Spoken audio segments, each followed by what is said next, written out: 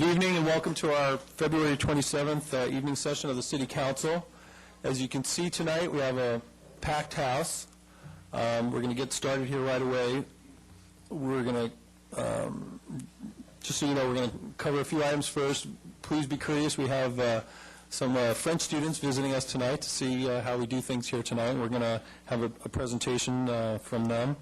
And so why don't we get the show on the road? There's still people coming in. I think there's probably not too many seats left, so please, take a seat down outside. I know most of you are here for one item, which we'll be getting to fairly quickly in the agenda tonight after our consent calendar. But we do have to take care of some matters first that procedurally we have a way of doing things here.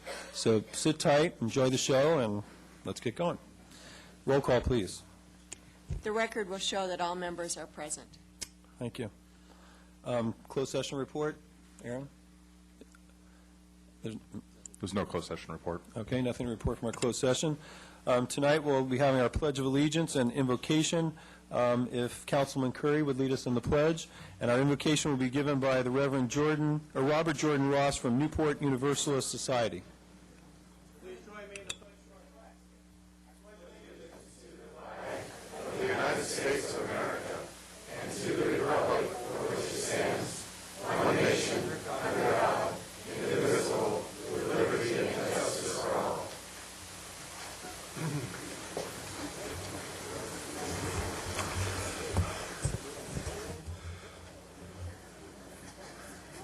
Merci.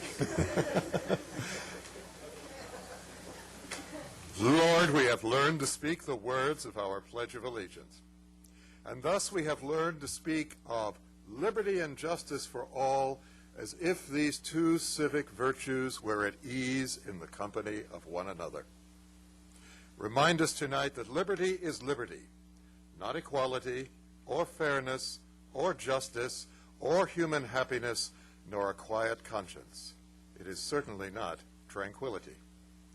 And remind us as well that justice is truth in action, a kind of compact neither to harm nor to be harmed. It has the quality of mercy, cherishes balance, and always remembers the poor and the voiceless. We have learned that our capacity for justice makes our democracy possible, and that our inclination to injustice makes our democracy necessary. Stir our spirits to be neither contemptuous nor impatient with regard to either liberty or justice. For like two strong people who would live in the same house, each is willful and demanding of its own ways. Help us to remember that liberty, untempered by justice, may be a wayward and contradictory companion, and justice unleavened by liberty may be a rigid and heartless consort. Grace this council with a spirit of common enterprise, we pray, that each member vigorously and strongly defending truth and right as he or she understands it, may pool their insights to create a city set upon a hill, whose light of liberty and of justice will shine strongly upon its citizens and give light to other cities as well. Trusting in your providence, we pray, so may it be. Amen.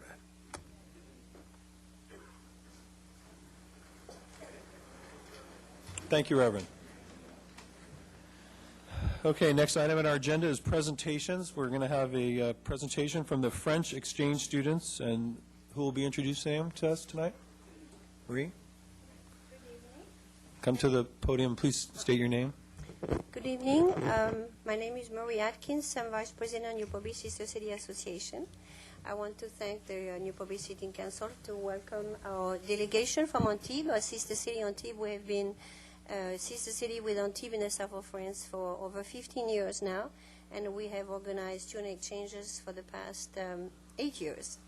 And we have 10 students who came, and the teacher chaperone. I'm going to ask Beatrice Armeron, who is an English teacher at a high school in Antibes, who came with the students to come here and say a few words. Beatrice. Hello. Well, we're very pleased to be here, and we want to thank the town and all the parents to welcome our students.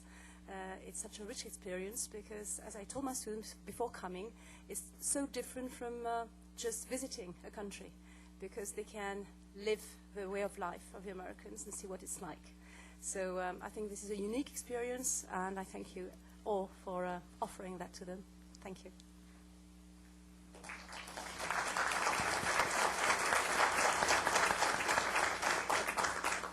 Would you like briefly that I call the students and introduce a French friend briefly? Sure. Is that all right? We have 5 students going to Corona del Mar High School and 5 attending Newport Harbor High School. Let me call first those who go to Corona del Mar High School. I have Catherine, if you want to come over here and introduce Mathieu. My name is Catherine Fisher, and this is Matthew Samaran.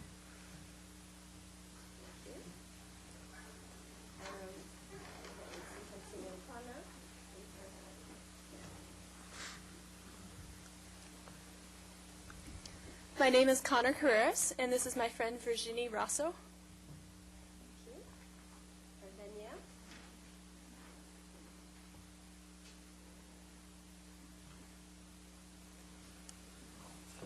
Hello, I'm Danielle Giannoni, and this is my exchange student, and Thank you. Brianna?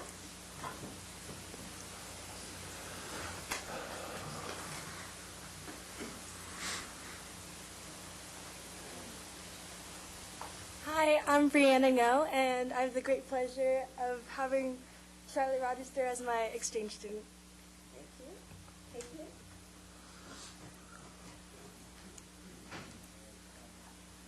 Hi, I'm Caitlin Ahern, and this is my guest, Arnaud Prevost. Thank you very much. So these were the students visiting Corona del Mar High School with American friends, now the Newport Harbor students. Tiffany, please. Hi, I'm Tiffany Williams, and this is Leah DeLeon. Thank you. Kylie? Did you purposely dress alike for tonight? I'm Kylie Shepard, and this is my French correspondent, Nicholas Dezaw. Hi. JP?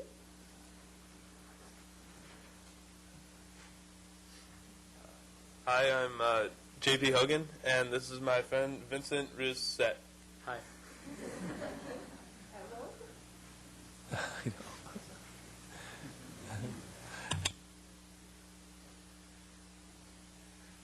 Hi, my name is Rogue Meehan, and this is my exchange student, Joffrey Kopaz. Thank you very much.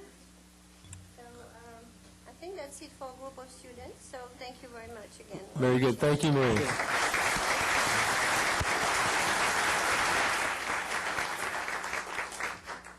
I'd just like to say that I really enjoyed the 3 times my wife and I have been to Antibes. You have a beautiful city.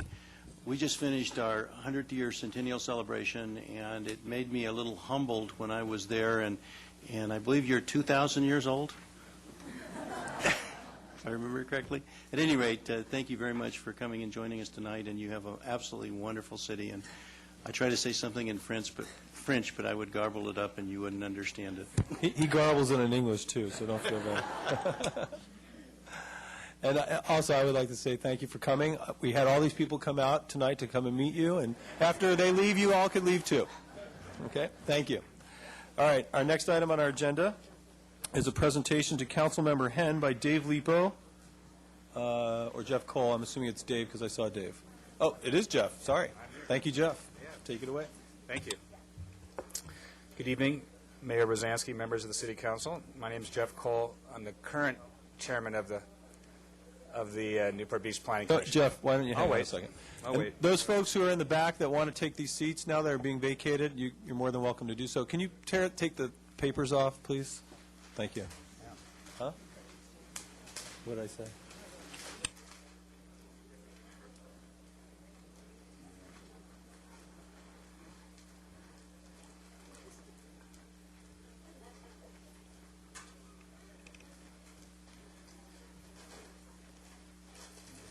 Come on down. We have some more seats down in front. Anybody wants to come and sit down in front? Let's do this quickly so we can get on with our business. Okay, Jeff. Okay. I'm here tonight representing the Planning Commission and to recognize Councilmember Michael Henn for his service to the Newport Beach community as a recent Planning Commissioner. We only had the benefit of Michael's sage input for a short while. because really voters decided that he would probably even be a greater service as a council member. So we unfortunately didn't have him for a long time, but he was greatly appreciated.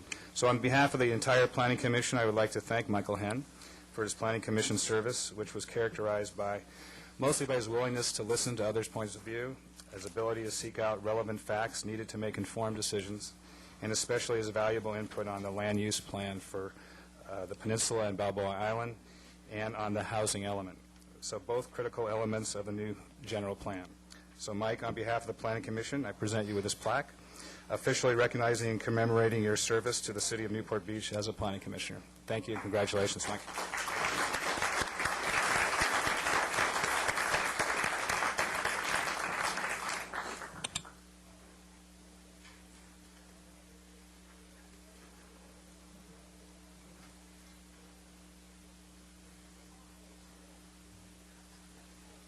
Thank you.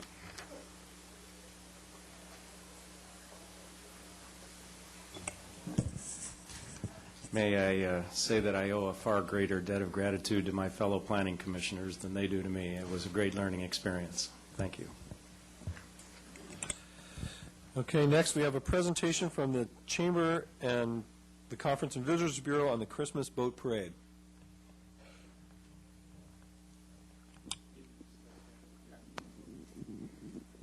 Good evening, Mayor, members of the council, and thank you for allowing us to make a short presentation tonight. I know all of you are familiar with the Christmas Boat Parade, but what we thought would be important is to share with you a little bit of information about how far-reaching this particular event goes and kind of share some information between a collaborative effort between the Chamber and the Conference and Visitors Bureau. First off, I want to mention the mission of the Chamber of Commerce, of course, is to promote the local economy through business and community leadership and to enhance the social and civic environments of Newport Beach. And we do this through a series of activities and some events, things like the Newport Beach Christmas Boat Parade, that draws a great number of people to the community. And of course, we all recognize it because we live here and we've seen it before, and it's kind of common to us. But something that you might not know is that the Chamber has taken responsibility through a council of the Chamber called the Commodores Club, has taken responsibility for the organization and hosting of the parade since 1960. And so tonight, we're here to share a little bit of information about how far this particular event goes, and we've put a little presentation together for your review.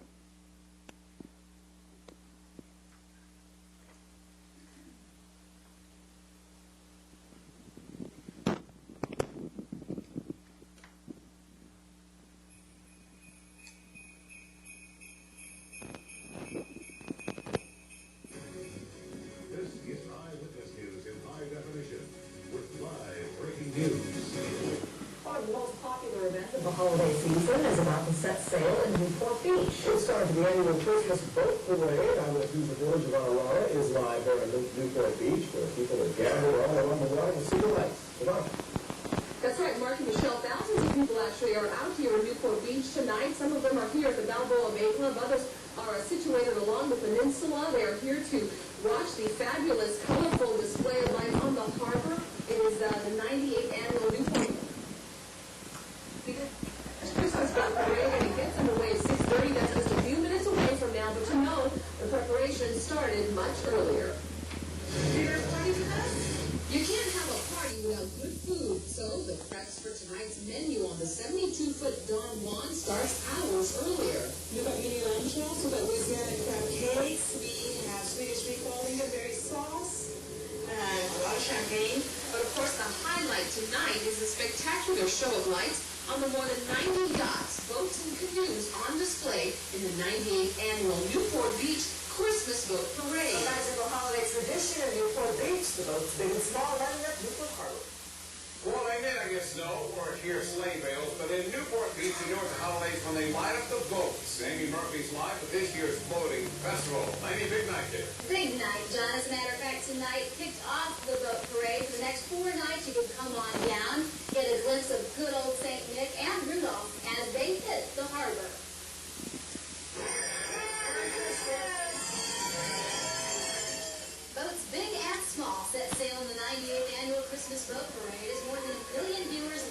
Newport Harbor to celebrate Southern California style. The best way to kick off holiday festivities on the harbor. We don't have snow, but we had boat parade.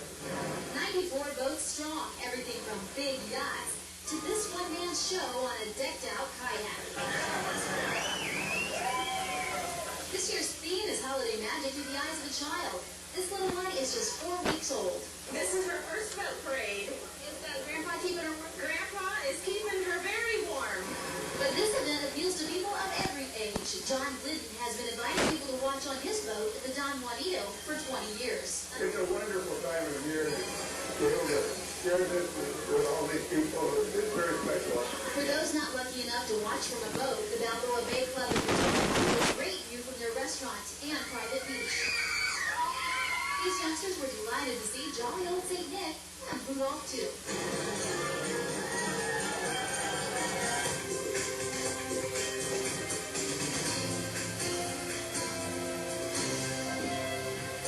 And taking a look at the annual holiday boat parade in Newport Beach. At least that's coming up with a full forecast. So here's something else you might take advantage of. It's a perfect night to catch the sights and sounds of a holiday parade at sea. Brightly colored lights twinkling in Newport Harbor signal the start of the 98th annual Newport Beach Christmas Boat Parade. Now, this Pacific procession is setting the harbor ablaze with lights for 5 straight nights. Multi-million-dollar yachts sail for 14 miles in a dazzling array, and it also shows their electrical ingenuity. The theme for this year is Holiday Magic Through the Eyes of a Child. But you don't have to be a child to enjoy all this. This is Home Today for Thursday, December 14, 2006. All aboard. The National Christmas tradition is setting sail out west. You're watching early today.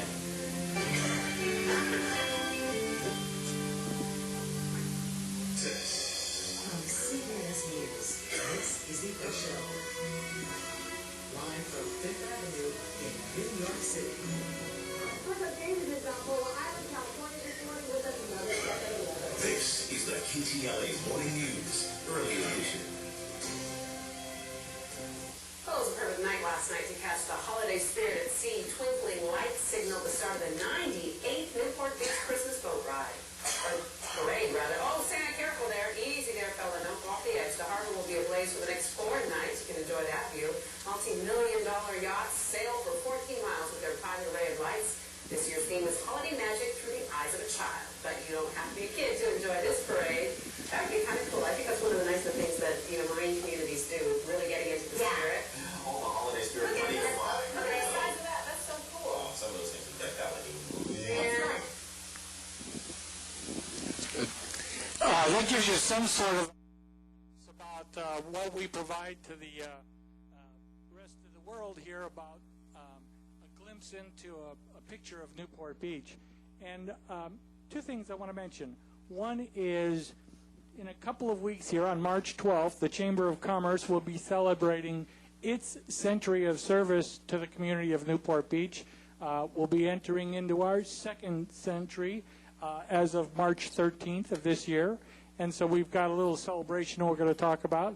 But before I do that, I want to share this moment with our partners in promoting the Christmas Boat Parade each year, and that's Gary Sherwin and the Newport Beach Conference and Visitors Bureau. And I'd like to ask Gary to step up and say a few words. Thank you. Good evening, Mayor, honorable mayors, members of the City Council. It's a delight to be with you again tonight. And since I had the privilege of joining you as your president of your Conference and Visitors Bureau about 10 months ago, one of the important things that I tried to emphasize was the role of partnerships and the fact that while we have so many great assets, the only way we can be truly successful is by bringing all the people together and working cohesively. And I have to tell you that one of the great partnerships that I think we've been able to forge professionally, and I think myself personally, is working with Richard Luehrs and the Chamber of Commerce. I think the Conference and Visitors Bureau and the Chamber probably have the strongest relationship I think we perhaps have ever had, and I really owe so much of that to Richard because he's just been terrific and really reached out to me when I first got here. Secondly, the thought that this great parade kind of covers itself is nice to think, but in fact, it takes a lot of effort to kind of get the word out there. And I wanted to recognize a member of our team tonight who takes personal responsibility for getting the news out about this event, and that's Jessica Roswell, who's our Public Relations and Marketing Manager. Jessica works tirelessly to get news release and the video clips out. And this year, we really struck gold, and I just wanted to let you know about the extent of Jessica's involvement on this, because after the video news clips went out, we got a phone call from CBS News, and they had seen some of the video footage that we had put out, and they had said to us, we want to take Dave Price, who is the weathercaster for the CBS Early Show, fly him from New York City, and have him do a full morning of live national remote broadcasts from Newport Beach, talking about the Christmas decorations and also talking about the boat parade. And that was a gigantic logistical effort to try to make that happen, including getting a satellite truck on Balboa Island, and the satellite truck was about as big as Balboa Island. And it also, she was out there starting at 1:30 in the morning because the broadcast began at 4:30 a.m. our time. And, of course, it was East Coast time. But we received national coverage because of it, and Jessica did a terrific job. But while we're talking about partnerships, it wouldn't have also been able to happen without the assistance of Homer. And I know that Jessica had approached Homer, and we said, listen, we're going to bring a satellite truck, park it on a residential street at 1:30 in the morning, and turn a generator on. Do you have a problem with that? And I will tell you that he swallowed hard and agreed to really help us out because it was for the good of the city. And as a result, we got some terrific coverage for it, and the police were wonderfully cooperative, and it was fabulous. So we wanted to thank you for all of that, and thank you, Homer. Finally, one other thing I wanted to mention to you is that while we're talking about centennials with the Chamber, and we just finished our city centennial, there is another centennial, the third one coming up, which will be happening in April, which we will be talking about with you shortly, and that will be the centennial of the birth of John Wayne. And Newport Beach is going to be the home of the official centennial celebration, a national celebration of the birth of John Wayne. This will be a partnership with the Film Festival and a number of other entities, and you'll be hearing about that shortly, and I think it'll be a very, very exciting event. So thank you very much. And lastly, I would like to conclude with introducing you to our 2007 Christmas Boat Parade Chairman, Commodore Norm Witt.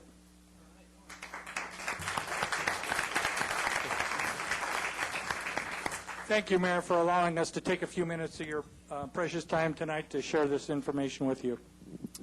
Thank you for coming, Richard, and again, a thanks to the Chamber.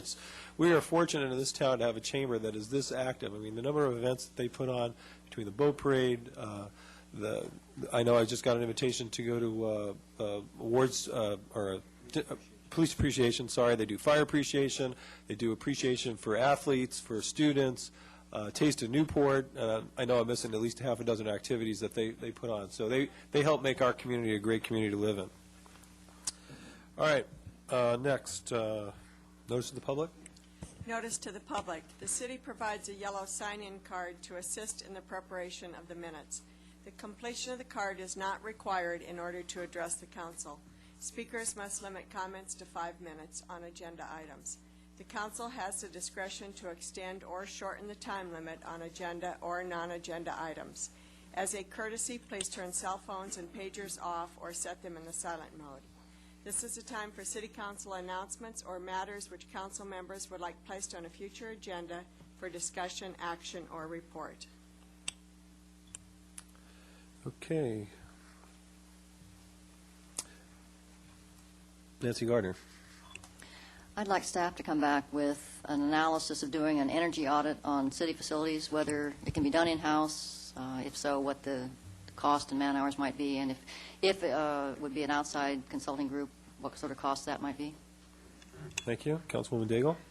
Yes, thank you, Mayor Brzezinski. This Saturday at Bonita Canyon Sports Park, we're going to have opening day for Little League. You got over 1,200 kids registered this year. And then secondly, the Corona Del Mar Community Aquatics Facility Foundation, they'll be having a fundraiser on, thank you, Councilwoman Gardner. It's great. Having a fundraiser on May 12th at the Pacific Club, newly refurbished Pacific Club, and the goal is to continue to raise funds for the improvements at the pool. They've come a long way in their fundraising. They've been able to match the city's pledge, and we continue to raise funds to improve this important community asset. Thanks. Thank you. Nancy does boat shows in her spare time, too. I have none. Councilman Webb? Councilman Henn? I have none. Councilman Curry? In anticipation of actions that we may take later, I'd like to ask the staff to come back with a report on financing and options for the OCTA site and the police station site as a city hall location. I'd also like to report on the landscaping history and options that relate to Back Bay View Park. And then finally, I'd like to see us have a report on the status of the stolen bleachers at Bonita Canyon Sports Park, which while we're having opening day, it's interesting to note that somebody actually stole $5,000 worth of bleachers out of the stands, which is an amazing situation. So we need to get that. Thank you. Mayor Pro Tem Selich. I have nothing. I have just several announcements here. First, last Tuesday night was the Speak Up Newport Mayor's Dinner. I want to thank Speak Up Newport for hosting a wonderful event again and for having the opportunity to speak to everyone there. They also are one of the organizations that does a great job for our community and presents issues at their monthly meetings that I think are always informative and interesting. Secondly, I'd like to announce that on March 24th, something that the council's been talking about is having a kind of a retreat, but not a retreat in the traditional sense. We're not going to go up to Big Bear or Las Vegas or somewhere and have fun. We're going to have a retreat in town, and it's going to be held at the in the Friends Room of the main library on March 24th. It'll be more of an informal meeting. I don't expect anybody to wear suits or ties or dresses for Don's benefit, for our Centennial Mayor's benefit. You never know some of those outfits he gets on. But it'll be an informal meeting. It will be open to the public, so the public will be welcome to come and hear. But it's going to be a time where the council's going to sit together and discuss what we feel our priorities are going to be for the next year and maybe next couple of years. So you'll all be invited to that. Next, I'd like to also mention we had a town hall meeting in the same room, the Friends Room at the main library on Thursday night. The town hall meeting was called by Senator Harmon and Mimi Walters, Assemblywoman Mimi Walters, to invite the public in to discuss issues with regard to sober living, group home, and residential treatment facilities. That seems to be a hot topic, and not only in our town, but certainly in many other towns. And so, we opened up the library, we announced the meeting, and we set up 220 seats. Everyone was full. We had people lining the walls, and they were spilling out the doors, and this was, as you'll recall, a night when it was pouring rain out. So we had a lot of interest. We had, I think, a very good discussion. And it wasn't just, it just wasn't for regulating these homes. We invited the sober living people in, and they gave us their perspective on the issue as well. I think, and there were a lot of questions answered at the end. I think it was a very successful event, and I'd like to thank Senator Harmon and Assemblywoman Walters for sponsoring that. Also on the group home issue, our city, I think I've mentioned it in the past, but hopefully this will be the last, well, maybe one more time I'll give you the recap. But we're going to be sponsoring on Friday a sober living conference. The city has sent out almost 3,000 invitations to every city councilman, city manager, city attorney in the state of California. In addition, we've invited assemblymen and state senators to come to meet at the Radisson Hotel here in Newport Beach, where we're going to discuss issues with regard to sober living and group homes. The goal of the conference is to energize cities to get behind legislation that has already been introduced now by Senator Harmon and others that will give our city and other cities the ability to regulate these facilities on a little more closely than we have been in the past. A lot of state laws that prohibit us, federal law that prohibit us from exercising control over these facilities. So, not only are we trying to be proactive, in our own town, but we're trying to get the law changed so that we will have the tools to do so. Last I checked, earlier today, we had, I think, 250 people registered for the conference. And, when I initially started on this thing, I thought if we could get 50 people to show up, it would be a big deal. So there's obviously a lot of interest. Reservations are all the way from Chula Vista in the south to Eureka in the north. So you can imagine that we're not alone when it comes to this issue in our town. Many towns face it. I think over 80 cities are represented by those 250 people. So I'm looking for good things to come out of it. We've seen Senator Harmon's bill. It's an excellent bill, and it'll give us a lot more tools in our, or arrows in our quiver to help address this issue. So with that, we'll move on to our consent calendar. All matters listed under consent calendar, items 1 through 19, and supplemental items number 24 and 25, are considered by the council to be routine and will all be enacted by one motion in the form listed below. The city council members have received detailed staff reports on each of the items recommending an action. There will be no separate discussion of these items prior to the time the council votes on the motion unless members of the council, staff, or the public request specific items to be discussed and/or removed from the consent calendar for separate action. Members of the public who wish to discuss a consent calendar item should come forward to the lectern upon invitation by the mayor, state their name and item number. If the optional sign-in card has been completed, it should be placed in the box provided at the podium. Thank you. Councilwoman Gardner. Number 5.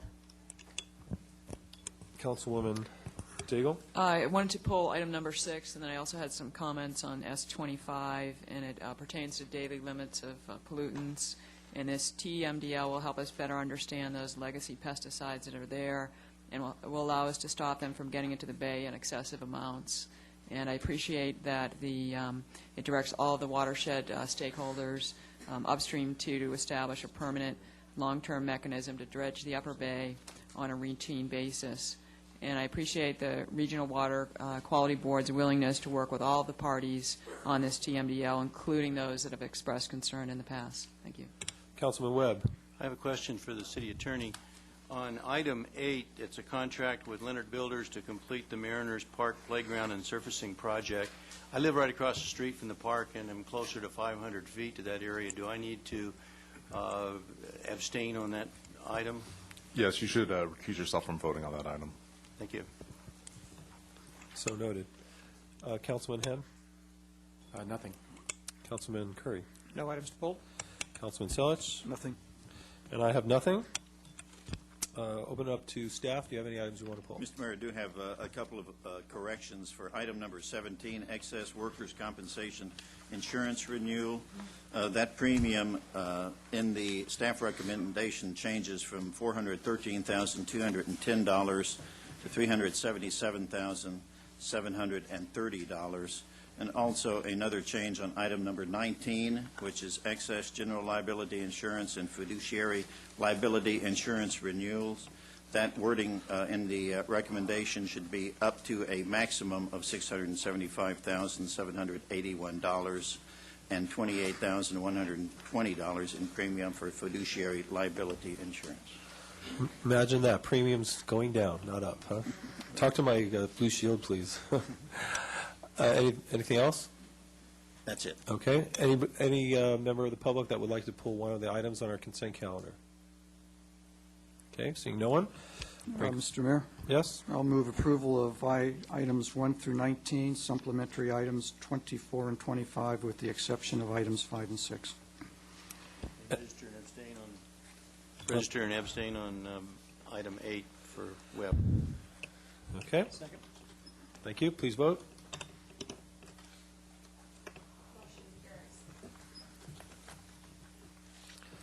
Okay, items removed from the consent calendar. Just so you folks will know exactly what we're doing tonight, I probably should have done this before. Consent calendar items have been voted on. The ones that are pulled will be discussed now. Hopefully we'll get through those fairly quickly. And then we'll be moving on to our public hearing section. Item number 20 tonight is a vacation of a sewer easement. It should probably go, hopefully, in about 5 minutes. I don't think that'll be a very controversial subject. And so at that point, we'll be on item 21. I'm going to ask the indulgence of the council to move item 21 after item 22, or actually, well, after item, we'll postpone item 21 until after item 23. We'll have some oral reports from council members that should also go quickly. Our Planning Commission agenda, I think we can also put towards the end of the calendar if the council is agreeable. I believe Dave Lepo will be here for item 23 anyway. And so we will be addressing item number 23, which is what I believe most of you are here for, after we address item 20. So should get to you in about 15 minutes tops, I'd say, 15, 20 minutes tops. Okay, consent calendar item number 5. Ms. Gardner? This is our legislative platform, and I'm not sure who creates it. Is it staff created? This was created both by the staff and we had a committee with committee members. Committee members, Councilmember Okay. Henn and Curry that met and reviewed this, and we had some changes that Mr. Kiff has made, and this is something that has elements of past items in there, and we're, I think, ready to listen if there's some additions that need to be made. I have some deletions. Roman numeral 5, surface transportation. Number D, this is on page 6. This calls for the city to support the completion of the Foothill Eastern Transportation Corridor. This is a project that the governor has spoken against, that the attorney general has filed suit against. It's a project that takes state park land, and it also has built into it the same thing that happened on the 91, that if they build this toll road, you can't make any improvements to the I-5 in that area. I don't feel that this is something the city should be supporting. Number E, I'm not sure whether we're supporting efforts that increase access to and from the Inland Empire because of considerations as far as airport diversion traffic of high-speed getting out to Ontario or anything, but otherwise I'm not quite sure why we are so eager to support that as well. But I'm not so concerned about that as I am about number D. I just don't feel the city should be supporting that. Other cities have actually passed resolutions opposing it. Mr. Kiff, I'm one of the ones that asked that be put on the item. I think that in some of the comments that you've made, I am aware that there's a lot of information out there that people object to that particular roadway. However, one of the items that we have to consider is that the more congestion we have on our highways, the more difficult it is for us to move within the community. As far as taking a part of a state park is concerned, the area that they're going through is a leased land from the government. It's a very slightly used, and it's being mitigated to where it's really not the concern that some people have placed. I think that perhaps since it is controversial, that we at least ought to take that off of the list at the present time and bring it back for further discussion at a later time to where we can get maybe a presentation from the corridor agency to do it. And as far as other cities, most of the cities in Orange County support the extension of this roadway. I would agree to that as long as if we're going to have a presentation from the corridor agency, we have a presentation from a group that's also opposed. That's fine. As far as the other one is concerned, we were quite concerned about being able to get potential airport passengers out of the county. And if we close off all of the options, we can't get to San Diego, we can't get to Riverside, and we can't get to L.A., that pushes very heavily towards the expansion of John Wayne. So we need to really, I think, support the efforts to get people out of the county. Well, I think that was what I assumed was the rationale behind it, but perhaps we could add some language that focuses on the airport aspects of it and the transportation aspects there, as opposed to just building wider lanes. Okay. Council members, if that's the case, if that's where council's headed, you would want to delete 5D, and then also we would change 1D. I guess I'd propose removing that last sentence.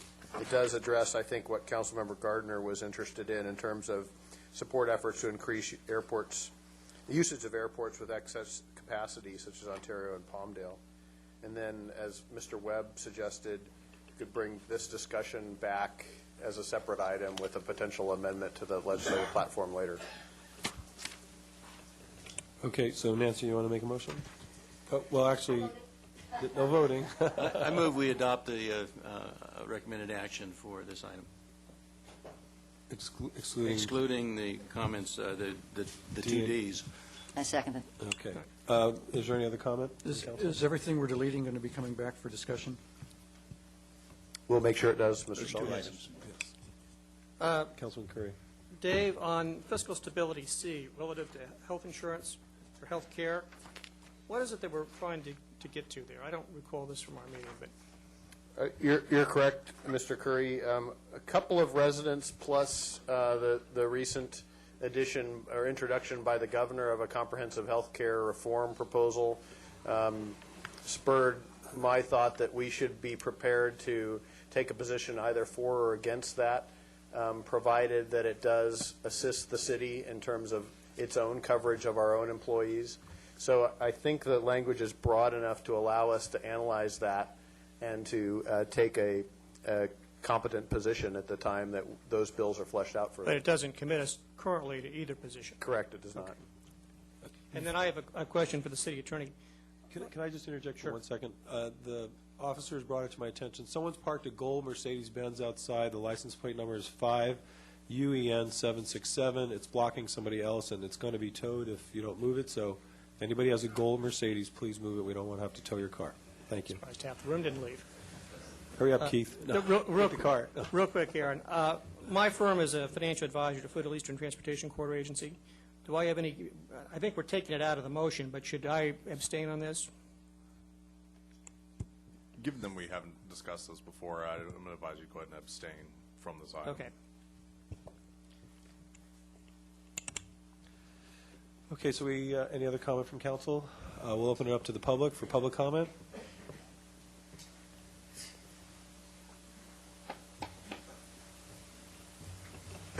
Good evening, Mr. Mayor, members of the council. My name is Nancy Skinner. I didn't expect to be speaking on this, but I have to support Councilwoman Gardner 100% on this. It's a very controversial issue.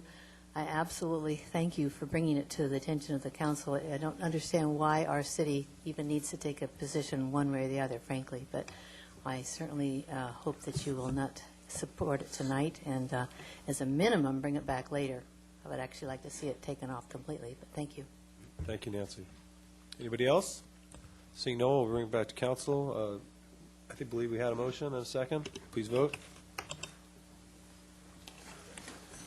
With Councilmember Curry voting no, the motion abstaining. We'll make that correction. Abstention. The motion carries. Thank you. Okay, item number 6, commercial solid waste collection. Leslie, you brought this one up? Question for the city manager. Where are we with the bins in Newport Coast?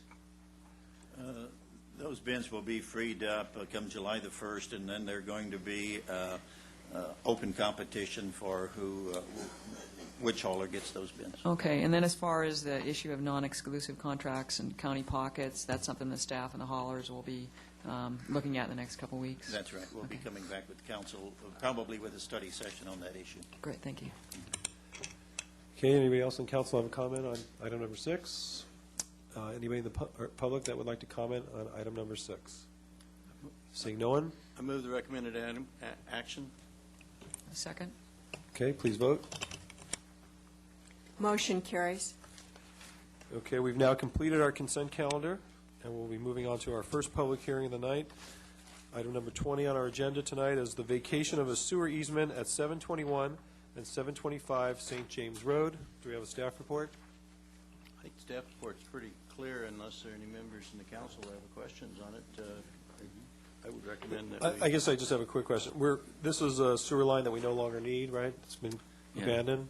Yeah, this is a sewer line that it's kind of an odd situation where the sewer system in this particular area of St. James kind of bisects the property, and due to redevelopment of various homes, we have the opportunity to kind of eliminate this so it doesn't bisect these properties, and this is one of those cases. And we'll have no need for the easement in the future?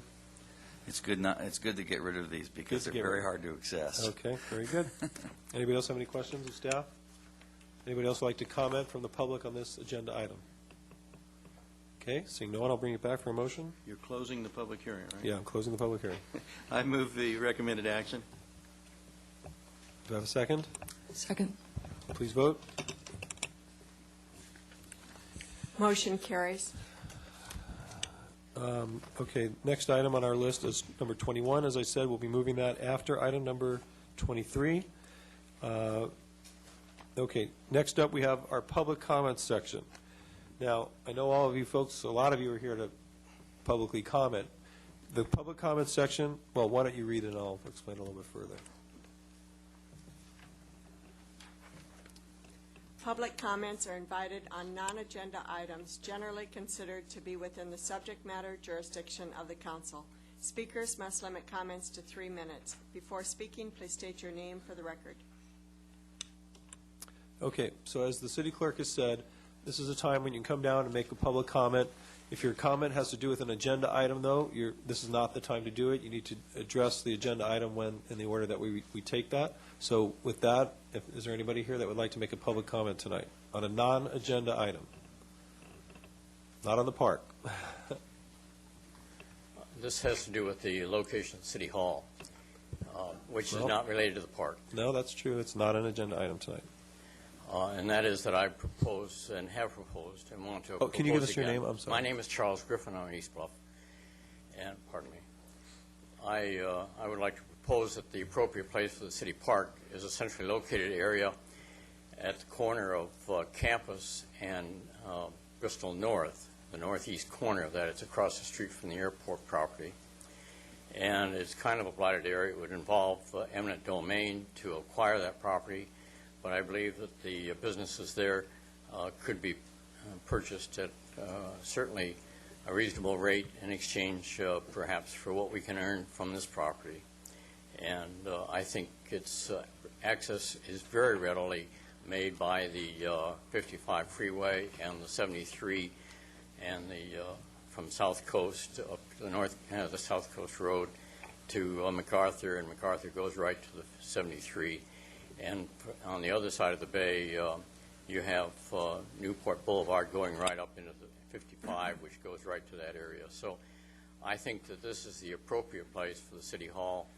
And if hopefully we can transform the airport to a maglev station to get us to Palmdale efficiently, because the state AB 32 calls for a reduction of carbon dioxide, and that facility produces so much carbon dioxide that the only way to reduce it would be to eliminate the aircraft operations and transform that into a maglev 320 miles an hour up to Palmdale. And so that's my comment tonight. Thank you. Thank you. Anybody else that would like to make a comment on a non-agenda item? All right, it's unbelievable. Okay. Seeing no one else, we will close the public comments section. I think we're going to move oral reports from City Council members on committee activities till after item number 23. And as well, as I said earlier, item number 22 will also be moved after 23.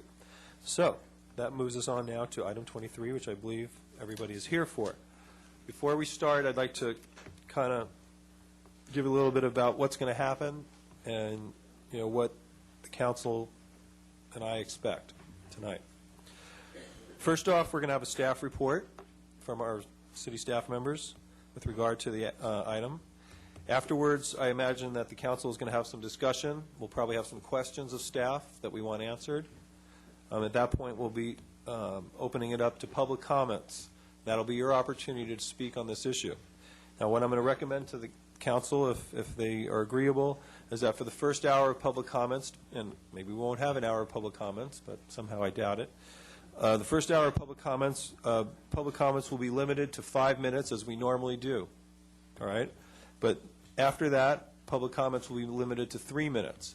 What we typically find is that after the first dozen speakers or so, pretty much, you know, a lot of the information seems to be redundant, so you probably won't need 5 minutes. Certainly you're encouraged to not use the entire 5 minutes if you can express your thought in less time. Is the council agreeable to that? Everybody? Thank you. After that, after everybody's had an opportunity to speak, we'll be closing the public comments section of the agenda item. And the council, I imagine, again, will have some more discussion with regard to the issue, maybe ask some more questions of staff, maybe want to respond to some of the comments that were made. After that, once discussion is ended, there'll be a motion. There may be several motions. I'm not sure how that'll go tonight. We'll vote on those in the order that we normally vote on motions. If you would please stick to the agenda item, the topic tonight. Please try not to wander. It'll save a lot of time, and I won't have to interrupt you or stop you.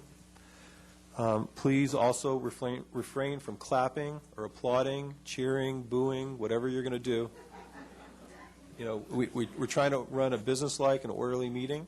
We'd like to get you folks up here and express your opinions as quickly as possible.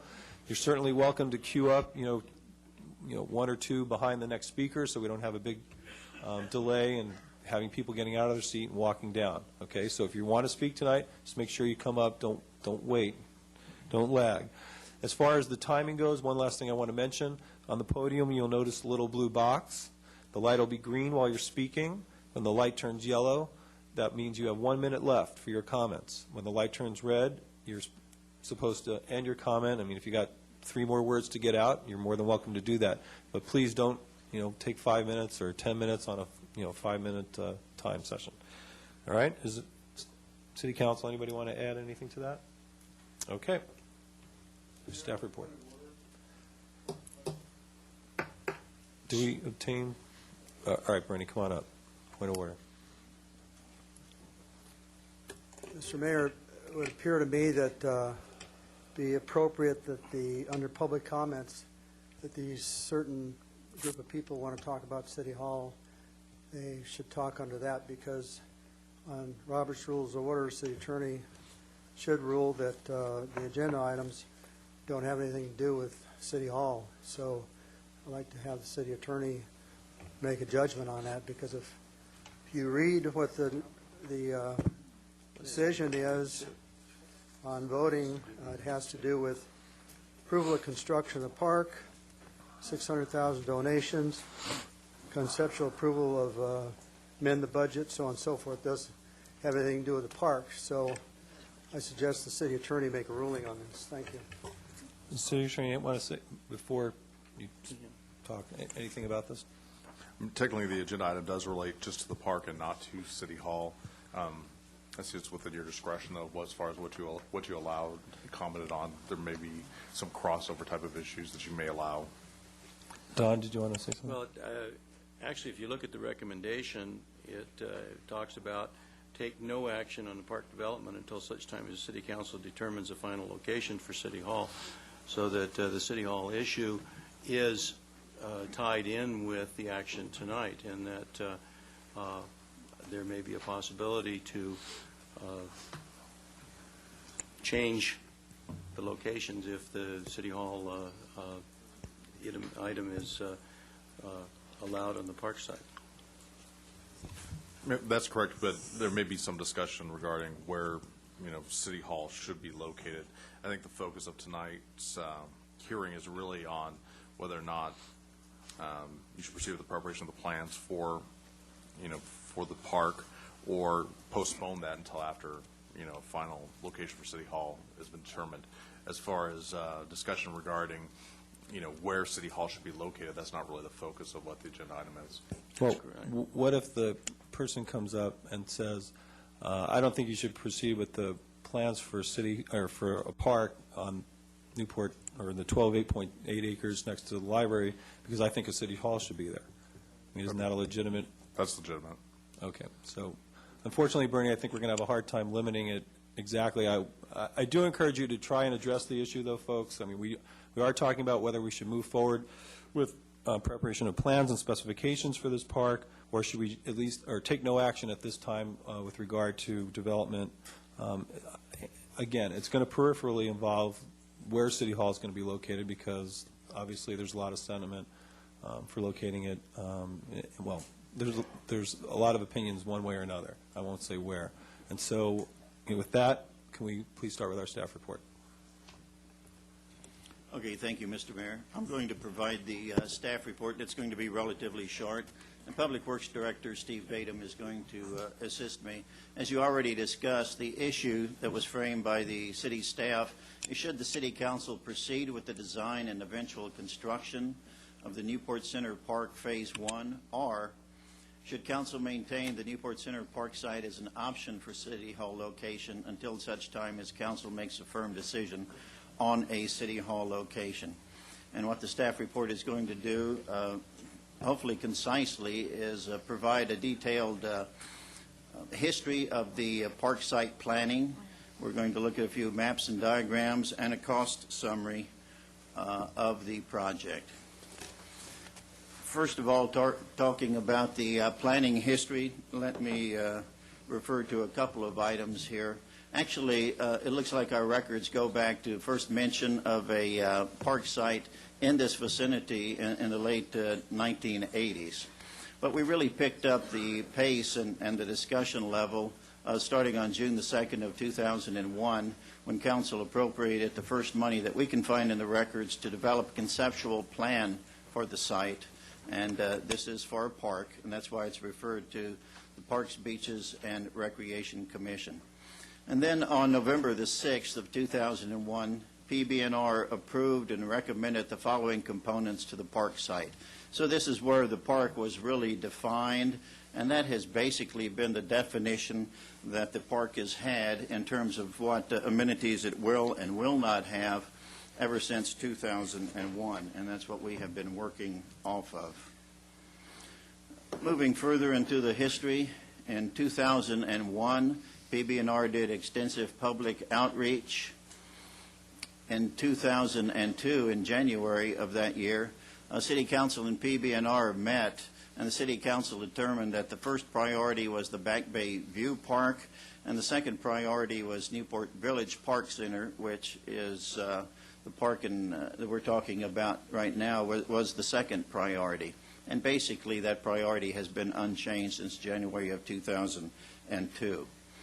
On May the 17th, council approved another amount of money, $120,000 this time, for a CIP project for conceptual design budget. Moving on with the planning history, a couple of key dates, I think. In June 2005, a potential donor contacted city staff and expressed a desire to donate $1.2 million towards the project. December the 13th, a City Council forms a City Hall Site Review Committee, and City Council votes to exclude this site from considerations from this City Hall Site Review Committee. July 25th, Mr. Ficker gives a proposal of City Hall at this site, and at that same meeting, Council affirms the previous vote to exclude the park site from consideration. Moving along. Then as recently as the last City Council meeting, which was February the 13th, then this item was discussed. Councilmember Webb asked that staff consider an option of a soccer field component, and Councilman Salich reiterated 4 items that he wanted City Council to consider as action items. Mr. Badum is going to help me talk about the different phases and the different histories as far as how the site plan has changed.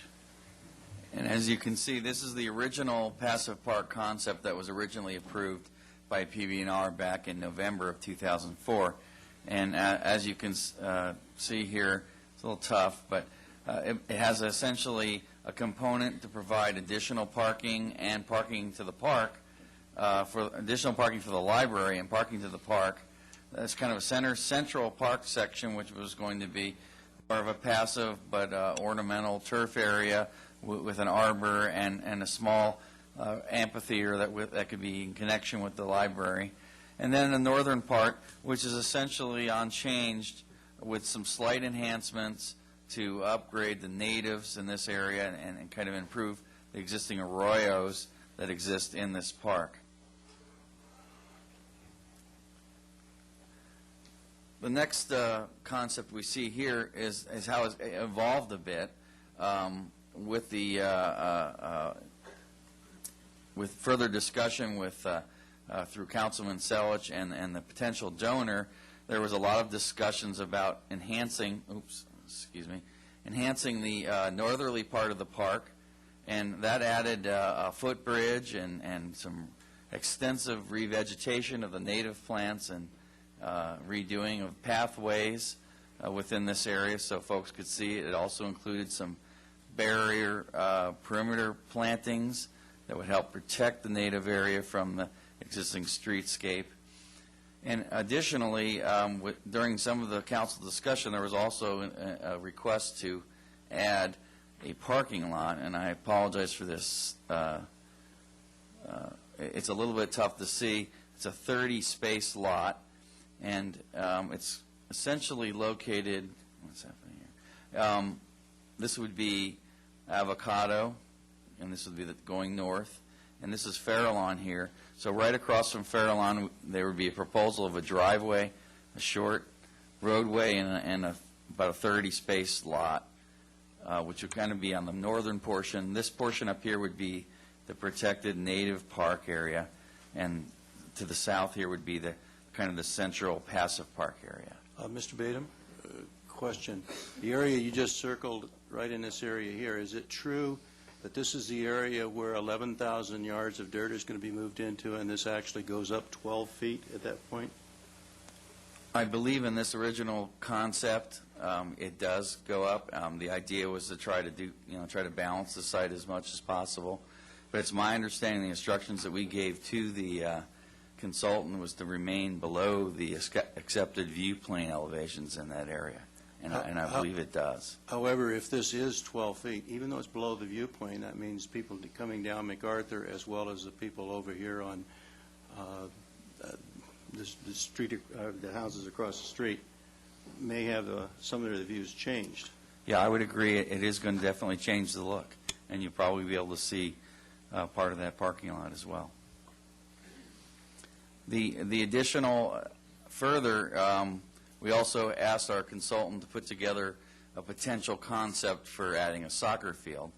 And our instructions to them, of course, was, again, to try to stay down below the view plane. It would require we used an adult-sized field. We had to cock it a little bit in order to fit it in there and keep the Arbor Amphitheater area intact. We tried to depress it because, of course, in a soccer field, you want to have a situation where you don't have balls bouncing off into the adjacent roadways. But also we had to have access off of Farallon in the same way that the other parking lot, but we had to kind of snake it up here and put it off a little bit farther north. And this would be a 60-space lot, which would really be needed to accommodate a soccer field. And it's basically because you need enough parking to accommodate turnover during sporting events, because there isn't really a lot of adjacent free parking out here on Avocado and points to the west. We also would add a small restroom here, probably about a 600-square-foot restroom, to accommodate whatever needs here. Obviously, when you have folks in a sporting event situation, they'll be here for some period of time. You do need to provide for that. And I should add that a restroom was never anticipated or even supported in the original passive design, because the original idea of the passive design was not to make it a destination park, and that was the instructions that we got through PVNR and the City Council. The grading of this particular option, though, is much less than the 11,000 yards? Well, it moves things around a little bit. We tried to make it balance as much as possible. It actually is probably a little better plan as far as moving earth around. But as you can see, on this northerly part here is a little bit of a fill going on, which kind of encroaches a little bit onto the edge of the natural area. And of course, this design could be, we put this together rather quickly because of the request in February. Obviously, if we were to proceed in this direction, we would really look very carefully at how we could minimize the grading and the impacts to the view plane and what have you. The last slide pretty much shows the cost summary. And as you can see, the first column here is what we call the original passive park that was approved by the PBNR Commission and kind of started this whole process. It's interesting, when we started this process back in 2001, when I came on board, we were talking about $1 million to $1.2 million park. And as you can see now, the total cost is closer to $3 million.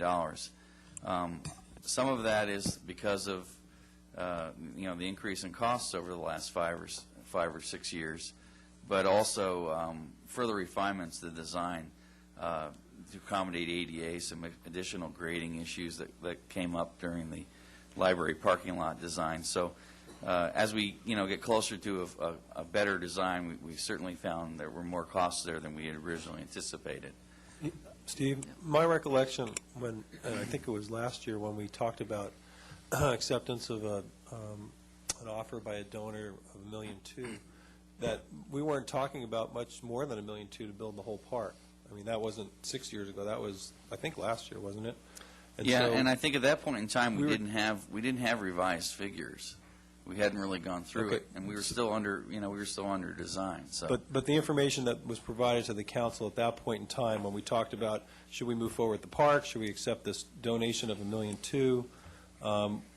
the information that was in front of the council at that time was that this park was going to cost, like, my recollection was like $1.4 million or something, and that the council or the city was going to kick in a couple $100,000, but the vast majority of the park was going to be paid for by this donation. Is that your recollection? Mr. Mayor, I think that's true, and I think that estimate of about $1.4 million was certainly more than a year old.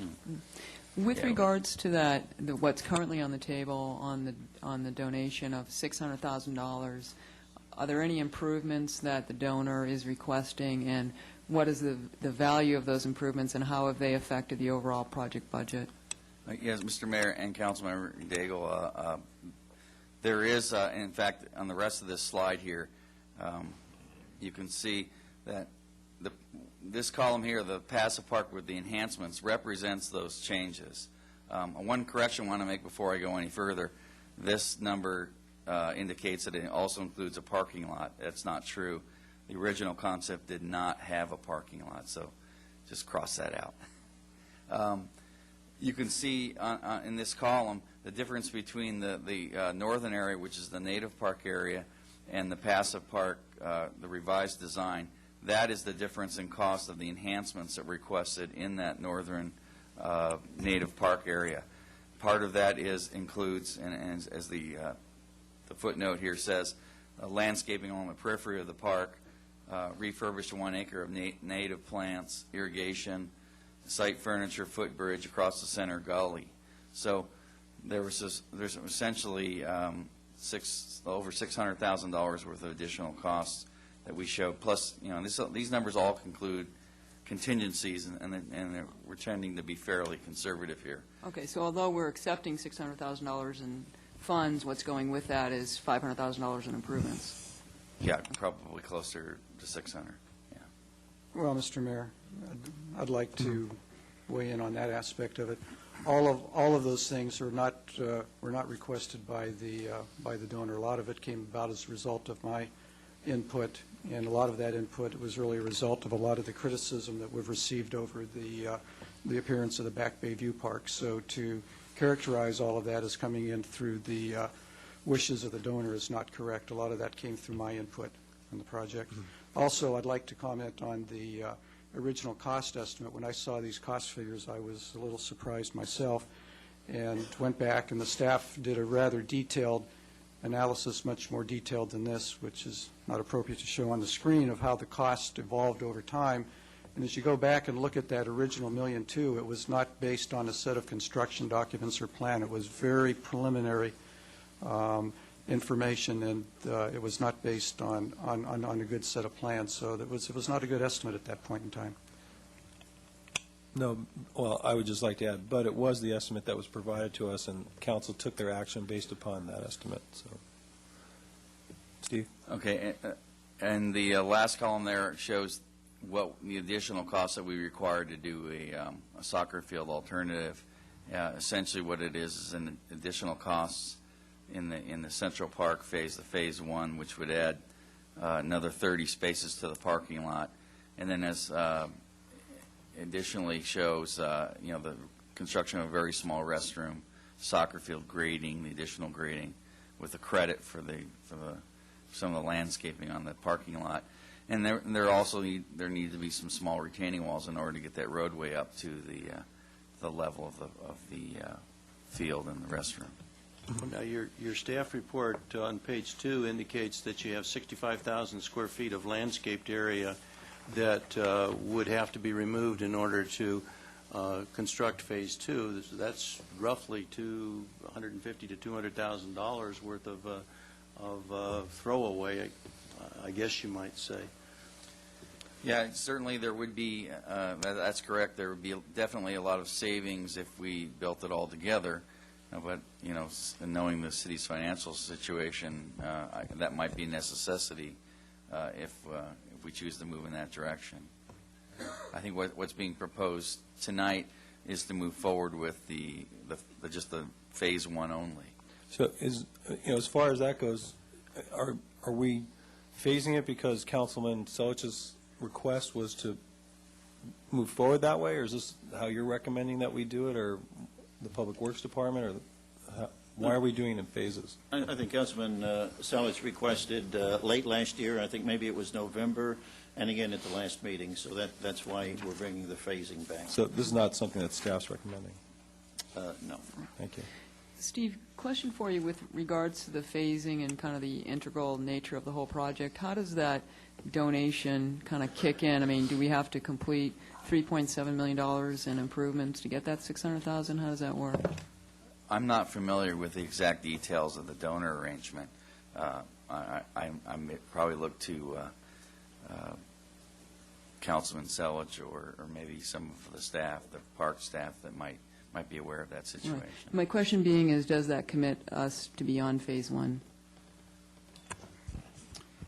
We have not worked out the details of the agreement with the donor. I believe that he does expect that that if he does contribute, that we will complete the park in some reasonable period of time. And one of the action items that we have on the agenda this evening is to actually consummate that agreement with the donor and work out those details. Thank you. I believe that one of the agenda items does indicate that there would be some naming rights to this, so that originally the concept that we have in our CIP budget was $1.7 million worth of contributions for a total project cost of $1.9 million, the city kicking in $200,000. So that would mean that the contributions are about 88%.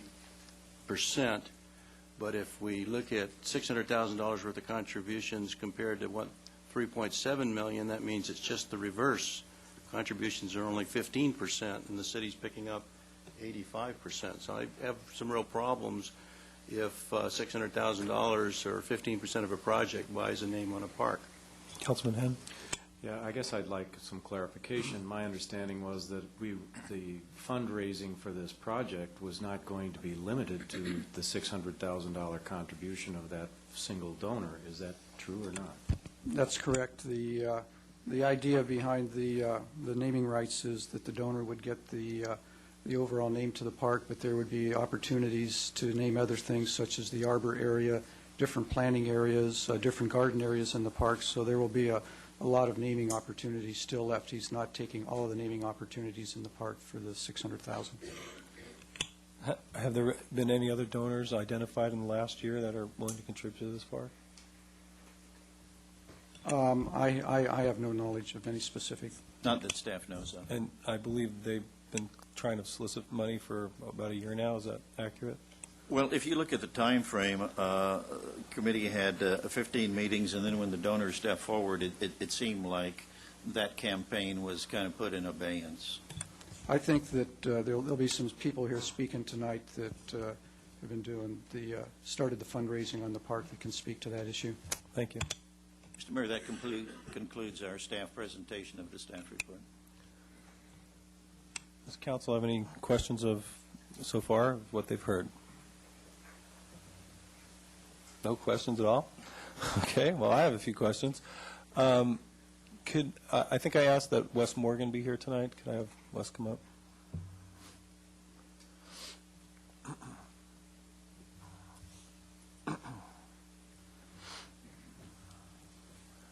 Mr. Mayor. Good evening, Wes. Please tell the people what you do here for the city. I'm the Director of Recreation and Senior Services here. How long have you been here with us? 6 months. 6 months. In the 6 months that you've been here, have you had an opportunity to look at this site? Yes, I've been on the site in preparation for work that we've been doing with our commission. Myself and other staff have been up on the site and reviewed it and taken pictures and pasted off and kind of looked at it for what it might be potentially used for. And in the 6 months that you've been here, have you had an opportunity to review our other park sites in town? Have you been to all of them or some of them, or I have existing park sites? I've been to all the major park sites, all the major facilities, and even the smallest of ones. There's a total of 64 with more coming online, and I have been to many, many, many of them, at least 40 some, but I have not been to all of them. But I've been to what I would consider the significant parks, the ones that are highly used, both passive and active. And out of those, how many did you say there was? 60? Well, it shows 64, but with Coastal Peak Park coming online and the Newport Coast Community Center, and now the acquisition of Sunset Ridge and things like that, the number will go on. And out of those, do you know how many are passive parks? Approximately two-thirds of the acreage we possess is passive. The number of parks that are active that by definition would be athletic fields or gymnasiums and so forth that we use, there's probably about 23 or 4 that are active. So about 40 or so Are 40 passive, are passive. yes. And have you had an opportunity to look at the sites that are coming online, like Sunset Ridge Park, Marina Park? Are there other parks that we're looking at? Oh, I've been up to the Coastal Peak Park site many times. I go to the weekly construction meetings up at the Coast Community Center. I've been to the Marina Park site several times. We're meeting with the architect on that now, and I've been on site at Sunset Ridge many times as I've been up here at Newport Center Park. Okay, and your review of the parks and your 6 months here, have you had an opportunity to assess our programs, our rec programs, and our needs within the city? As far as the programs that are provided by us as a municipality, yes, and then the other programs, if you want to call them that go on in the city, be they Little League or softball or soccer, I'm generally familiar with the registration rates and how it works across the city and the seasons and the scheduling and the practice and game facilities that they're hoping for. And would you say our demand for those programs is weak, moderate, or strong? Well, it's very strong, and they're very excited about what's going to happen with Coastal Peak. I think they very much applaud what the council did with the purchase of Sunset Ridge. I look at the general plan, and it's very consistent. It has a list of priorities in there that was recently adopted by the voters. I think it reflects where we're going. There's some active and passive things that are at the top of that priority list, and I think it's appropriate. But yes, the youth groups are vocal, and they do a heck of a job for us, and we try to provide for them. We meet with them. We meet with people from Costa Mesa. We have joint commission meetings, and we are forever working with them. They make financial contributions, and I think it's a very good working relationship, but seasons are getting longer. CIF regulations are changing. Sports are coming on.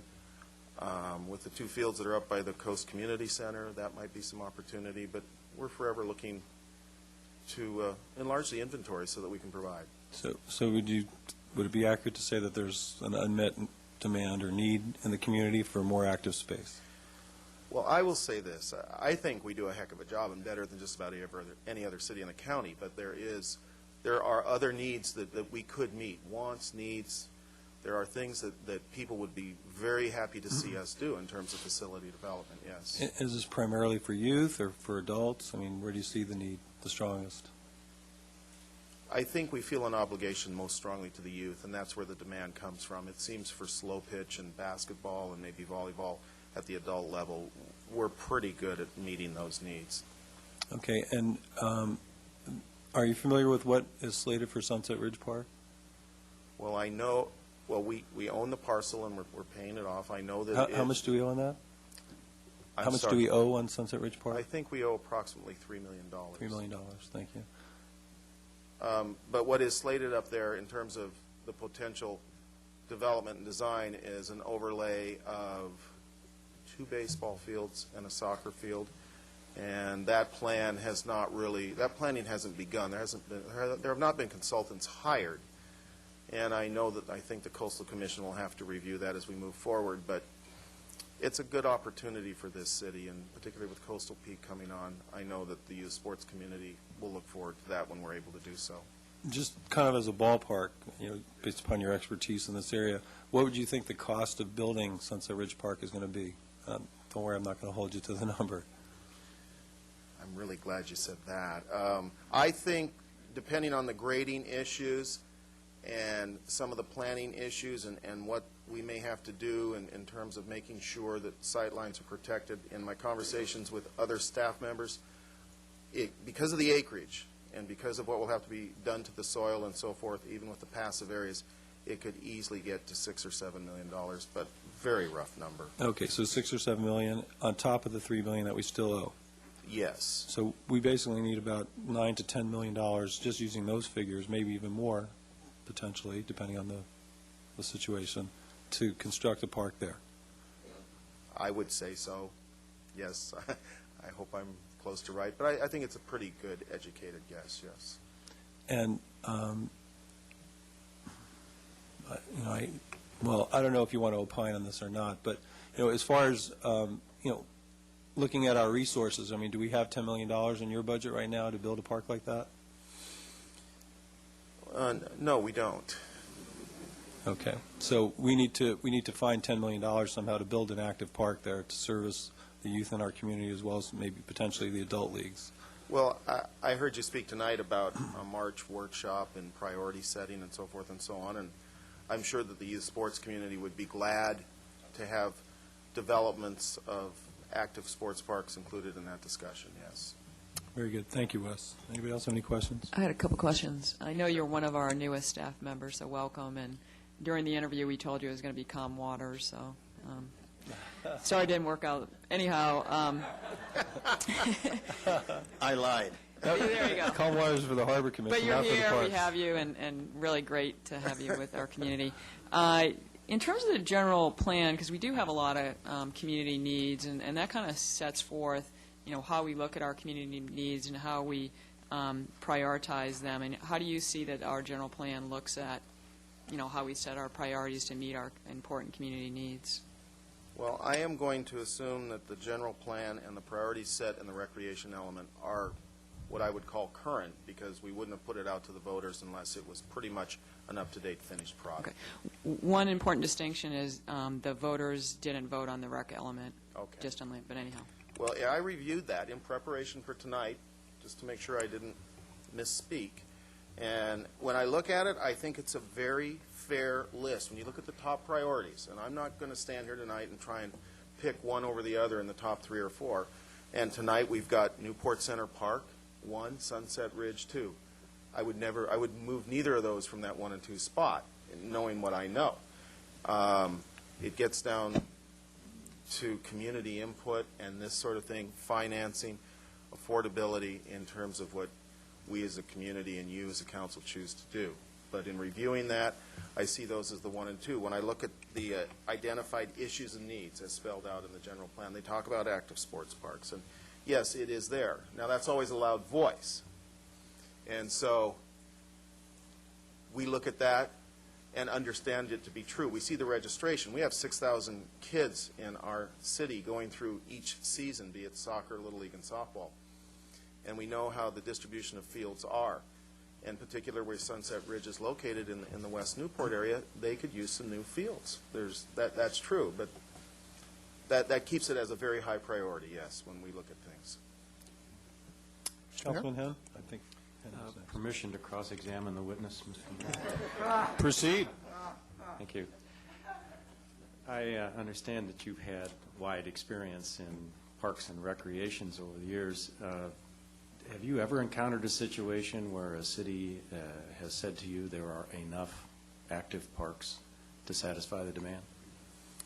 No, I have not, and that's why when I answer the questions here, I say with all due respect to the conversations we have with our various users that we believe that they are sincere in things, and we understand that we will do everything that's in our power from an acquisition and development standpoint to meet what they are hoping to have for the volunteer efforts they put into their kids and their families.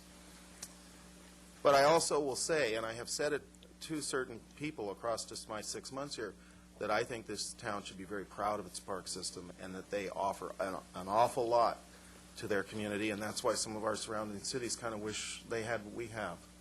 So that is my response to people when we get into a conversation about what we really truly possess.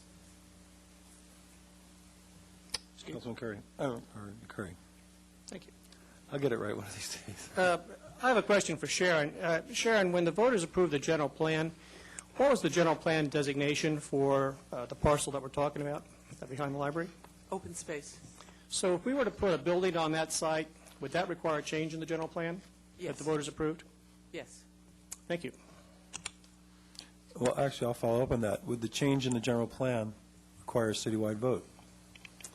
Well, I'm assuming that the city... If we put a city hall there, Yeah, that would exceed the limits. If it exceeded 40,000 square feet, it would require a vote under Charter Section 423 because the new general plan places no square footage on this site. It just designates it for open space. So the city would get to decide whether or not we were changing the general plan ultimately.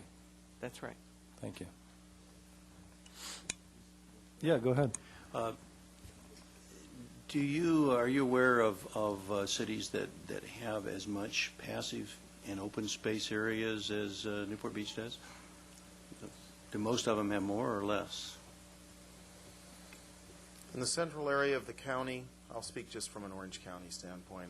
We could go beyond that. But in the central, flatter areas of the county, no, they don't have what we have. In the northern areas, some. Along the coast, some. But we're very blessed because of our topography, our geography, and the waterways and so forth to have a very good set of open space areas. Anybody else have questions for Wes? Thank you, Wes. Stay close, though. We may need you again. Sharon, I wanted to ask you a question about the general plan and parks and things in town. You know, my recollection is that the park is the town is divided up into different districts with regard to open space requirements. Is that right? Yeah, there are service areas. I think there are 12 or 13 of them. 12 or 13. And so what service area is Newport Center or this Newport Center Park located in? Oh, I don't know the number. 9. Thank you. There you go, 9. And what about Sunset Ridge Park? Sunset Ridge is in the West Newport service area, which is 1. Okay, in Area 9, what is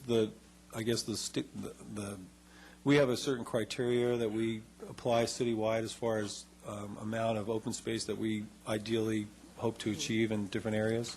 Yeah, our standard is to provide 5 acres of parks and open space for every 1,000 residents. Okay, so in Area 9, how many acres do we have, and how many does that 5 acres per 1,000? How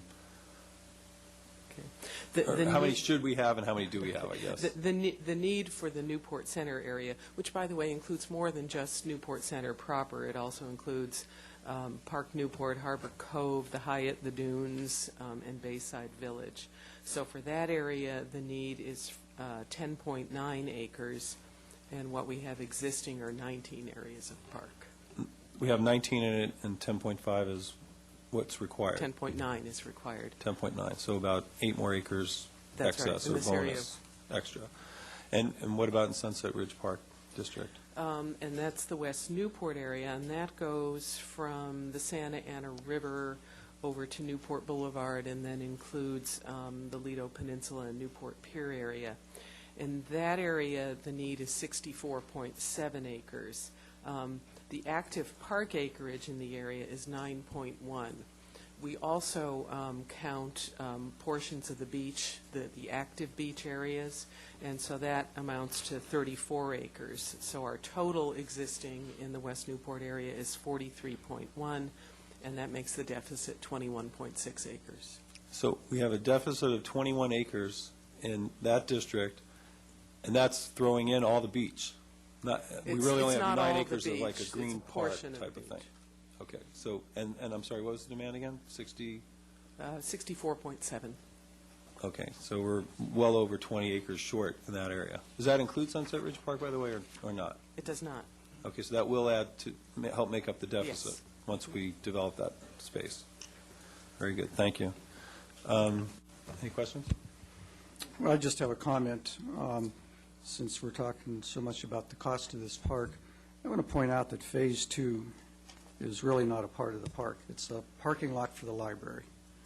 And that's $1.5 million. So that right there takes the cost down from 3.7 to 2.2. So that parking lot is there primarily to serve the library. And if you go back and look at the whole history of the development of this park plan, you'll find that that's the case. And it's even more so with the fact that we've now said that if we do this park, we want to have an upper parking lot to actually serve the park. So that's the parking lot for the library, not part of the park.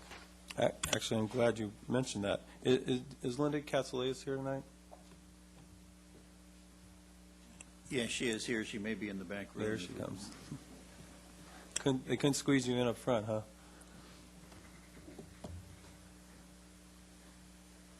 Good evening, Linda. Please tell people what you do. I'm Linda Katsoulias. I'm the library director for the city of Newport Beach. Okay, Linda, and I asked you here because, as Councilman Sellis just mentioned, an important component of this park in 3 phases is that we're going to be adding additional parking for the library, which could also be used by the park. I mean, it's not solely for the library, but it'll be between the library and the park. Is there a need for this parking? I think any of you that attended the meeting last Thursday know the answer to that. The library parking problem is legendary. Well, you know, that was kind of an extraordinary night. We had a lot of people there, probably not, 365 days a year we're going to have crowds like that. But for your normal operation of the library? For normal operations, probably, I think, 3 to 4 days a week I get complaints about the parking from the customers of the library. We have 190 spaces plus 8 for handicapped and 3 5-minute type of places for people to just drop off their books. And people sometimes spend as much time going around trying to find a parking space as they do actually in the library. The problem is that when the building was originally designed, about 12, 13 years ago now, it was designed to be part of a complex that included a museum, and we would have had shared parking with them. The Irvine Company changed their mind, and they built Corona Del Mar Plaza, which of course is a shopping area and requires extensive parking. As a result, the library is limited to the parking it has, and we simply don't have enough for our customers. One of the reasons we limit the programs that we have in the Friends Community Room at the library is exactly because of what you all experienced. I know that we had spaces reserved for you all, and I'm sure some of you didn't find them. And if anybody out there has some orange cones in their back seat, please drop them by the library. They're with the bleachers. Exactly. It was a very frustrating experience, and this is often what happens whenever we have programs at the library. But on a day-to-day basis, especially Saturdays and Sundays when people can get there very easily, they have a great deal of trouble finding parking. We have been asking for the City Council to take action on the parking actually since the building was completed. And we keep coming back and coming back and coming back. So it's fair to say that there's a pretty strong demand for additional parking at the library. There's a huge demand. Huge demand. And programmatically, you're constrained because you don't have enough parking. That's correct. So there's, how many more programs do you think you could have, or how many more people would benefit by having such programs? Are you missing like 1 program a week, 10 programs a week? Probably 3 or 4 that we could have. We literally could have them. And because we have such limited parking, we do not have paid programs. So the library can't use that room to bring in any funds to support itself. Okay, so not only can't we provide programs to the public, we can't offer the room for rent to generate some funds that might enhance the library in other ways. That's correct. And help cover some of the costs there. Very good. Does anybody else have any questions of Linda? Anybody else? I do apologize to those of you that didn't have any parking reserved. It was originally. I got my spot. I got there early, though. Cones were still there when I pulled up. Okay. I guess with that, is there any other questions? Actually, any of the staff members? I don't have a question of the staff members. I think that one of the concerns that I have is we have passive park needs as well as active park needs. And is Mr. Kiff back in the back room where he could come out, please. As I look at it, it seems like that the issue, one of the issues that we have here tonight is should we establish a priority of funding a passive park at this particular time above and beyond what our CIP programs have been. The CIP item that is in the budget agenda has us providing $1.9 million for a park to be, and of that, 1.7 million is contribution, so that if we make some changes tonight in which we're changing the priorities and not allowing this passive park use to be compared against some of the other uses within the city. And it seems like there's always, I don't think you can ever have enough open space, passive area, and active parks. But I think Newport Beach has a tremendous number. And as I look at it, we have 155 acres of passive parks. We have 140 acres of the Upper Newport Bay Nature Preserve, Crystal Cove State Beach, 535 acres total of passive parks. And that doesn't include the beaches, Newport Bay, Big Canyon, Buck Gully, Los Troncos, which adds up to well over 2,000 acres of passive park and open space. Excluding the Upper Newport Bay Nature Preserve and the Crystal Cove State Beaches, we have close to 60 acres of view parks, and they're spread around in 29 different locations. I'm going to go through really quick a lot of those 29 locations. This is a map that shows the 59 locations that are in the general plan, and this is both active parks and passive parks. But when you start at Sunset Ridge, these are some of the views that you get. West Jetty Park is considered a view park.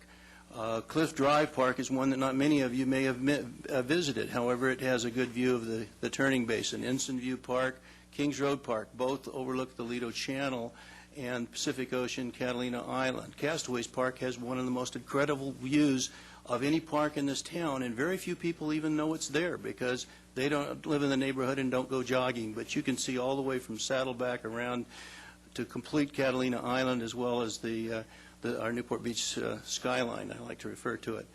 As you go down below that, you have Westcliff Park, which has the bay. End of Mariners Drive viewpoint has a beautiful view of the bay.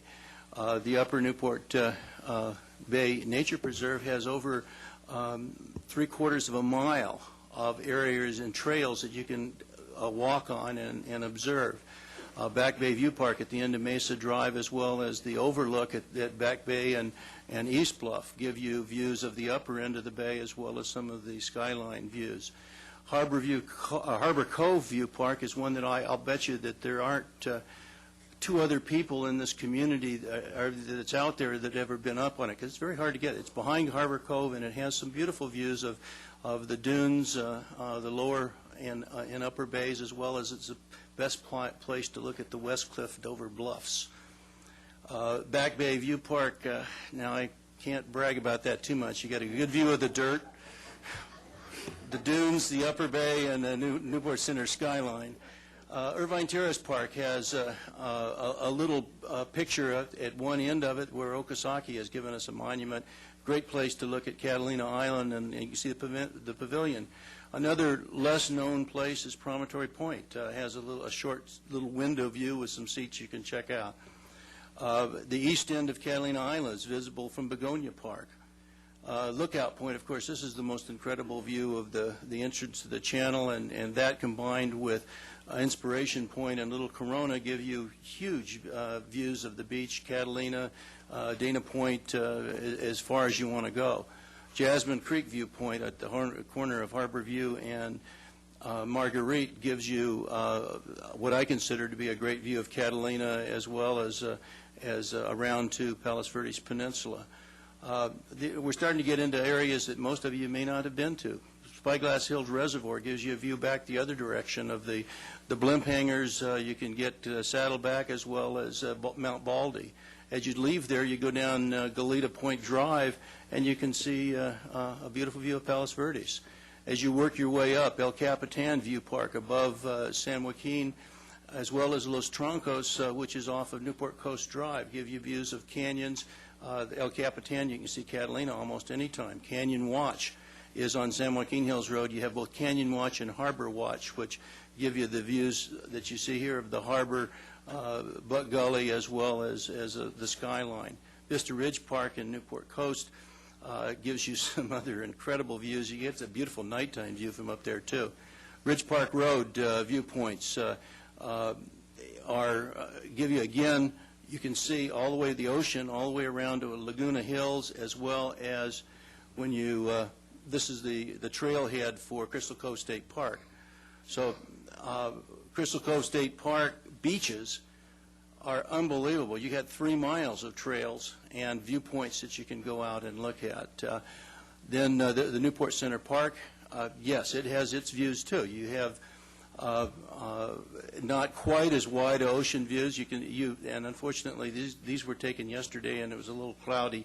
So you can see Catalina normally through here, and Palos Verdes would normally be over there.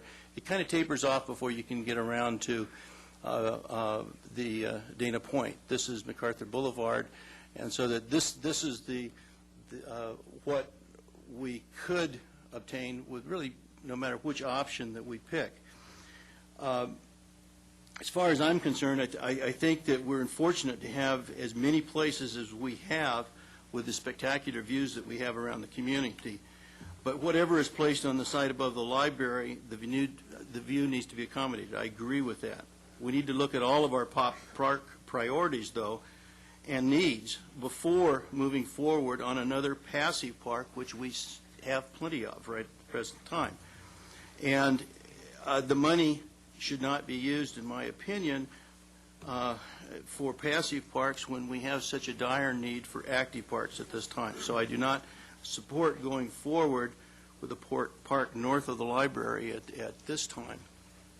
Thank you. Councilwoman Gardner. Well, I guess if this is the time when we make our speeches, I'll make Not mine. necessarily. You can wait until the end. That was a speech. I know that many of you are going to have comments. Just want to say that we've all gotten a lot of emails. I read them all. But it comes for me that this was needed in perpetuity as open space. Now, I've had people say, well, yeah, but we can give you some space at someplace else. Well, is that also going to be Newport Beach's version of in perpetuity? That means forever. That means it's open space. 3 different city councils have turned away 3 different proposals and have said, this is open space. Promises have been made, and I think we should keep those promises.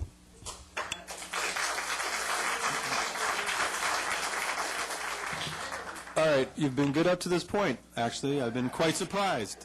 But as I asked before, I'm not going to tolerate outbursts, booing, catcalling, applauding, or whatever. We're trying to run a meeting here tonight. This is not a popularity contest.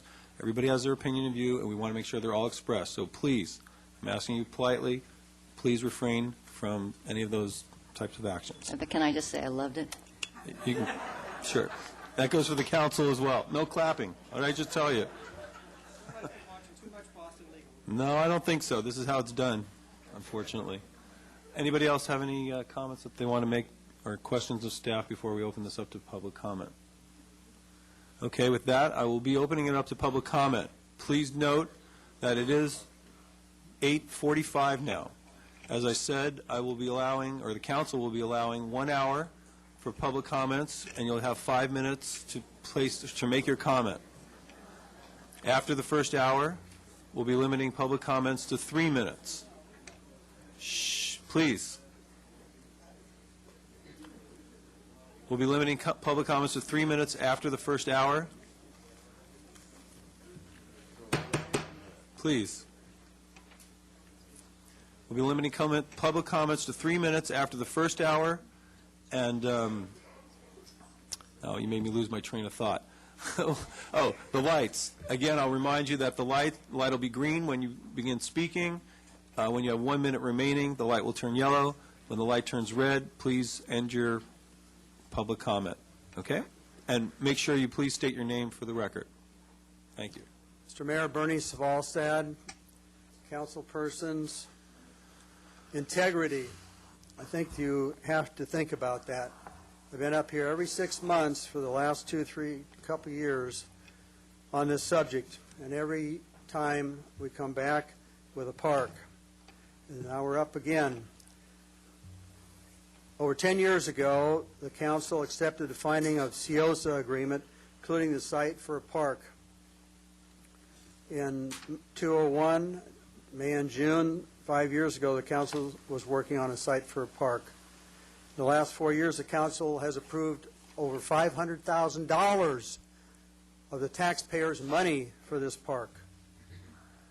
Mayor Bromberg was on my committee, that's why I'm so passionate, on my committee of 15 or 16 to raise $1.2 million for this park.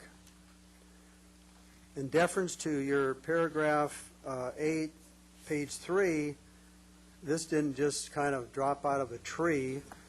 We had 15 people diligently in the Navigator, the Daily Pilot, promoting the name of this park and the fact that we wanted to bring in $1.2 million for donations. And through this information to the public, a donor came about for $1.2 million.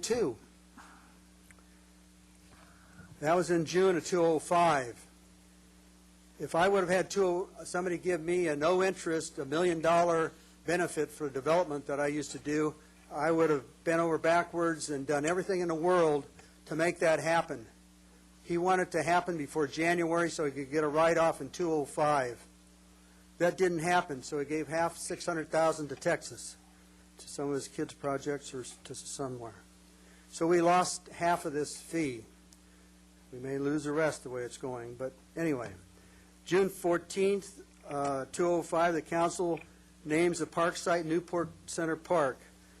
And after a citywide contest, by the way, and a 6-0 by the council, which a couple of the people that are against it now voted in favor of this, December 13, 2005, the City Council forms a City Hall Site Review Committee and votes to exclude the Newport Village site for committee again. Every 6 months we have this thing come up.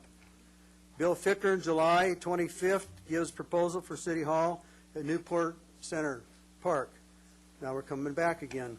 Council reaffirms previous vote to exclude park from consideration, and most of you up there did that. This is integrity. Now, the City Council voted to put this park in the general plan, which all of you voted upon up there. Zoning designation on this site, when you voted for that, was a planned community in the general plan. This designation permits use for limited spaces, which includes a public park. Everybody up there voted for that. City projects must be consistent with the general plan, as has been stated earlier. Now, in November, they want to vote on this. Everybody voted on this in November. The public already voted on this. They voted on approving the general plan and the zoning as I just read to you. So the public's voted on this. You want to have another vote? You want to go through this for another 6 months, 2 years or something? So the public has voted on this. And they approved it. Now, the Park and Recreation Commission considered by Don Webb's proposal for a soccer field, and it was rejected with a unanimous vote. I was there against this idea, and they made some real disparaging remarks, and I'm sure you can read them about bringing this up. So I do not think that concept should be considered tonight any further. And that was voted on in January, a month ago, this year. So why is it still coming up? Because you don't believe in the Park and Rec Commission, whatever. The council's integrity is important. Our committee spent 4 or 5 months working on this project. At that time, as you stated, they thought the project cost $1.4 million, and who knows what it would have cost then. But point is, we brought in $1.2 million. We lost half of that. We're probably in the process of losing the other half. So then you say, well, you want to put it here? You want to put it in some other place? Point is that everybody that was on the council has voted for this 2 or 3 times when you were on the council that time. A couple people came in new. But now people are changing. Thank you. Thank you, Mrs. Falstad. Thank you, Bernie. Mr. Mayor, my name is Alan Beek. The price of liberty is eternal meetings. And I'm a libertarian. This is fascinating, this frenzy with the decision being made and then unmade. Bring it up again. And then we make a decision and it's all settled, and then we bring it up again. And then there are ads in the paper urging the faithful to pack City Hall and keep the public from being represented. And all for the sake of putting City Hall in a place where we were promised a park. This frenzy does not arise because that would be a good place for City Hall. In fact, it would be a terrible place for a City Hall, requiring extensive excavation and massive retaining walls. Supposedly, the obsession with that site arises because the city would not have to spend money to acquire it. But this is not just a matter of being frugal. Really, what it is all about is that the site is now designated open space, and powerful forces in town want to establish the principle that open space means we haven't decided what to do with it. That is, it can be used for development, to generate money and traffic. A private party will get the money, but we will all have to endure the traffic. Well, those powerful forces are wrong. Open space means we have decided what to do with it. We have decided to retain it as open space. This site was dedicated to the city as open space. It was planned as a park. The Parks Commission has unanimously recommended a park. The City Council has said it's to be a park. It should be a park, period. I suggest that you pay attention to the excellent letter that Bill Ficker wrote to you some time ago. He's a distinguished person, and he made two very cogent remarks. First, that there are good places for a City Hall in Newport Center. And second, that if you would just bring your technology into the 21st century, City Hall operations would take much less space and could easily be accommodated in the present building, so there's no urgency about finding a new City Hall site. Yes, I know what you're going to say. The Newport Center sites belong to the Irvine Company and are not for sale. Phony argument. The city has continuing relations with the Irvine Company. Cooperation is in the best interests of both. There are plenty of ways in which the city could make it worthwhile for the Irvine Company to agree to a lease purchase agreement. In the background of the negotiations is the underlying fact that the city has the power of eminent domain.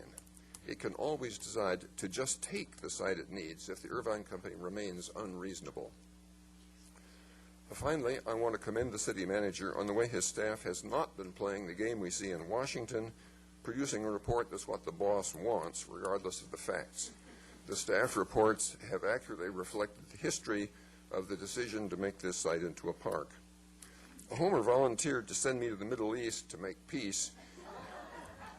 But if I were there, Homer, I wouldn't be here to say how much I admire the honesty shown by your staff. I will say, Mr. Beek, I resent the implication that you think I would try and influence the staff to create a bogus report, because that is not how I conduct myself as the mayor of the city. I apologize for any implication on you, Mr. Mayor. Well, I admire the way you took the lead. Or the implication on any other us, council member, including the ones that are for the park. I admired the way you took the lead on getting us El Moro when you were a freshman on the council, and you bucked the power structure, and it may be why we have that park at El Moro now, just because of you. Yeah, Thank you. please remember that. Sharon, actually, I'd like a point of clarification, something that Mr. Beek said. He said that open space is zoned open space because it's, I guess, going to be park or open space. My recollection is, in my 3 years here on the council, that there's situations where we do have properties in town that are designated open space, kind of sort of as placeholders because we don't have a designation that we have in mind today, but that's just the placeholder. Is that inaccurate? I'm not saying particularly with this piece of property, but in general, is that accurate or not accurate? No, I would not say so. I mean, it's always been my impression that when the general plan indicates a site to be open space, it's intended to be open space. This particular one has an interesting history where for some time it was designated open space, but still had some office entitlement on it that was available to be transferred to other locations in Newport Center. But that is no longer the case under the new general plan. It's just open space with no So it's square more, footage. some of them then have kind of a dual entitlement, or open space or something else. This one did, and I think it has a unique history. Thank you. Yes, sir. Mr. Mayor, members of the council, my name is Tom Collister. I'm a 30-year resident of the city of Irvine Terrace, and I understand that this area has been dedicated for open space, but times have changed, needs have changed, and the opportunities facing the city have also changed. Accordingly, I urge you to not approve, to disapprove the location or the further improvement of this site as a park site for a number of reasons. One, I ride my bike. I live within a half a mile of this area. I ride my bike by there a couple of times a week. It's a very high traffic area. Access would be dangerous for someone coming here to try to use this as a park, particularly if they were coming in a pedestrian manner. It's an area of high noise, given the traffic from MacArthur Drive. In considering this area with improvements for an amphitheater or for benches to sit and read, perhaps if you're deaf, it might be a great area, but otherwise it doesn't seem to make a lot of sense. It's inconsistent with the surrounding commercial usage. Granted, we've got Harbor View across the street, but it's a very busy street and not one that would be easily accessible and would be dangerous to cross.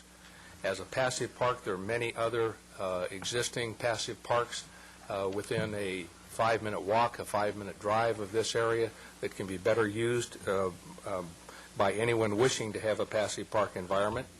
With respect to the natural landscaping that you're proposing, and I don't know the details, but as Councilman Webb pointed out, if or intimated, if their landscaping is to be anywhere near that which is currently used in the Back Bay View Park, there are a lot of euphemisms that could be used to describe that landscaping. Basically, and I think simply put, and I don't mean any offense to anyone, it's ugly. It's just dirt. Please tell us what you really mean. No. It is, it's a park that I drive by or ride my bike by, again, at least once, twice, sometimes three times a day. I have never seen anyone sitting or even walking through that park other than to walk through going someplace else. The high cost of this park, and if you really wanted to make good use of this, if you think that they should remain as open space, then I would encourage the council and the city to save your money, leave it as open space in its current condition, and it will receive as much use as it will after you put a couple $1 million in it with its current use. So, in essence, please do not vote to approve further work on this park. Thank you very much. Thank you. Mr. Mayor, members of the council, my name is Larry Tucker. I have served the city over the past 8 years as a two-term member of the Planning Commission, a member of the General Plan Update Committee, a member of the Marina Park Committee, and chairman of the City Hall Site Review Committee. In those roles, I have served on commissions or committees with all but 2 of you. I hope I have earned your respect as a thoughtful participant in city affairs. The agenda item before you on its face does not directly involve a discussion of potential City Hall sites. However, an affirmative vote to proceed with improvement to the Newport Center Park is a de facto decision not to further consider the land north of the library for a City Hall site. But I'm not here to promote a City Hall site or a park site. I'm here to promote good decision-making. So what about that promise of prior councils and some members of this council to use the land north of the library for a park? That is a serious concern, but in the scheme of things, I would hope that the council's commitment to prior council's decisions is not so firm that it would be willing to spend $50 million on a building to place it in other than the best possible location. I believe that the best decision you can make tonight would be to make no decision. There seems to be no reason to rush forward to make a decision about park improvements other than to try to put a political issue to bed. Even if you choose to move forward with improvements to Newport Center Park tonight, the issue will unlikely actually be resolved. Like a 3-year-old who is not quite ready to sleep, it will be out of bed for a while to come, just as it has been in the past. We citizens hope that you make decisions involving the city's business as you would do with your own business. In my mind, that means deferring a decision that does not need to be made today. The Newport Center Park has been on the boards for years now, and we seem to have lived quite well without it. So what is the hurry? Instead, I hope the council continues to explore every option for a City Hall site in Newport Center. That includes fully exploring the suggestions made by Councilmember Selage concerning the OCTA site. That looks like a long shot to me, but having served for 6.5 years on the Planning Commission with Councilmember Selich, I know if anyone can figure out how to make that site work, it is Ed. However, the council ultimately runs out of viable options in Newport Center, then at a later date, the staff could be directed to come up with a project description for the mayor's proposal so that a more precise plan of the Park Plus option can be properly evaluated by way of an environmental impact report. The IR would analyze the Park Plus plan's impacts on views, impacts on a city hall use, on natural resources of the remaining park area, and traffic impacts of adding an intense use to that area. Just because the plan looks neat, the way Mr. Fichter has drawn it does not necessarily mean that it will actually be able to function without unacceptable impacts. Lastly, I believe the mayor's Park Plus plan is innovative and does seem to highlight that the site north of the library does not have to be all park or all city hall. Thank you. Thank you, Larry. Good evening, Tom Molson, Corona Del Mar. I think you should vote for recommendation number 1 for a very simple reason. You have a moral obligation to. Each of you councillors represents the city at large, not a specific narrow constituency. And you think broadly and from a long-term point of view, and you consider things deeply. Quite rightly, you consider public opinion, but you're not driven by it. You factor in other considerations like cost, feasibility, trade-offs, compromises, your own wisdom, and you arrive at a personal point of view, a personal resolution, which you then put into a vote. You arrive, although you don't necessarily agree with each other, at a collective decision that binds us all. It's a wonderful example of representative democracy, which I wish our French friends had been able to see. It's a model. And then you change your minds. Is it so hard to see what's wrong with this picture? That a decision you make binds me, but not you? See, that's what's driving so many of us. You owe us your best judgment, and then you owe us integrity. You cannot, in good conscience, change your collective mind, let alone twice, even if you were not a member of that collective decision-making group, because we cannot reset the button every time there's an election or somebody comes up with an imaginative new alternative or a tactical maneuver to delay matters. Here's a key question for you. Why should anything you decide tonight command any more respect than the last one or the one before? I can suggest just one way. Stay on track. Keep your word. Vote for recommendation number 1, and you have a chance to restore integrity to decision-making, credibility to the council, and some measure of peace to the long-suffering residents of Newport Beach. Thank you. Thank you, sir. Good evening, Mayor Rozanski and members of the City Council. My name is Shirley Conger, and I live in Old Corona Del Mar. We in Newport Beach have so much to be thankful for. Climate, the beaches, the bay, and the nature center on the upper bay, all of which we share with the larger public. Yet because of these attractions, there is a constant pressure by private interests to fill every available space with development. Open space is becoming a scarce commodity. Once this open space or parkland is gone, it is gone forever. The demand for a city hall on previously dedicated parkland is an example of this encroachment. This promise to have both a city hall and a park on this 12 acres is an empty promise, only to be broken in a few years. The so-called park adjacent to the city hall would soon become a parking lot because of the need for additional parking. Let us keep our promise for a city park above the Central Library. Both the city and volunteers can work together in developing this lovely area as a passive park. The city hall can be relocated nearby in one of the available sites. And I want to mention that I've gone to 3 picnics up on the parkland in order to promote the development of this park. And I would, if it is approved, I'd be willing to donate time and money for this development. Thank you. Thank you, ma'am. Good evening, Mayor, City Council, and City staff. I'm B.J. Johnson, and I live in Corona Del Mar. And July 20th, 2006, the Corona Del Mar Residents Association voted to support the site as a park. And I think that I'd like to see you pass it tonight and still vote on that Phase 1 as being a park. As a resident, I feel that way also. Perhaps it's time for us to ask Don Bren to have another legacy, and maybe he can give you a space for that City Hall. Then we wouldn't be going through this all the time. And then another thing. We asked him. Did you? Let's ask him again. Don, your presentation on all the parks, I think it would be wonderful if we had that on our TV. You know how you have your Channel 3 going all the time? Maybe more people would use a lot of those other parks, too. Anyway, thank you. Good idea, actually. Thank you, BJ.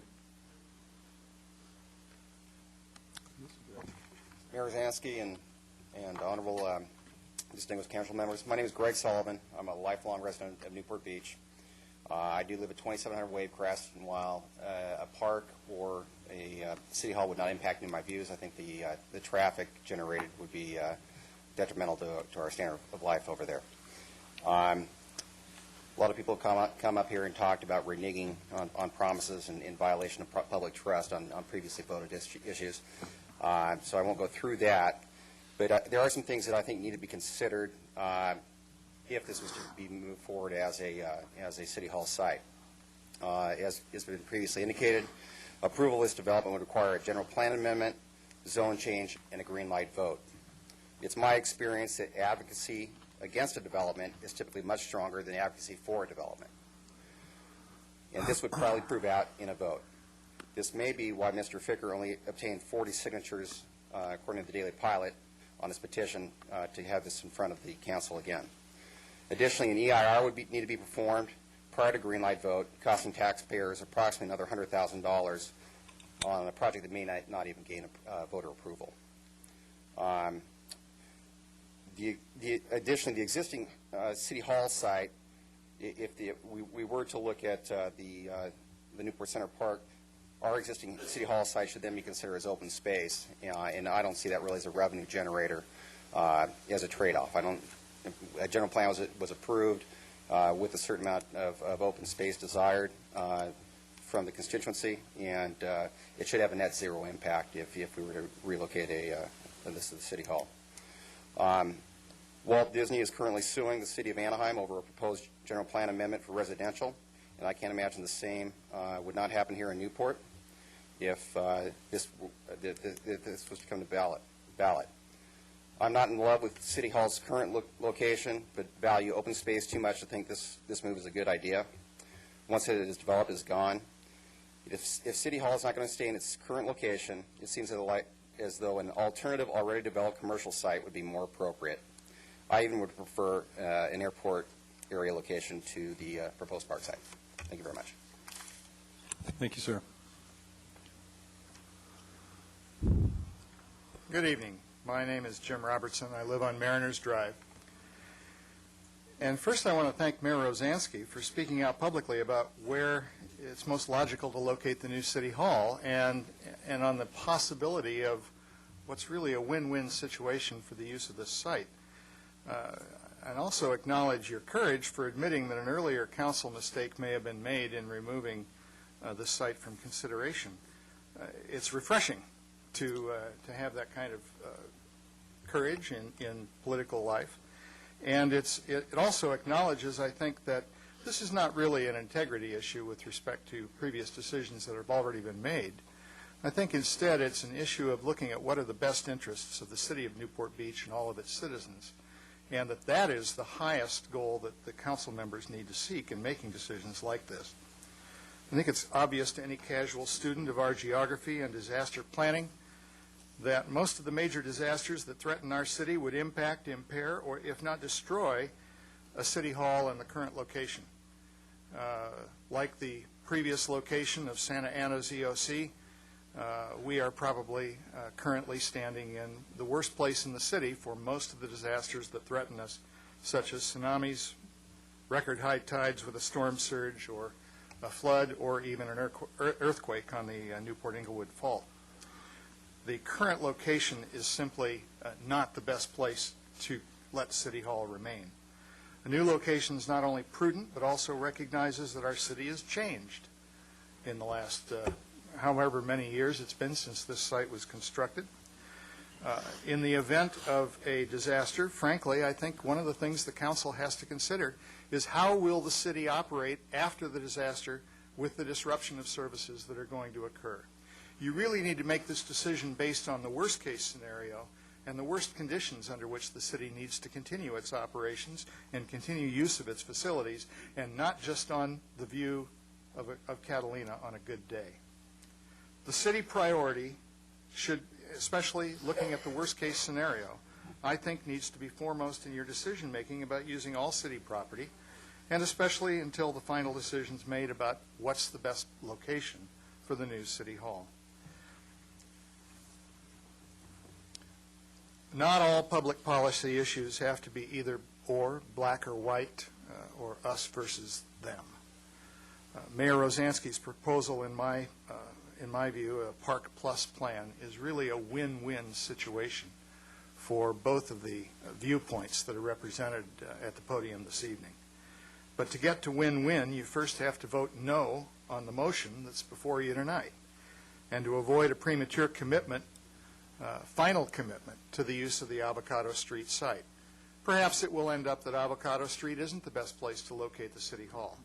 But to make a decision tonight by voting yes on the motion, I believe, would be not in the best interests of the city and the wrong decision. So I urge you to vote no, give other options a chance to be considered for the use of this site, and clearly think of the best interests of the entire city before you make this decision.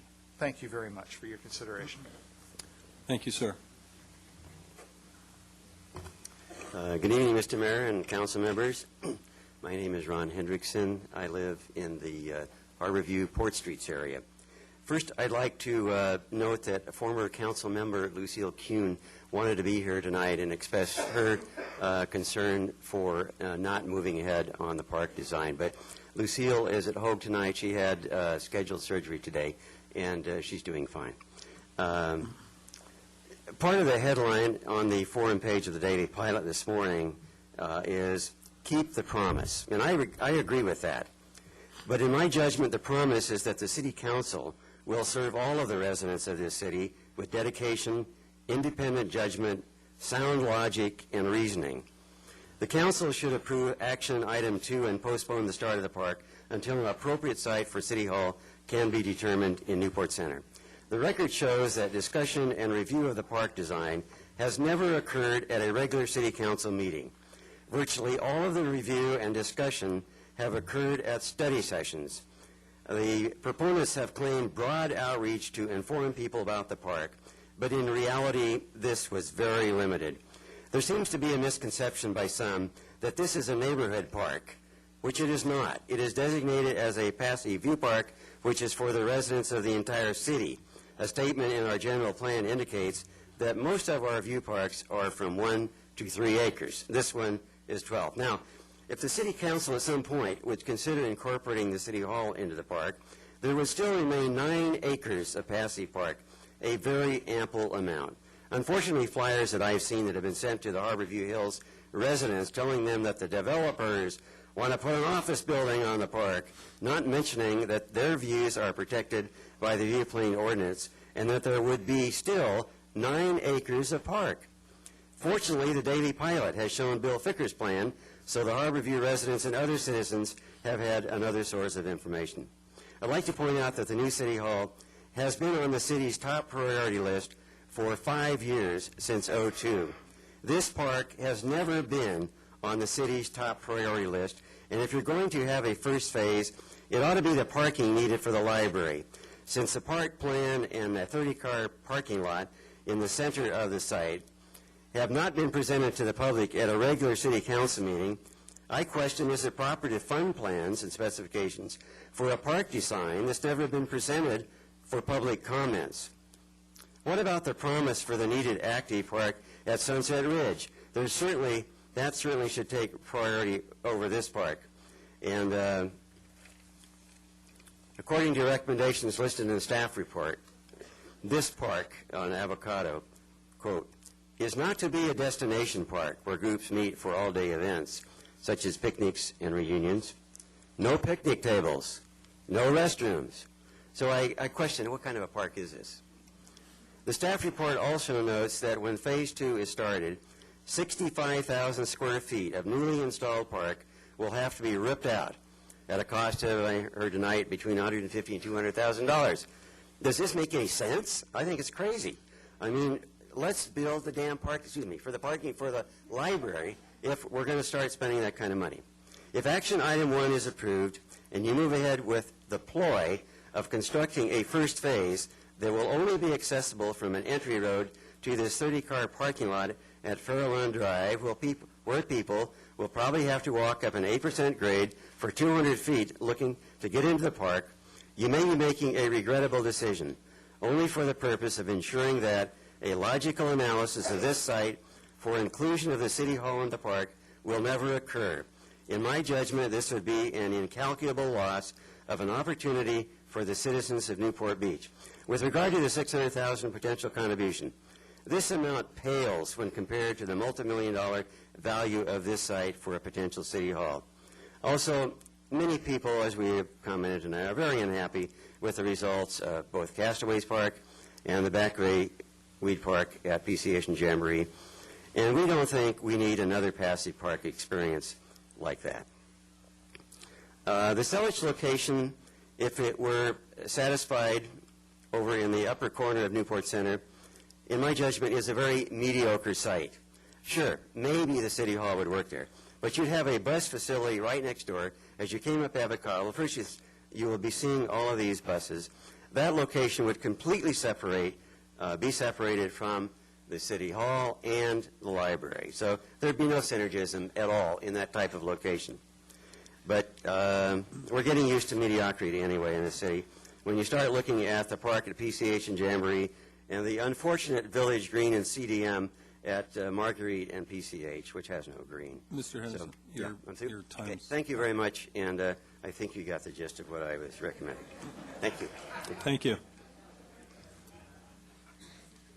My name is Barry Allen.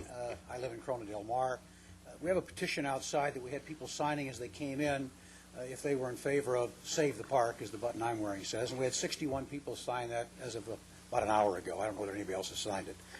So we've got an overwhelming support here today. You've had pretty good support from the call into the Daily Pilot. You've certainly had support at all the other meetings you've held on this particular project here before the City Council. And I think it's time now to vote yes on the proposal by Mr. Selledge to move forward with this park. We start with a COSA agreement. It's open space. That's in the early 90s. And now somebody's saying we want to put an office building on it. And admittedly, there was something in a flyer that said the developers want to put a building on it. Well, if you want to put a 78,000 or 72,000 square foot building on open space, that is development. So, I mean, I don't think there's anything wrong with saying that. Maybe Mr. Hendrickson and Mr. Ficker can go to the Irvine Company and try and get them to give us some property somewhere that we could build City Hall. I mean, Mr. Hendrickson worked for the Irvine Company for years. I just think it's time for the City Council to step up to the plate and say, okay, we've talked about this. We've had it discussed by the PB&R Commission. We've had it discussed by everybody. We've done a lot of outreach. And a lot of people are concerned about this, and I think it's time for the City Council just to say, yes, we're going to vote to move forward with this park at this time. And I think because the motion, the way it's worded, maybe you can't add the parking lot to it. But if the people are concerned about the additional parking for the library, tonight, add that to the motion and pass that too, to build the parking structure for the library behind it. By the way, Back Bay View Park, in case there's some people here who don't know the background of that, the reason Back Bay View Park had to be built the way it was because the Coastal Commission wasn't going to approve your senior housing project over there. Now, I know that. I think most of you know that. And that's why Back Bay View Park got built the way it did, because that wasn't the way that your PB&R Commission originally designed it. That's all I have to say. I won't take any more time. Thank you very much. Thank you, Barry.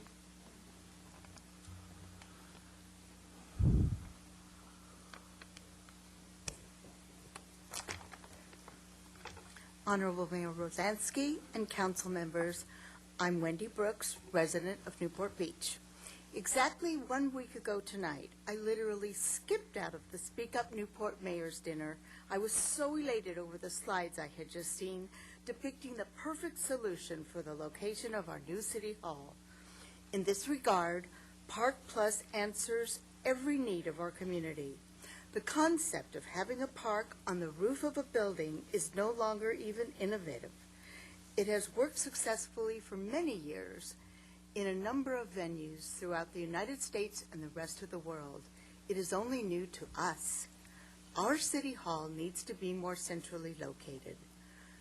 The park proponents can still have their park. We are talking about leaving more than 3/4 of the land virtually untouched. And since there is enough space and it's adjacent to the library, like other sophisticated cities, we could have a much-needed civic auditorium incorporated into an actual Newport Beach Civic Center. As has been said before, it is truly a win-win situation. We have been stymied on this issue for several years now.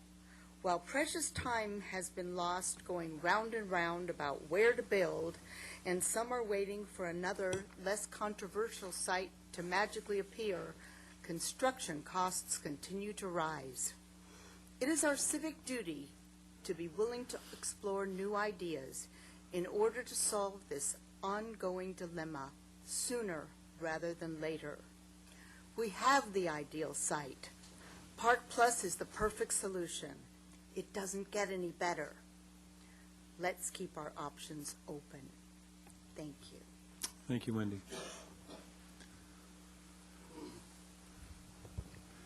I'm Don Udall, and I live across from the park, across MacArthur.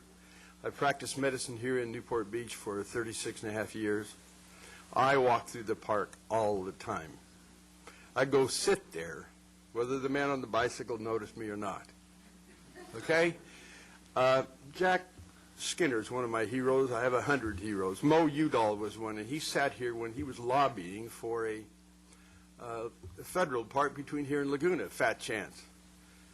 But I remember talking with Bob Wynn, who was city manager then and a good friend of mine, and thinking about how much dedication both my cousins Mo and Stuart had and have.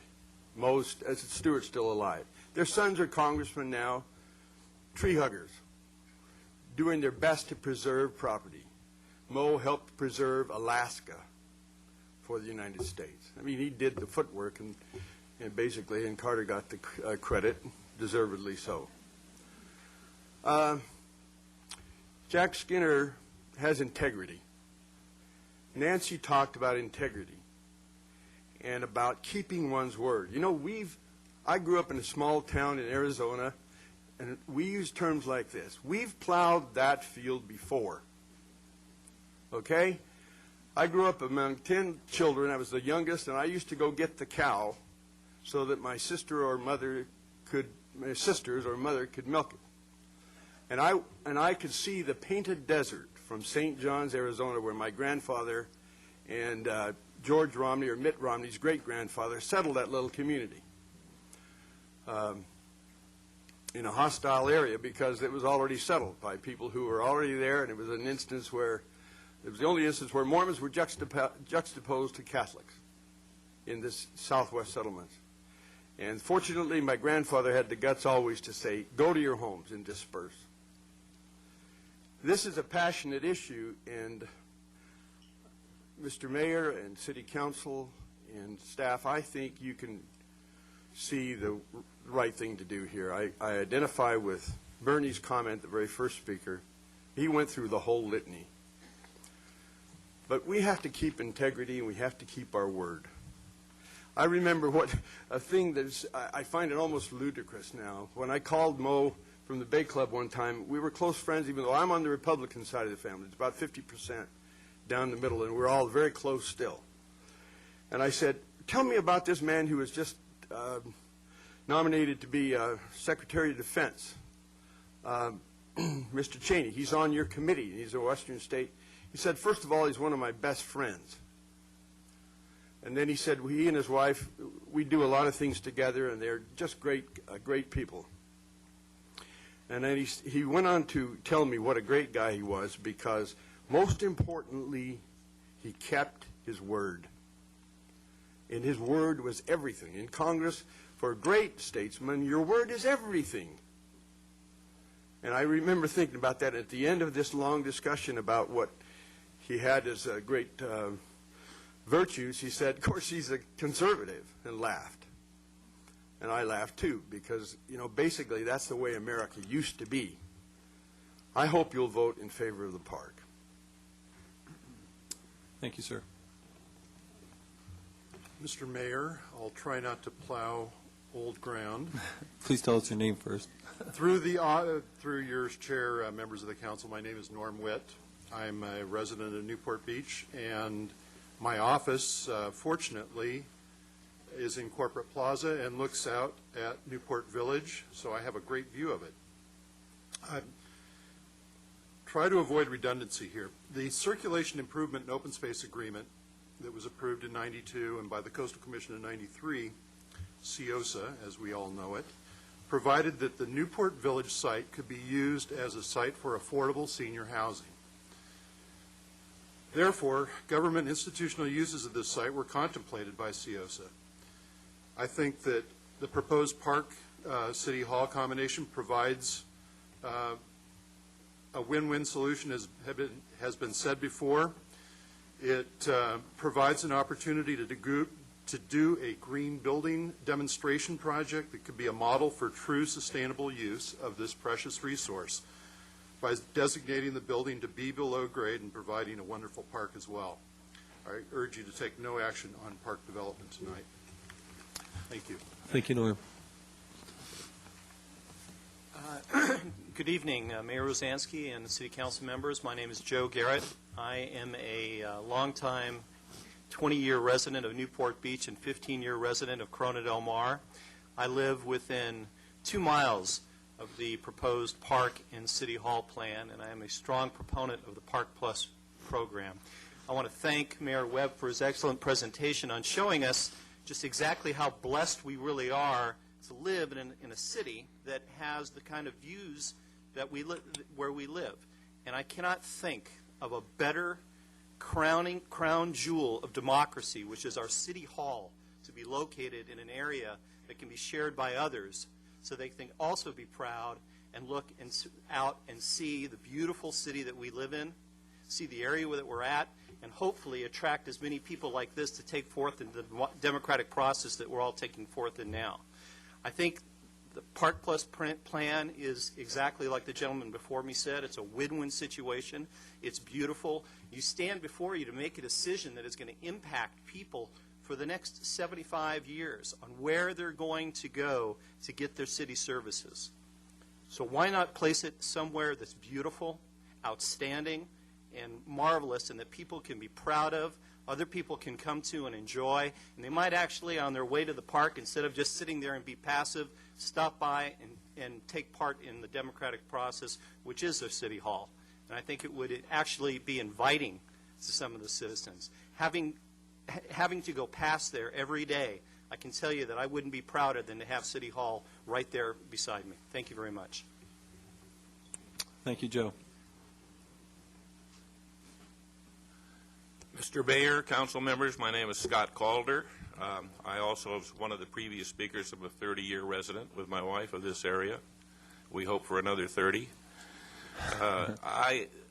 You're right, Mr. Mayor. By the time you get to where I was in the line, everything's really been said. I couldn't add much to it, except to say that I can't understand the insistence on this not going back on your word. When a better idea comes along, you should consider it. And I think this may be a better idea. Maybe it isn't, but I think it deserves a chance. One of the young girls this evening that had the foreign exchange students was wearing both buttons, preserve our park, Park Plus. And I think that's kind of the spirit of where I'm coming from when I say, please, vote no tonight. Thank you, sir. No, she was wearing.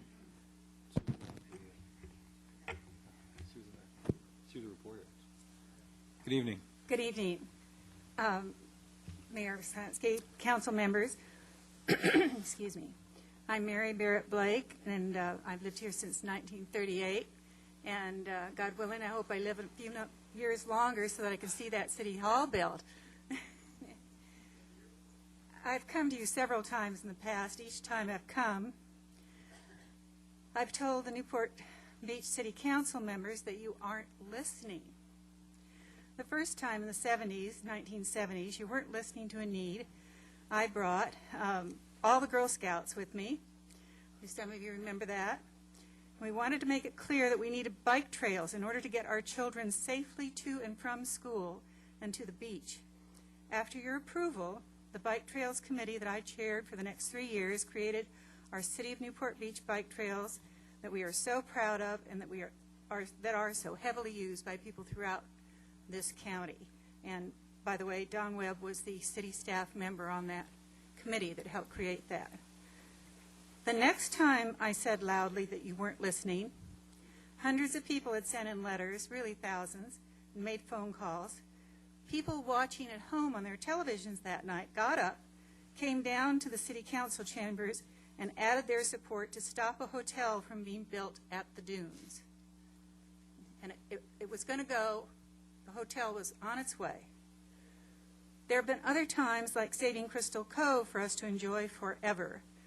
But tonight we're talking about building a city hall with a park and saving the site. I have a vested interest in this as my father, Jim Barrett, was one of the men behind getting the current city hall here built with his friends, Mr. Robbins, Mr. Welch, Pat Patterson, the city engineer. These are all great men who contributed so much to this city. And my dad got his friend Earl Warren to come down and dedicate the city hall. That's a day I'll never forget. It was just so wonderful. It was right after the war. The city was just taking off. It was really something. But now we're here today, and we have a great opportunity, council members, to build on a magnificent view site, creating a civic center that would serve the needs of our citizens. This is one that we could be proud of for many generations. We should think about that, those of you who seem to me to have a very closed mind about this. The park site and the adjacent central library would be situated in the hub of our city, Fashion Island. I can envision music and art events in the Civic Center with city receptions, yachting awards ceremonies, and countless other events overlooking the harbor and the entire coastline. Can you just imagine? What a representation of Newport Beach this would be and this would present. Please listen tonight to this opportunity we have before us to build a park and a city hall on this incredible park site, creating an unparalleled civic center for the city of Newport Beach. And thank you for listening to my comments. Thank you, Mary.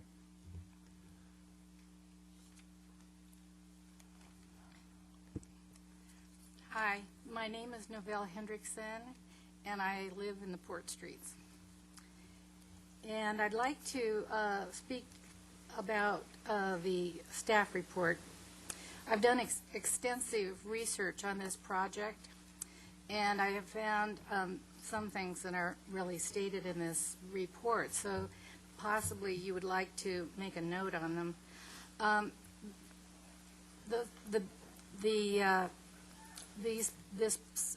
This Newport Village parcel, as it was called in 2000, at a regular meeting, a group of people that represented the library board as well as the Arts Commission came forward, and they would like to put a cultural center in that location.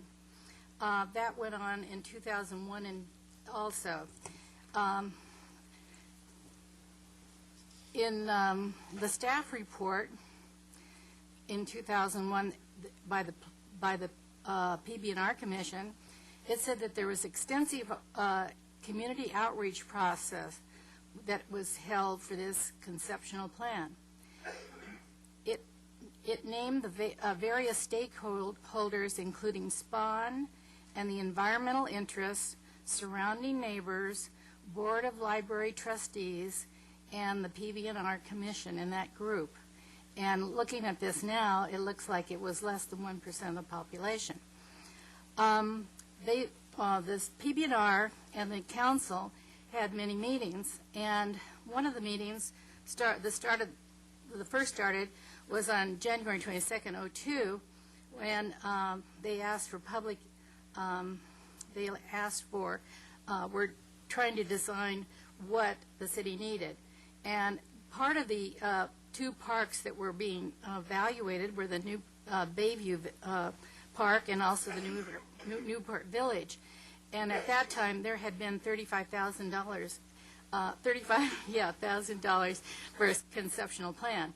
But in that plan, when they talked about it at the study session, the library needed 100 parking places, and this was a very important need at that time. In May of 14th of 2002, there was a report from the Public Works, and it was on these two, Bayview as well as Newport Village Park. And at this meeting, which was a study session, Mr. Bromberg stated that the city should utilize the plans of EPT Landscaping, which was TIC, the Irvine Company, had gotten them because they were concerned about the aesthetics. And I think they should have been. And the other plan was a SPAWN plan, which is the environmental group. April 22nd, 2003, some of you, even on the council now, had certain problems with the proposal that the study session had about revising the council policy B9, which is naming the parks. And that was subsequently settled on May 13th, 2003. Now, in September 10th, 2004, is another study session where they were going to decide what parks were going to go first. And Bayview Landing was going to the Coastal Commission. Newport Village had $120,000 in the budget.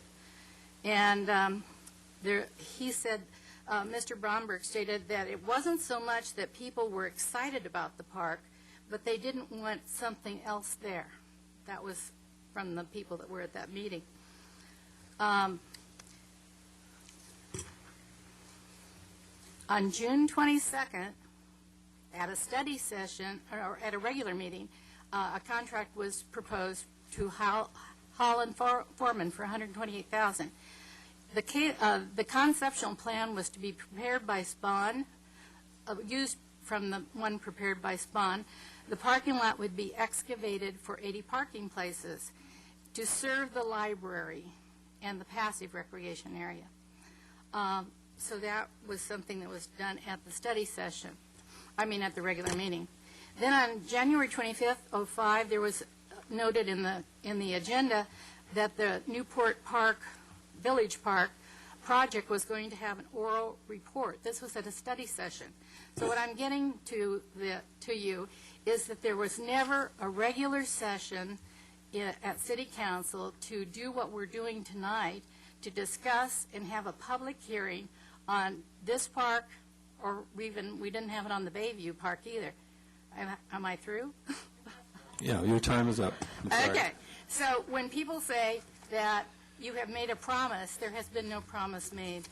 It was all done at study session. Thank you.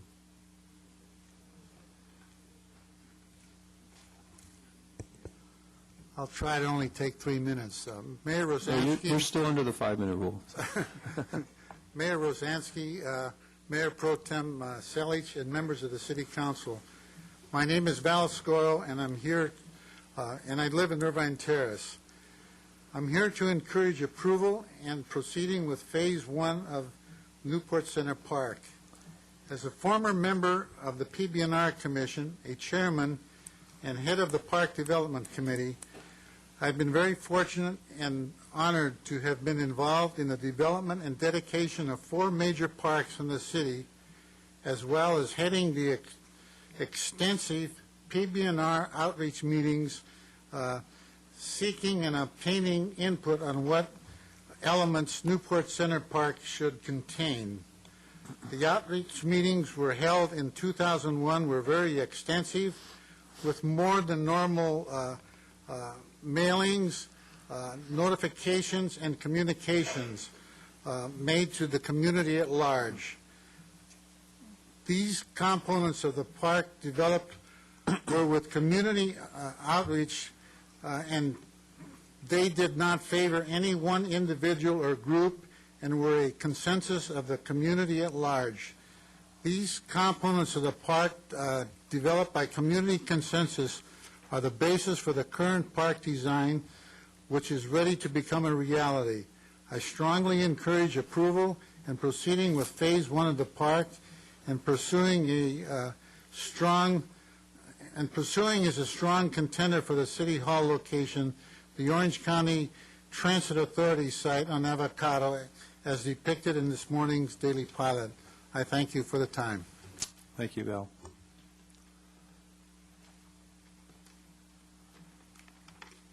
Good evening, council members. My name is Gladys Wolcott, and I live in Corona del Mar. I was born and raised in a dictatorial environment in South America. Now, I'm a naturalized citizen of the United States of America, and I'm very proud of it. One of the things I love most about this country is the fact that democracy's foundation is based on honor, respect, integrity, and personal responsibility, whether in our private lives or public lives. Even one's word is a matter of honor. I rest at ease knowing that when someone in this country gives their word, it is upheld. When one's word is broken, the very fiber of our democracy is also broken. This council has voted more than once to keep the park site as a park. Therefore, I call upon you as honorable citizens to keep the word that you have already given us in previous votes and keep the park a park. Thank you. Thank you, ma'am. Mayor Rosansky, members of the City Council, my name is Debbie Stevens. Everybody's being so polite, and I'm getting so frustrated with this process. I can't even tell you. But it's a park. It's been a park. It's been a park for a number of years. It's been designated as a park. It's been said that if you approve this as a park tonight, you're going to be rushing to judgment. If you call 5 or 6 years rushing to judgment, maybe. But that's just ridiculous. This debate has been going on for years and years. We make decisions. We change our minds, we backstep, we try to get the park development. There is no rushing to judgment. It's time to make a decision, stick with it, and move forward. I support this as a park, as was your last decision in August. It was a park, and if you recall, before you had the vote on it was a park, you approved the general plan, which went through all kinds of debate and public input, and at that time, it was a park. Just a reminder, I support it as a park. Thank you. Thank you, ma'am. All right, before you continue, we are at our designated 1-hour limit. I just out of curiosity, how many more people intend to come up and speak tonight? Please, be honest, raise your hand. I mean, we'd love for you to speak. I don't want to discourage you. Okay, well, I was hoping that maybe we can continue with the 5 minutes, but it is a significant number, so we will now be allowing only 3 minutes for public comment. You can begin. Am I on? You start now. 3 minutes start Fine. now. Great. Mr. Mayor and members of the City Council, my name is Dick Marowitz, and I'm a 43-year resident of Newport Beach. The past 31 years on Setting Sun Drive in Harborview Hills Community Association. And I'm before you this evening to lend my support, requesting that you give a full hearing to Bill Ficker's City Hall within the park. So many things have changed since the previous council vote. Without a doubt, the most significant change is that a largely apathetic community has become involved. Thanks to the resourceful plan to blend our City Hall with a passive or view park. This overflow crowd here this evening is indicative of our residents saying they are interested in more public dialogue. The City Hall in the park makes such logical and common sense. Fiscal economy, which is a huge consideration. Efficiency, no double move. centrality, and convenience. And so very important to my neighborhood, our views will not be compromised as per the strict view plane code. Some of you in the past several months may have given commitments to a community association, an acquaintance, or a friend that this site shall remain a park. Now that you have been exposed to an appealing and viable concept, and possibly others in the works, it is so logical not to take any action on park construction until the City Hall issue is resolved. Also in this scenario, your vote goes far beyond each of your 7 respective districts. You have a legacy of trust to do the right thing for the nearly 80,000 residents of our community. Let's just assume for expediency that the outpouring of all forms of communications on this issue are fairly equal. Let's say it's a level plane so far. Now, remember that Bill Ficker's plan was presented to you just a few months ago, and already look at the groundswell of community support from each and every one of your districts. A city hall within the park becomes a more logical thing every day. I urge you to do what best benefits our community. 4 words that I've learned to live with the last 40 or 50 years. Do the right thing. Thank you. Thank you.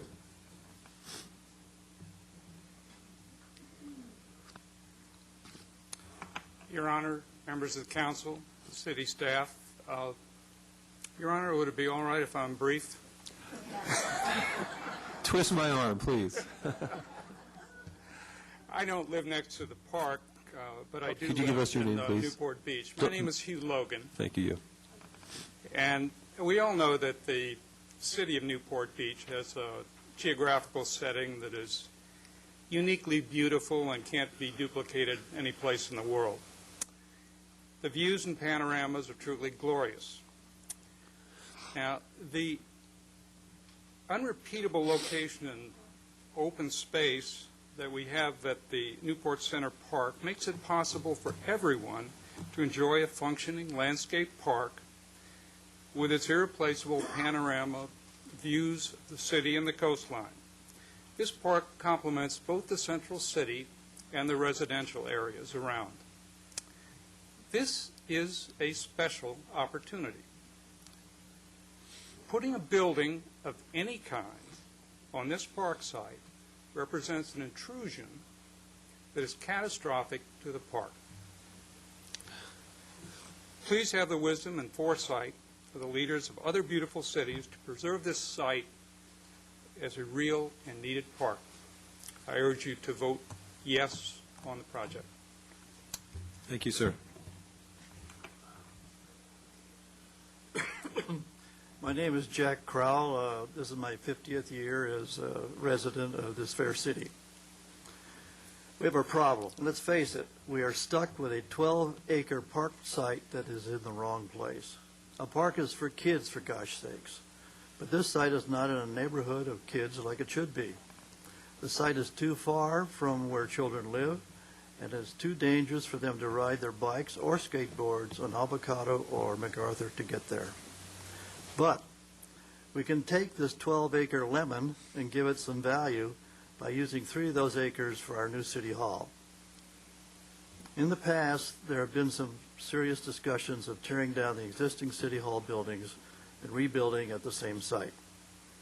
If we redo this, we would have some huge expenses. We'd have the cost of moving the people and equipment to some temporary location, then paying rent for as long as the demolition and new construction takes, and then moving back into the new building. And how far away will this temporary city hall be? I think Bill Ficker's plan for the city hall and the park is a slam dunk. That plan is to build a new city hall next to the library, and then the remaining 9 acres makes some sense to be a park, an enhancement of the city hall. It would make our new city hall with the integrated park a showcase, something we could all be proud of.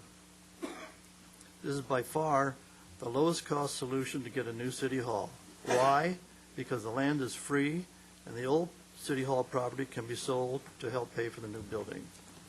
So let's hold off allowing any park construction until we can evaluate in depth the concept of the city hall on this Avocado Avenue site. Thank you. Thank you, sir.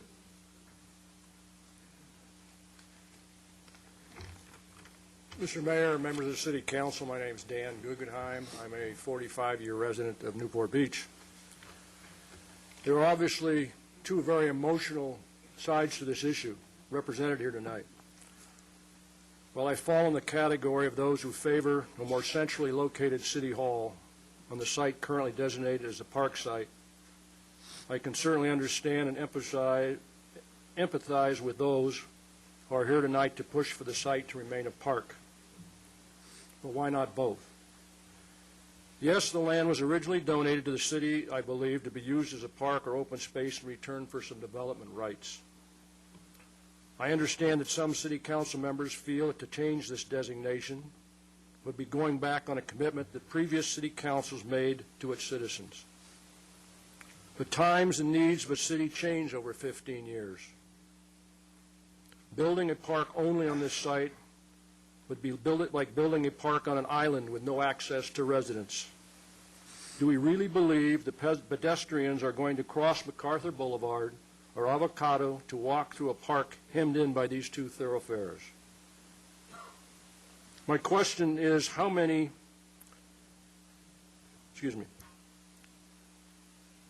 my question is how many Newport Beach taxpayers are going to benefit from this park? As a comparison, how many pedestrians have you ever seen that enjoy the park at Jamboree and Pacific Coast Highway? Parks don't belong along busy thoroughfares. That being said, I do not believe that a site which has been received by a city in return for development rights should be changed to a high-rise office building or something of that nature.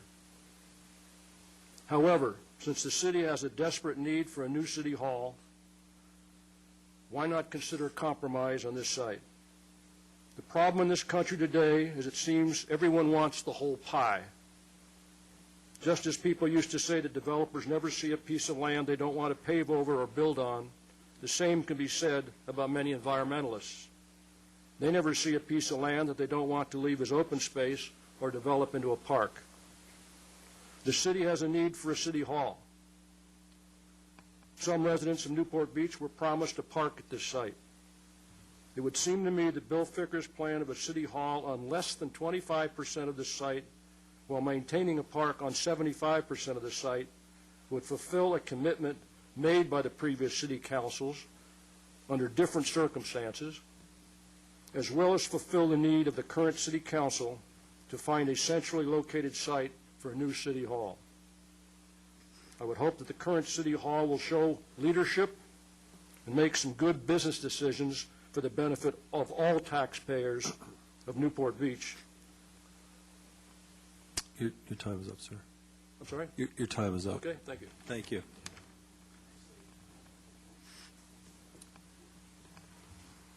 Good evening, Mr. Mayor, fellow council members. My name is Craig Bailey. I'm a 25-year resident of Newport Beach. I urge that you delay action on this tonight. I wish I was smart enough to figure out a lot more reasons, pro or con, either way, but I think they've all been said tonight. And I think we have around a 50% representation tonight. I think the minimum thing that the council can do is to study a little bit more. The last 30 days have had more debate about this subject that I think is productive than I've heard the last 3 years. And I think a continuation of this debate would be worthwhile. I urge you to delay the vote. Thank you, Craig. Mr. Mayor and members of the City Council, my name is Gene O'Rourke. I'm a resident of Corona Del Mar. I've been a resident of the city for over 47 years. I'm a member of an informal group that meets monthly to discuss issues and hear from experts in all areas. And some of you may be familiar with that group. I'm speaking on behalf of those 8 gentlemen, which collectively represent over 300 years residency in the city. I'm not here to argue for or against any particular site. The issue, I think, before you is whether or not to proceed with planning for the park tonight or to wait. My understanding is the council intends to make a final decision on the City Hall site within 4 months, or around June 30th. 4 months is a small amount of time to wait to start planning the park, when in fact planning the park now may be not only premature but could prove to be wasteful. I urge the council to wait on planning for this park. Thank you. Thank you, sir. Good evening, Mayor, Council, staff.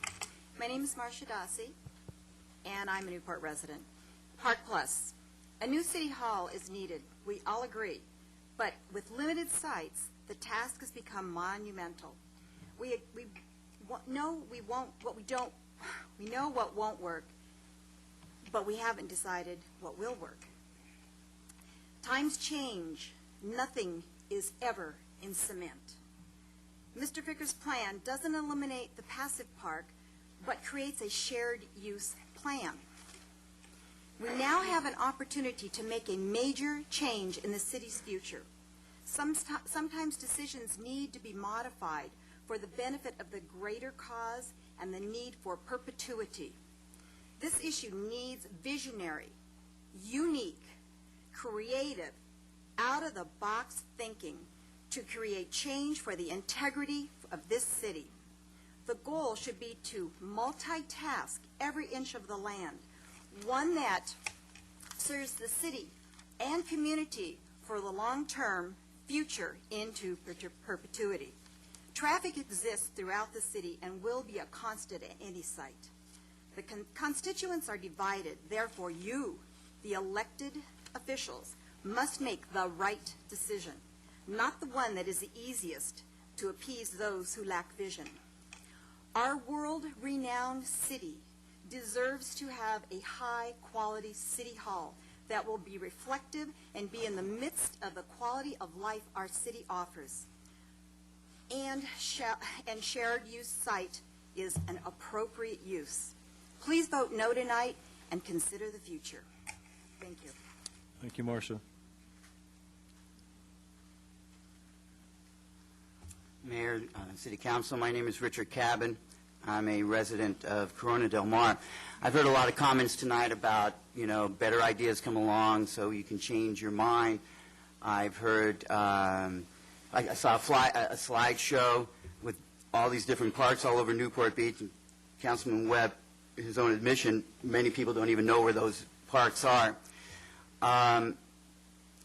What I'm seeing here is a gentleman mentioned a groundswell of comments from everybody over the last couple of months over this discussion. I think that groundswell is because we're all scared to death that you're actually really going to put a building on that park.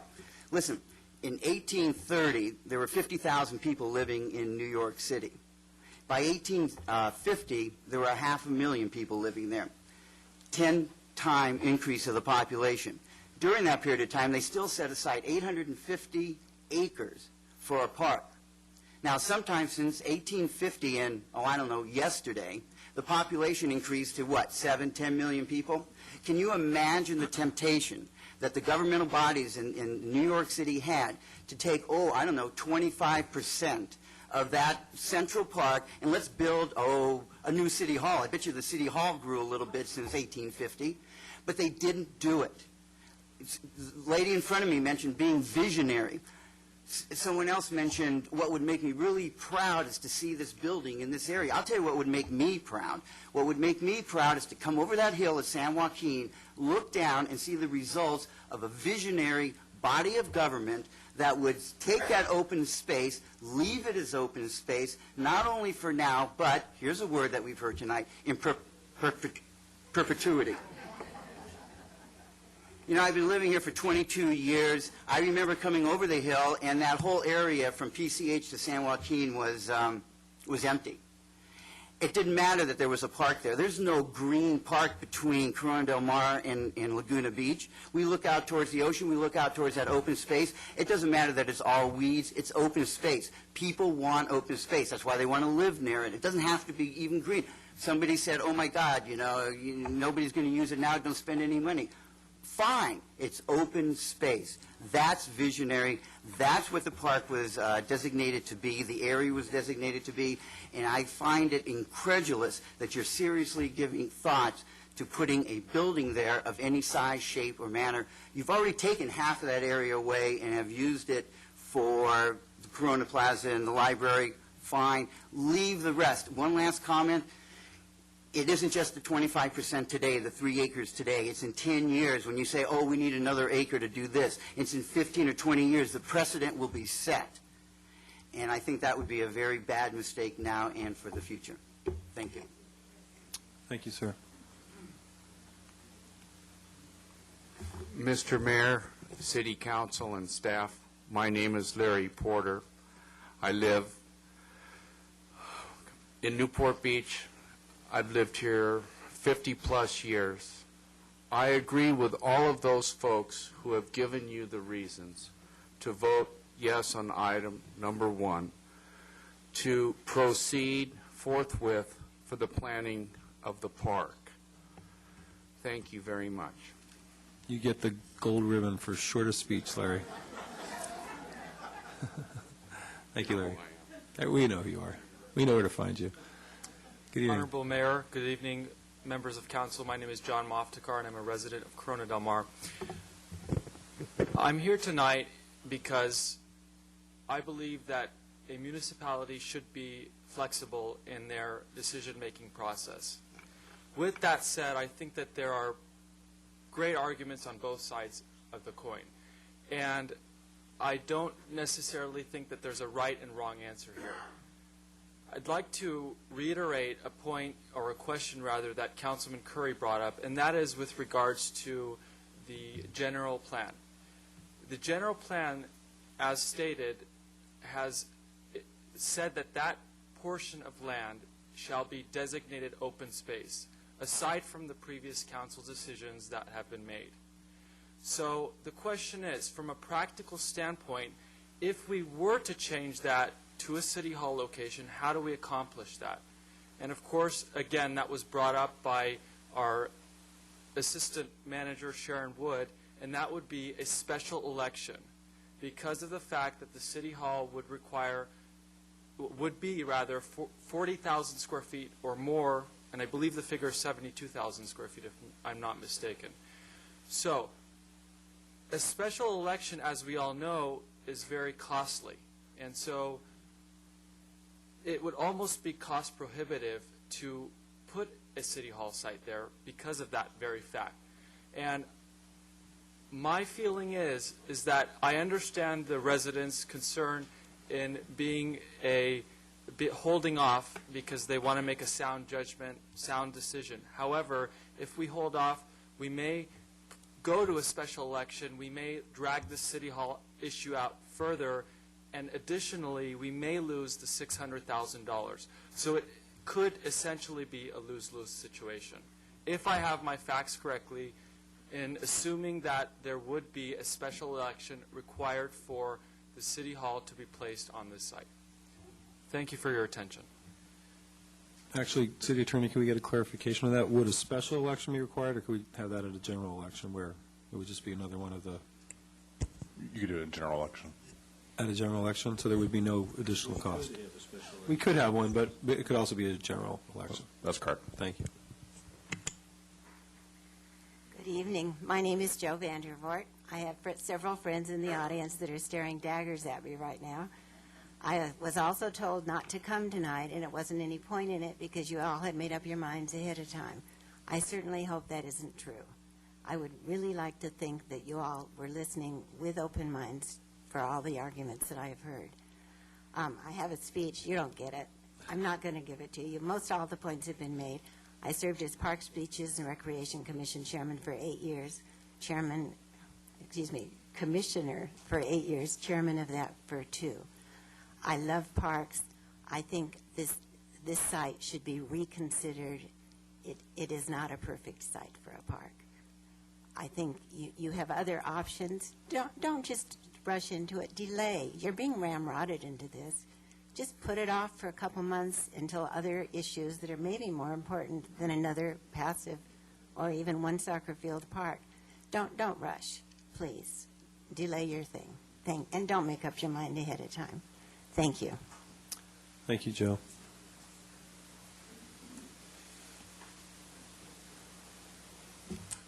My name is Mike Johnson, and Mr. Mayor and council people, I'm very pleased to be here. I'm going to keep it real short.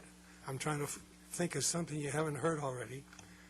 And I think what I'd like to bring out is that this morning, trying to figure out what is going on, I went to the I went to Google, and I looked up Newport Inglewood fault line to see just what they'd come up with in the way of information. And they have, once you get to a link in there, and it's called Earthquake Planning Scenario for a Major Earthquake on the Newport Inglewood Fault Line, prepared by the California Geology, April 1989. And basically, the city of Newport Beach plays a very big role in this scenario that they're talking about. And it goes on for pages and pages. And if you want to be scared for the investments you've got around here, particularly if, like myself, you live on the impact area, it is a scary thing. But it's particularly scary in reference to this site that we're in right now. And the site has a high water table. And what they're saying is the thing that's going to do the most damage in the event of an earthquake, or I suppose seismic tsunamis or whatever, is what's called liquefaction. Liquefaction will do more damage than anything else to this low-lying area that I live in and the City Hall resides in. So I think my main point right now is I'm in favor of a suggestion of moving this site to somewhere else, and I like the concept of the efficiency, the economies, and all that are proposed by a mix of a city hall and a library, our main library, and some beauty that could be enjoyed by the employees of the library and the city hall. You've got a lot of people that maybe need some unstressed time from these city responsibilities. So I would like to have you seriously consider this proposal. Thank you for your time. Thank you. And I'd like to know how you get that unstressed time, because I could use some myself.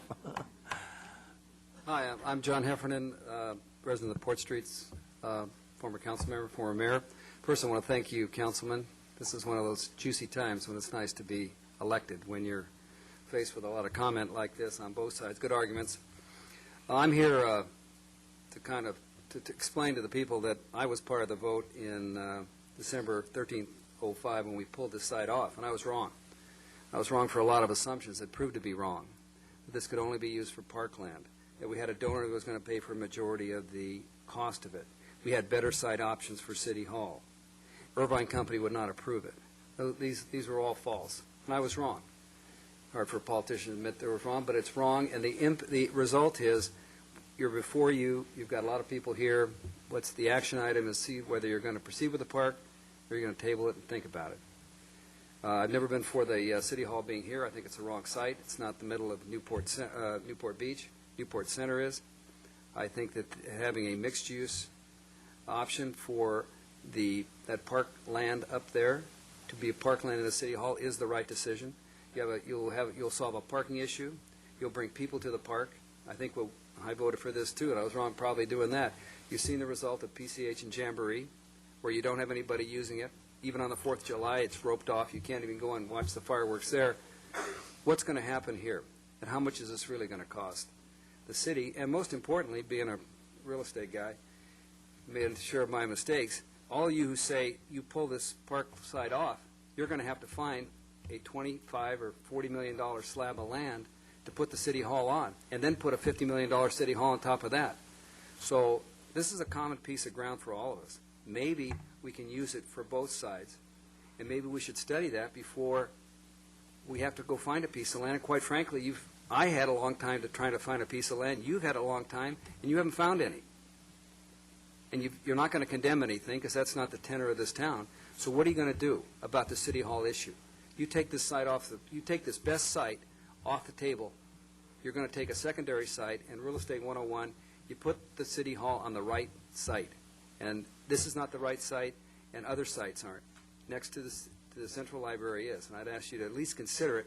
If you end up making this a park, then you end up making it. But I think you filled the city, you filled these chambers with a lot of people with a lot of good comments, and I think maybe that's the time to kind of reconsider this a little longer before just voting to proceed with the park. Thank you again.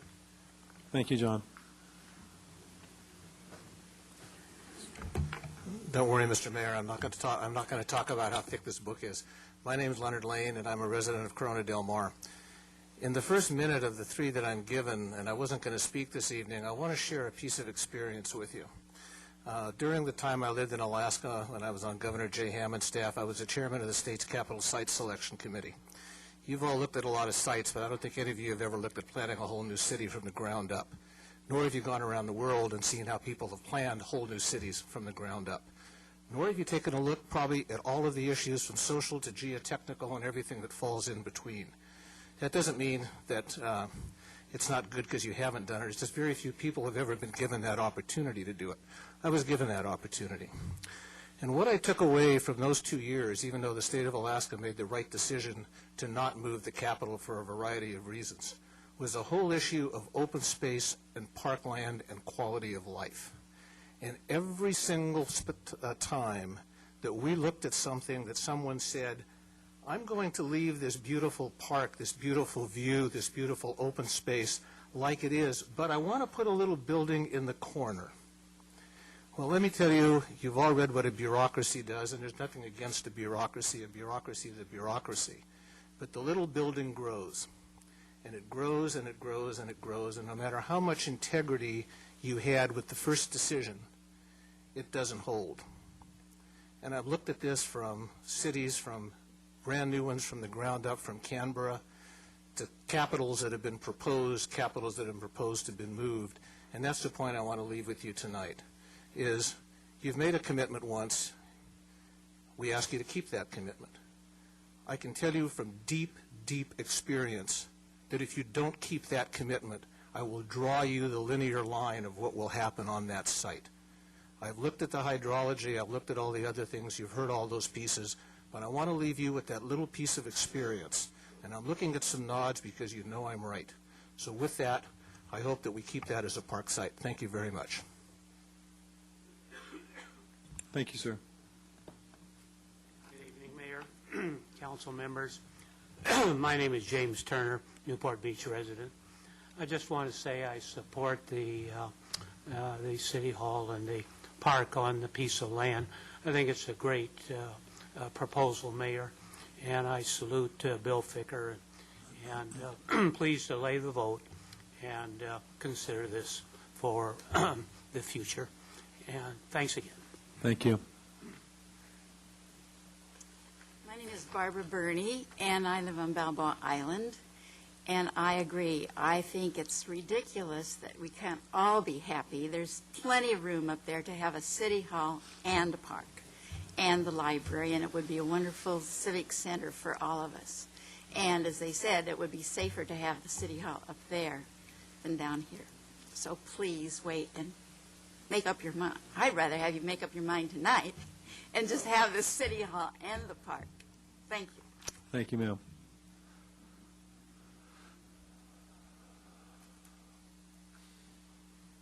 Mr. Mayor and council members, I'm Bob Shelton, 51-year resident of Newport Beach. My sympathies with you, Ed.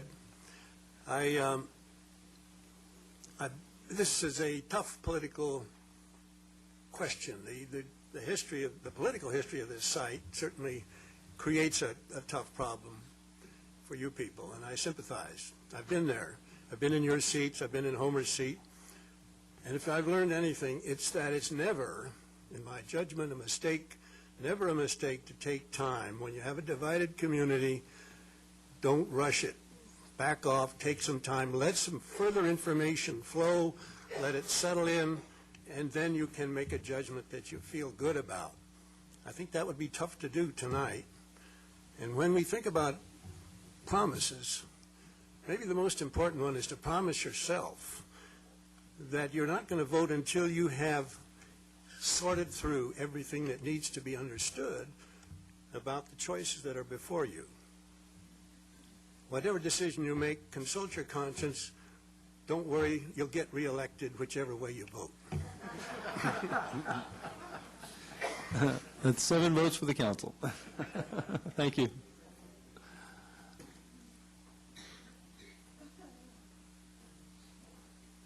Good evening, Mr. Mayor, members of the City Council. I'm Deborah Allen, and I live on White Sales Way in Corona Del Mar. And not a very high-tech exhibit, I'm sorry, but I support everything that the people who've spoken before you about keeping your promises, and obviously I am very much in favor of option number 1. Please vote to take this park and develop it as a park so people can begin to see it as a park and not see it as the vacant lot behind the library. But the one thing that I was trying to think of something I could say that's new, because I've spoken to you so many times on this subject in the years and years and years of hearings we've been doing on this.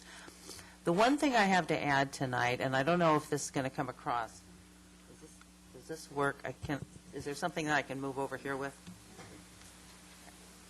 Thank you. Yeah. Well, no, just so they pick it up. Okay. The problem with the Park City Hall concept. Why don't you just use the... Okay, don't count this against my time, Steve. Okay, I'll talk into this one. The problem is that the City Hall, the proposal for City Hall, takes a great big giant chunk out of the grass portion of the park.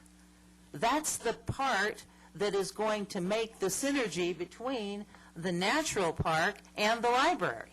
The City Hall doesn't take just 25%. It takes the 25% right smack out of the center cut of the grass section of the park. So what you're likely to wind up with is exactly what you don't want. The same kind of park that you have at Back Bay View Park. The part of this park that is beautiful, that is different than the Back Bay View Park, that is something over which we as a city have control because it isn't within the coastal zone, is the grass. And the grass will enable people to enjoy the natural area because it isn't all, I don't want to say, it isn't all natural. It will have manicured grass. Okay. Anyway, that's all I have to say, but it's a very, very important feature of the park, and you'd be ruining it. So I hope you vote to get going on Phase 1 of the park. Thank you. Thank you. You didn't even need the extra time. Good evening, Mr. Mayor, City Council members. My name is Jan Vandersloot. I live in Newport Heights. Tonight I'm speaking on behalf of the citizens group SPAWN, Stop Polluting Our Newport. Stop Polluting Our Newport has been involved with this site since the late 80s when we had meetings with the Irvine Company and developed the groundwork for the CIOSA Agreement of 1992. The CIOSA Agreement was a development agreement which gave particular rights to the Irvine Company. In exchange, the Irvine Company gave to the city open space and circulation improvements. One of those open space sites is this site. And the city accepted the dedication for open space, and that dedication limits the uses on this site to only open space park. So you have an obligation to abide by that commitment you made when you signed the development agreement in 1992. Now, Mr. Witt, who was an employee of the Irvine Company, I believe, states that that site was designated for affordable housing, but that affordable housing overlay could be put on any of the open space sites, and instead of putting affordable housing on the site above the library is moved to Lower Bayview Landing. Another aspect of the history is the 1991 Library Exchange Agreement, where the entitlement that was existing on the site behind the library was transferred to other areas in Newport Center, and in exchange, this land was designated as open space. So you actually have two agreements. You have a CIOSA agreement and a library exchange agreement, which calls for this site to be open space in exchange for enhanced development in other places of the city. So it's already been mitigated twice. It's been used as mitigated open space for development in other areas. For you to go back and renege on that basically means that you're losing all of the open space dedications that were given by previous promises, and you should require equivalent open space to be replaced. However, there is no place like this place because this has one of the most spectacular views in the city, as Mr. Webb said. You can see all the way to Palos Verdes Peninsula from this site. So I suggest that people appreciate the site for the view opportunities you get from it. I ask that you keep on the same track, that you keep your promises. A deal is a deal. You have integrity to maintain. You have to maintain you should keep your word. And the people of Newport Beach, the people in government and a democratic government expect you to keep your word, and that's called a public trust. So if you do keep the public trust, you should go ahead and proceed with development of the park. Thank you very much. Thank you, Jan. Good evening, Mayor and members of the council. My name is Jack Skinner, and I live in the West Cliff area. My comment is very brief. I believe that the proposed dual use of the park has merit and should not be dismissed tonight. Thank you. Thank you, Jack. You get the new gold ribbon now. You get 2 gold ribbons. That's right. My name is Helen Magruder, and I've been a resident of Corona Del Mar for 38 years. I don't have prepared things, so I have a lot of little short phrases, but I think each one of them have merit. A lot has been said about integrity and promises tonight, and as a city council, you have a promise to serve the entire community. As far as quality of life is concerned, I think there's something to be said about the quality of life of the working people in Newport Center so that they can have an area to go to, that they can enjoy a brief respite during their working day in a park. However, we need a civic center. Even City Hall doesn't sound really good enough to me for Newport Beach. We need a civic center. So I think that site should be considered for both park and civic center. And the last thing I have to say is, in this plan for the evening, please take no action on park development until such time as the City Council commits to a final location for City Hall. And I think, along with the words integrity and promise, I hope you take the phrase commitment really seriously and find a site for the City Hall. And if that site is the only one, you can put a beautiful park around the City Hall, and you can have both.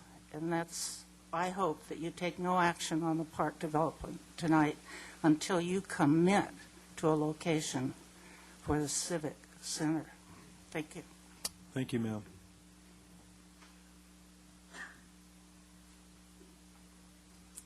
Good evening once again, Mayor Rosansky and members of the council. My name is Nancy Skinner. Someone for whom I have a lot of respect once said, while he was voting to approve a building project that was much larger than had been promised, and it was promised in writing to the residents, that person said he would only vote to override what was promised if the new project were far superior to the original plans.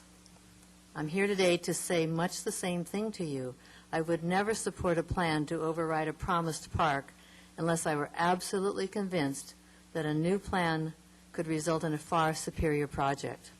I think the combination of a city hall at the site behind the library could be that plan. It would be far superior.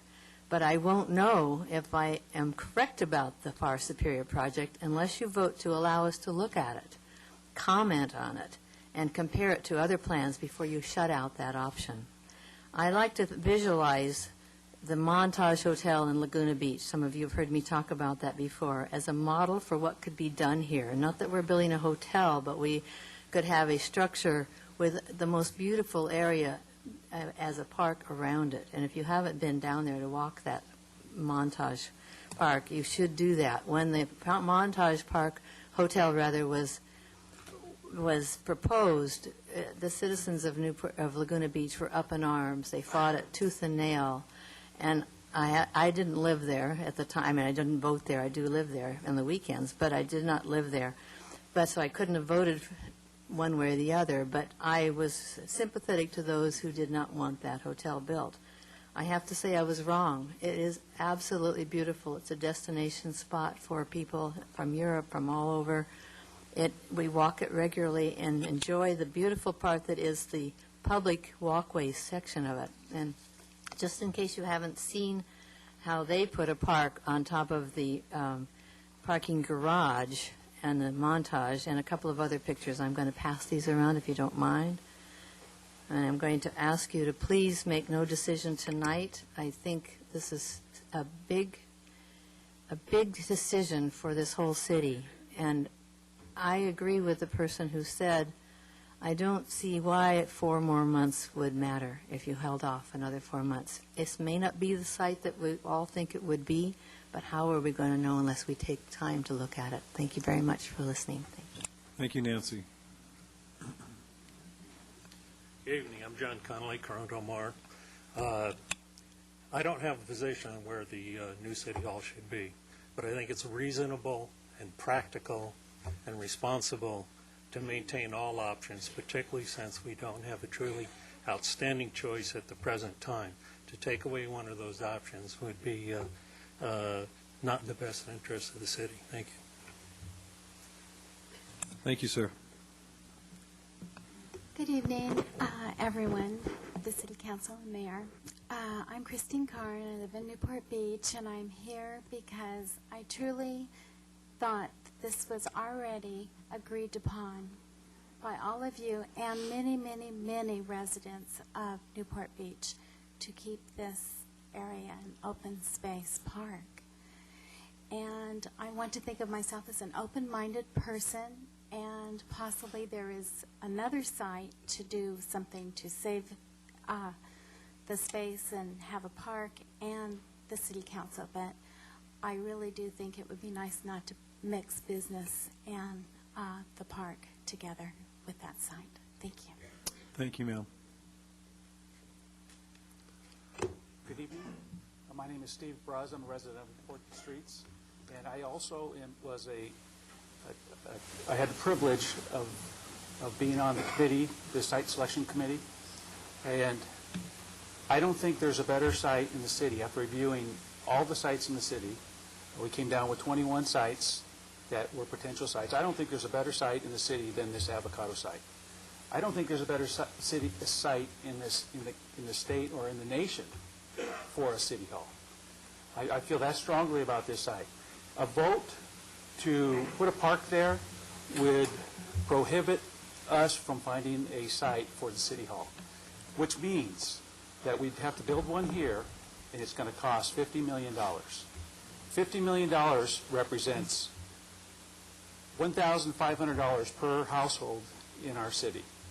I don't think it's worth putting a park on that site. I don't think our residents are willing to spend $1,500 per household for a park on that site and forego that opportunity. So I urge you to vote to leave your options open for a city hall at the avocado site. Thank you. Thank you, Steve. Good evening, City Council members. My name is Tim Brown. I live at 562 Vista Flora, Newport Beach. I serve at your pleasure on the Parks, Beaches, and Recreation Commission. The property adjacent to the Central Library has been designated as park space. It has been promised as park space and recently affirmed. That promise was recently affirmed. A park should be placed at this site. I serve on the Park Development Subcommittee alongside Commissioner Allen and Commissioner Luehrs. The three of us, along with former Commissioner Scoro, who's with us here tonight, have committed many hours on plans for the development of this park site. I am most excited by the amphitheater feature of the park because now the Central Library may be able to sponsor a reader's theater and other kinds of activities that promote literacy in our community. Again, I strongly support a passive park on this property. I feel just as strongly about the credibility of our commission, on which I have the privilege of serving. My concern is that the vote we took this past January 2nd, 2007, to recommend the park not include a soccer field and to urge the council to fund the first phase of the park as soon as possible is being interpreted by some in the community as a rejection of the recently proposed joint use of the property. In my view, this is an inaccurate inference. The idea for joint use was not part of the deliberations at that time. What follows is a motion made by Commissioner Allen, which appears in the approved minutes of January 2nd, 2007 PB&R Commission meeting. The motion was to urge approval by the City Council to move forward as soon as possible to develop the Newport Center Park site as a passive park. The motion carried by unanimous vote. Clearly, this is a very important decision. It's polarized groups within our community, and if you believe the polling, it seems to be evenly divided. All decisions of this magnitude need to be based on facts and not interpretation of one person or one group's actions. Thank you very much.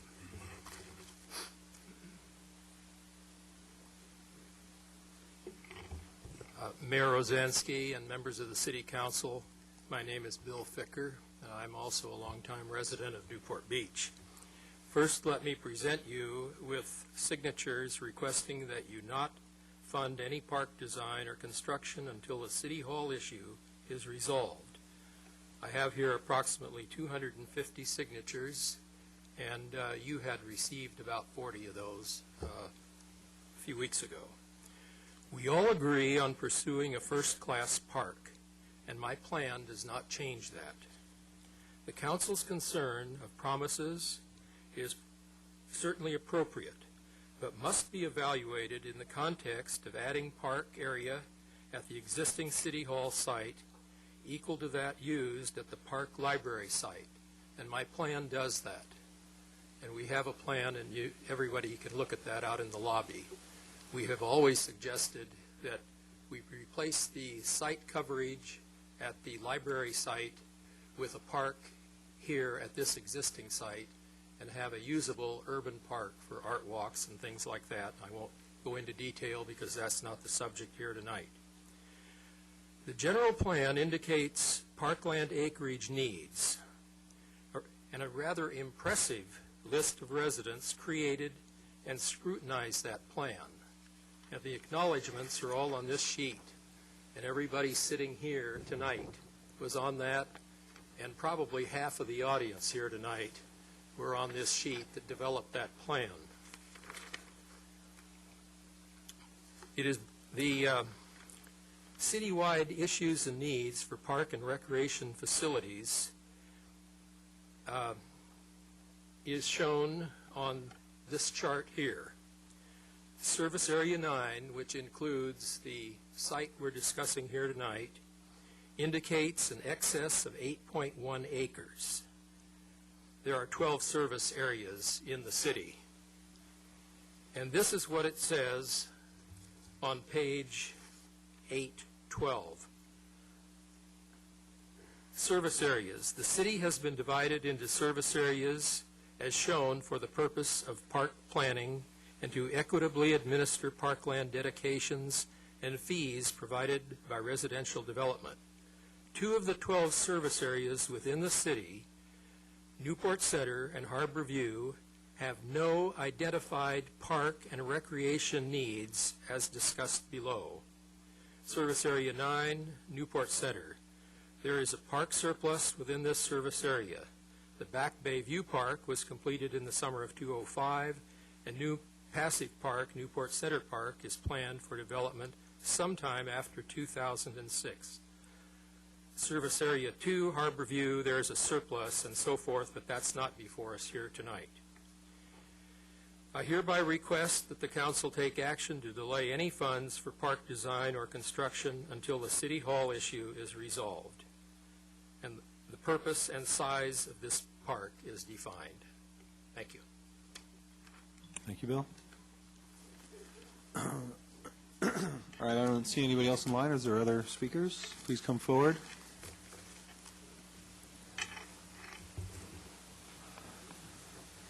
I should say, are there other speakers? My name is Charles Griffin, and I'm in East Bluff.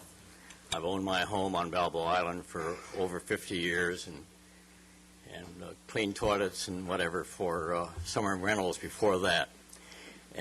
But I was born at 3rd and Grand in Los Angeles, not far from Pershing Square. And Pershing Square at that time was known for discussions that we heard tonight, freedom of speech, and it was certainly. Now, what has Pershing Square? It was a park with fountains. And what is it today? It's also a park, but underneath is a parking structure. And so I think you should plan and vote for number 1 tonight and make a parking structure underneath the natural park view area that it is today. And you can make a little money at it, which would pay for the park. It has already been decided because tonight, as I open this, the obvious place for a city hall is at the airport in the new industrial center, which will grow and grow and need a city hall in that location. And so, therefore, I think you need to vote tonight and carry on with the commitment that I have seen. I've talked to previous mayors, and it's silly to spend a lot of money to put a city hall on a priceless view site. You need to have a park there. Thank you.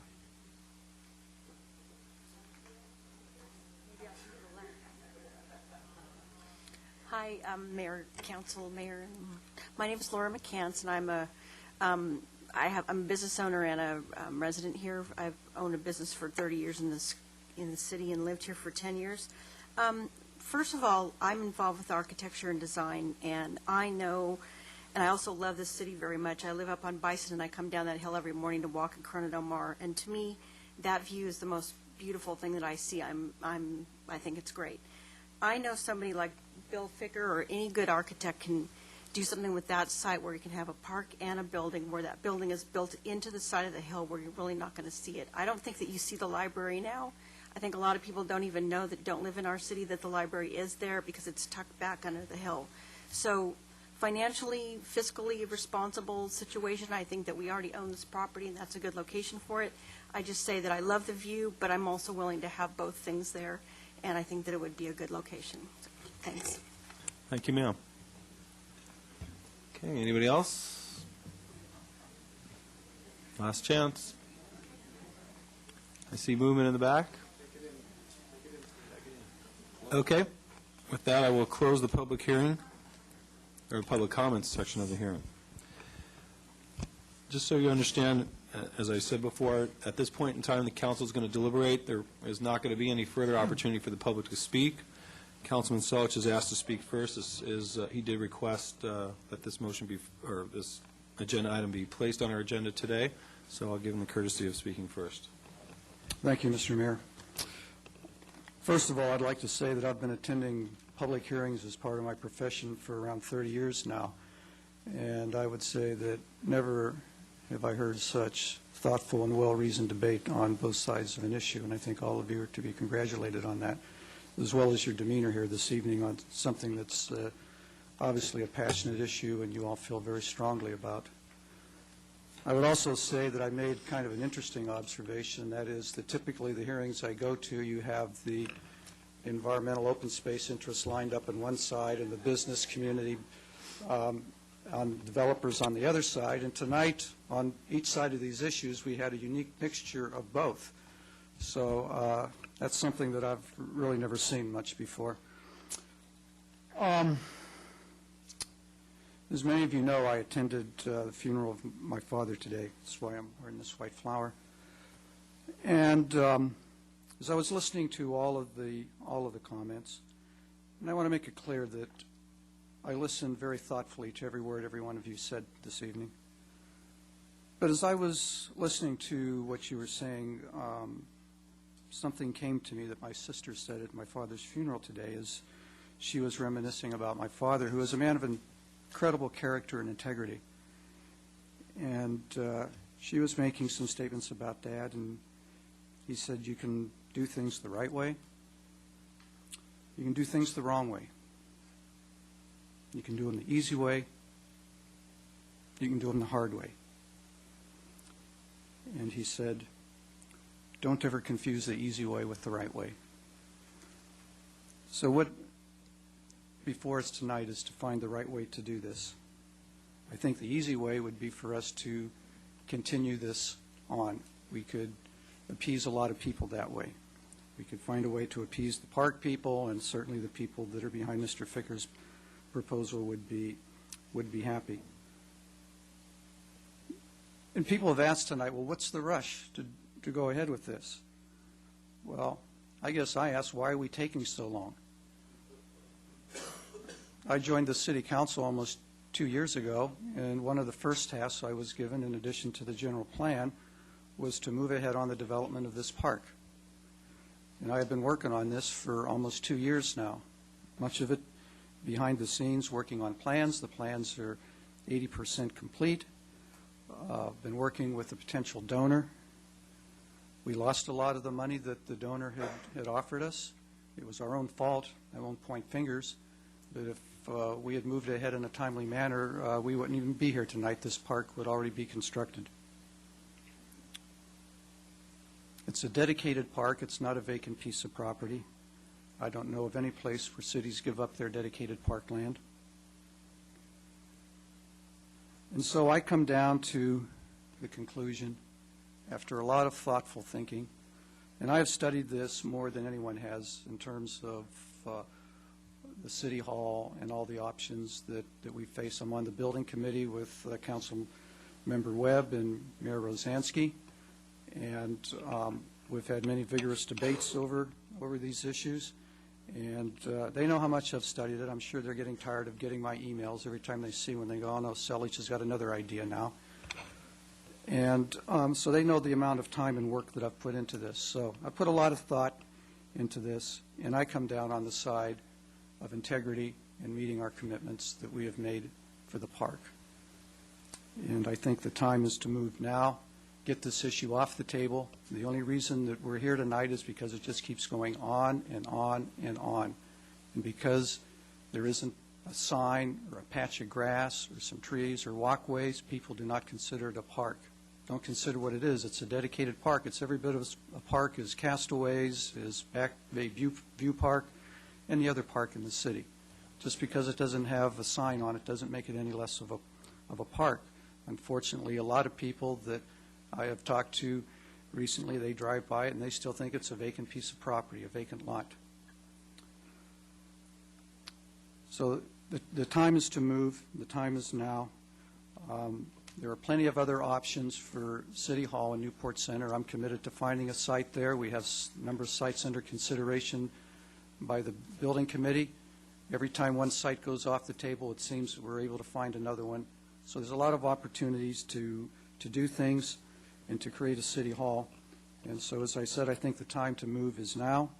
And with that, I'm going to move that we accept recommendation number 1. We direct the staff to proceed with the preparation of plans and specification for the bid package for Phase 1 of Newport Center Park with items 1 through 5 on page 5 of the staff report.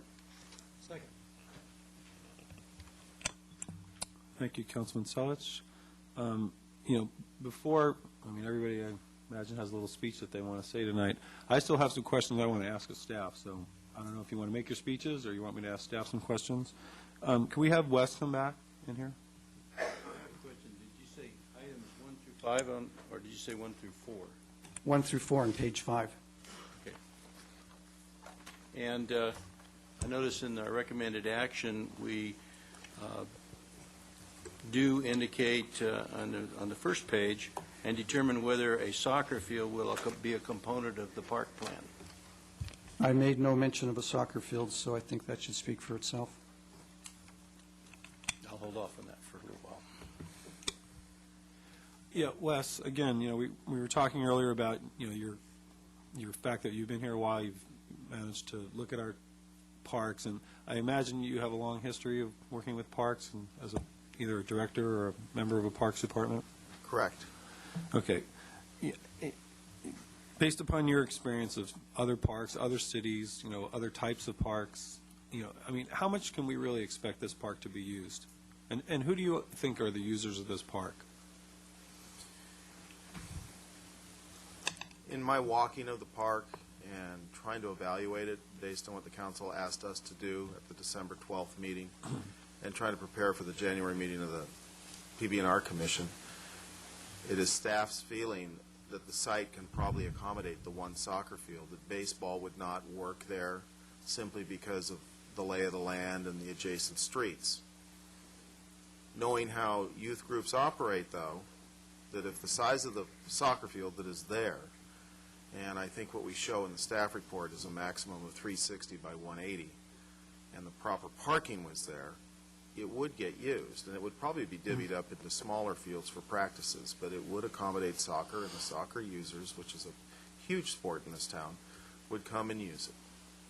Okay, let's assume that we're not going to build a soccer field there, that we're just going to build the park as the motion has indicated, that it's just a passive park with the turf grass, the primitive area. We've got a parking lot, I guess, down below between the library and the park, no connection directly between the library and the park, and a lot up on top that would have about 30 spaces. So based upon that scenario, who is the identified user of this park?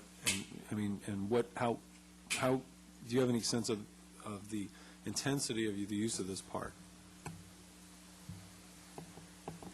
Well, I believe that it would get a regular group of users, probably people more closely living near the park from a neighborhood standpoint. I think library users would probably be there, depending on how we completed the final design in terms of picnic areas or the amphitheater or gazebo areas would dictate what kinds of groups and how long they would stay as far as the users.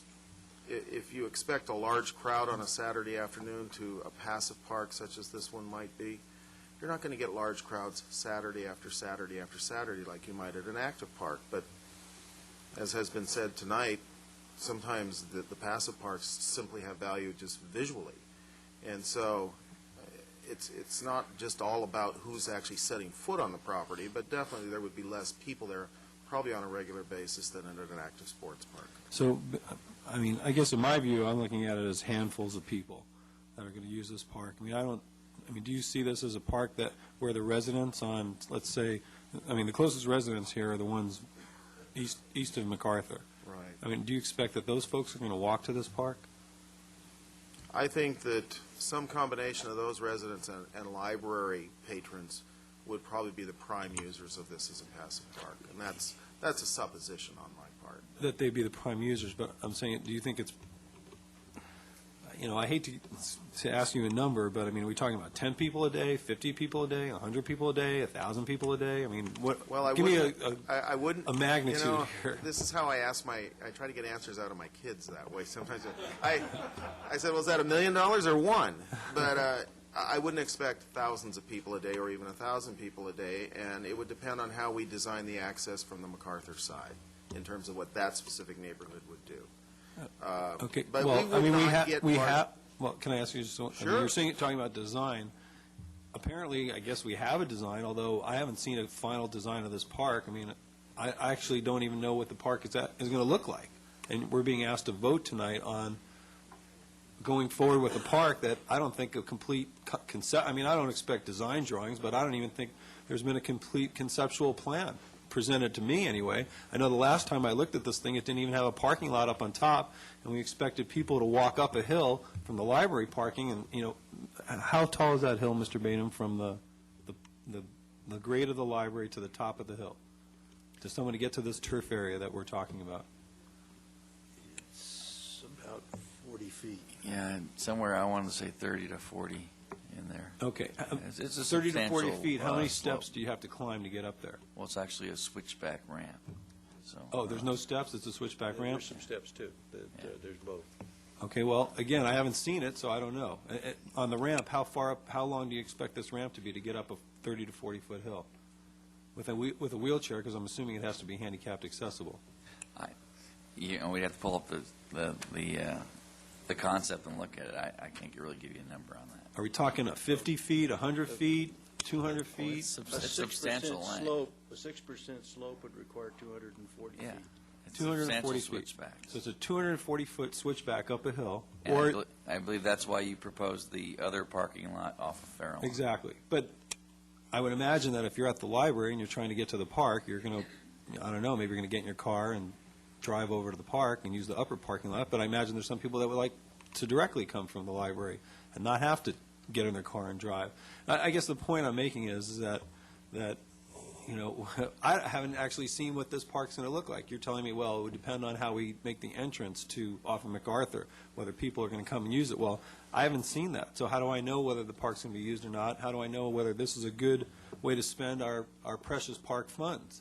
I mean, we talked earlier, and you told me it was $10 million to build Sunset Ridge Park, but that's going to be an active park and be used by a lot of people.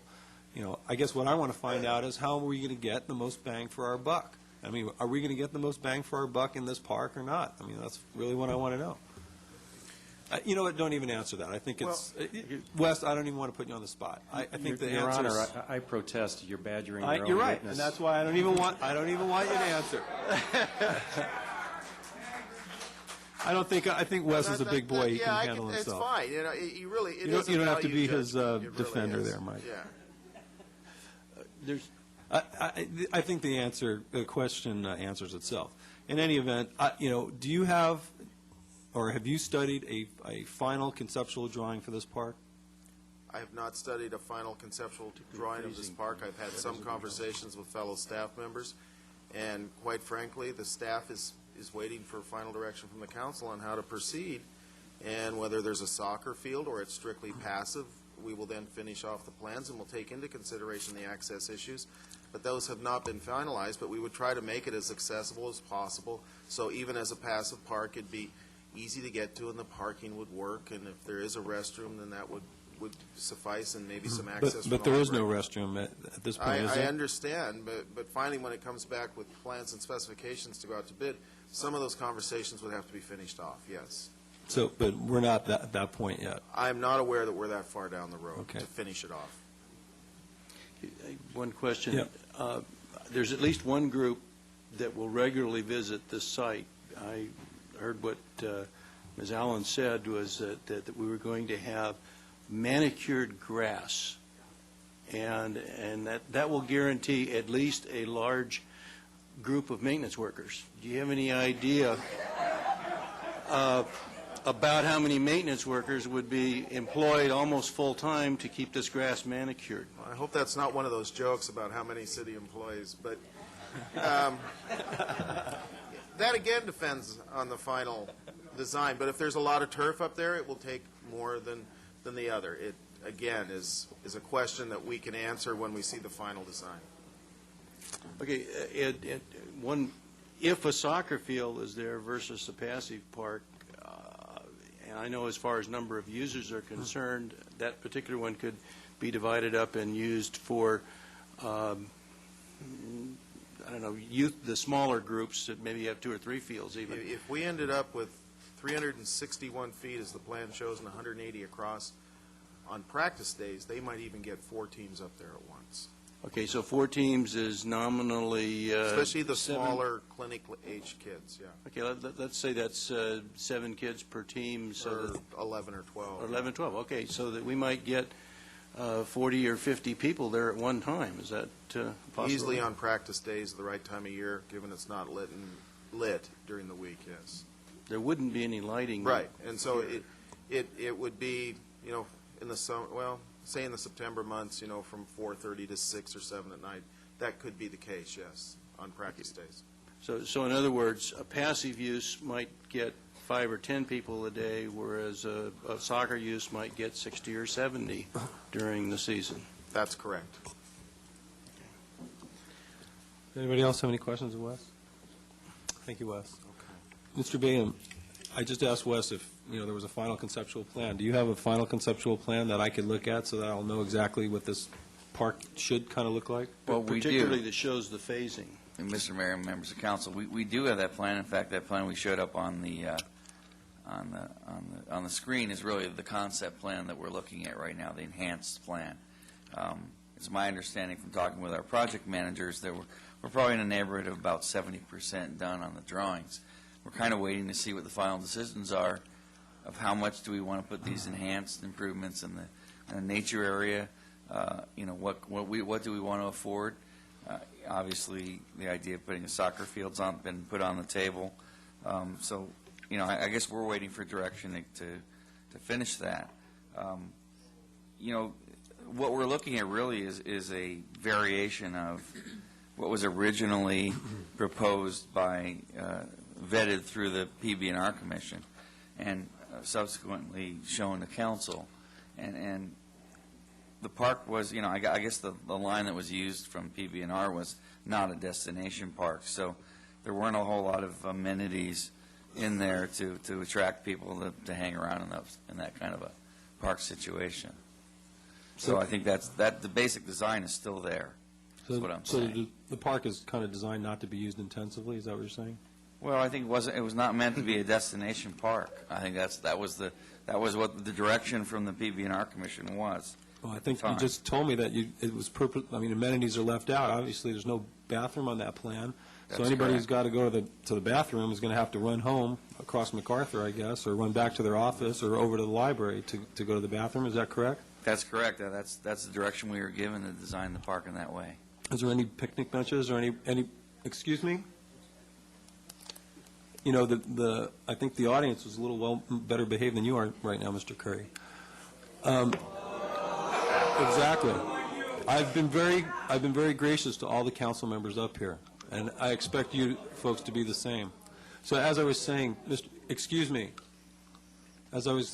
Batum, there aren't really any amenities here that are going to entice people to spend any amount of time in this park, other than maybe walking through the park or.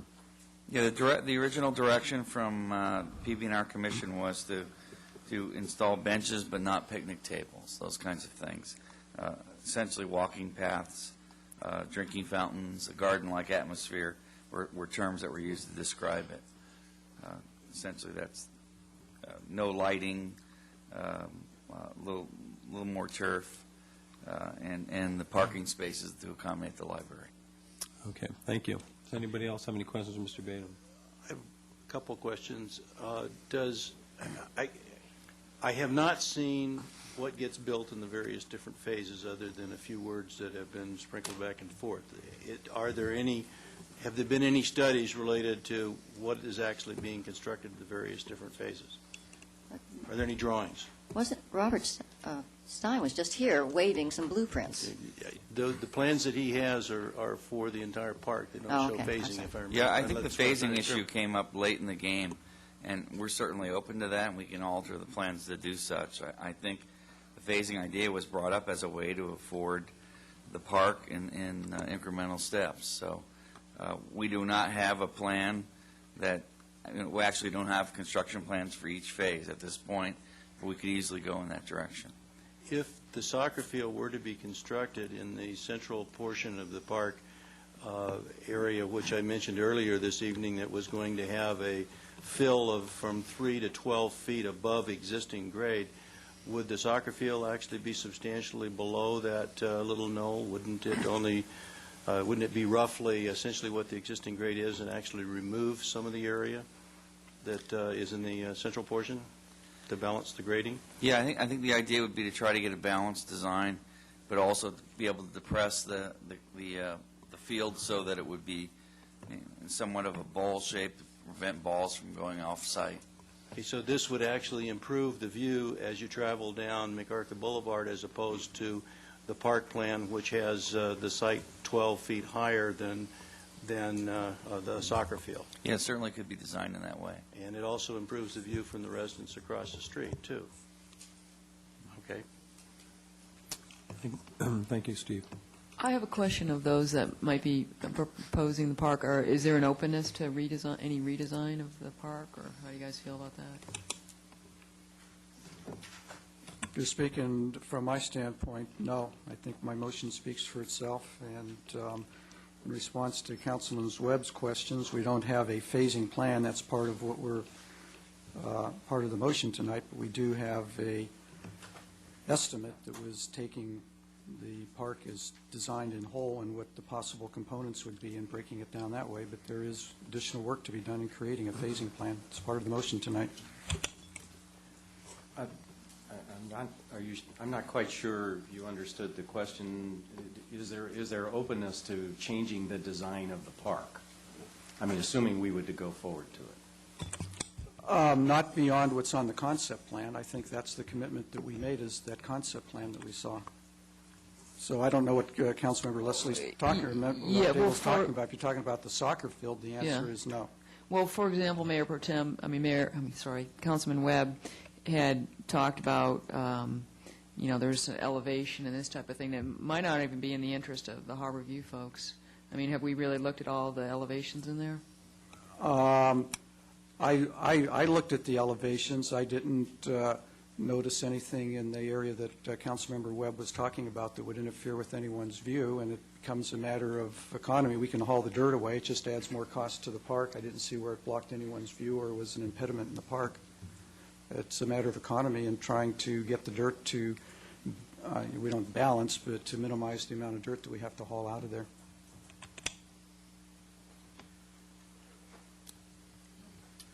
Any other? Well, I guess that I have a concern, and I think that Mr. Selich pointed out that what's the rush and why are we taking so long? I think the reason why we're taking so long is that this is a passive park and that we have substantial active park shortages within the community. And every time that we have reviewed the substantial amounts of money that this particular passive park would take, it means that any money that's spent on the passive park takes away from our ability to build active parks in areas where large numbers of people will use the park. And I think that we need to be very concerned about the cost-benefit ratio, you might say, of a use such as this that is, by definition from the PB&R Commission, not a destination park. Parks should be designed and built to encourage people to come and use them. That's not happening in this particular location.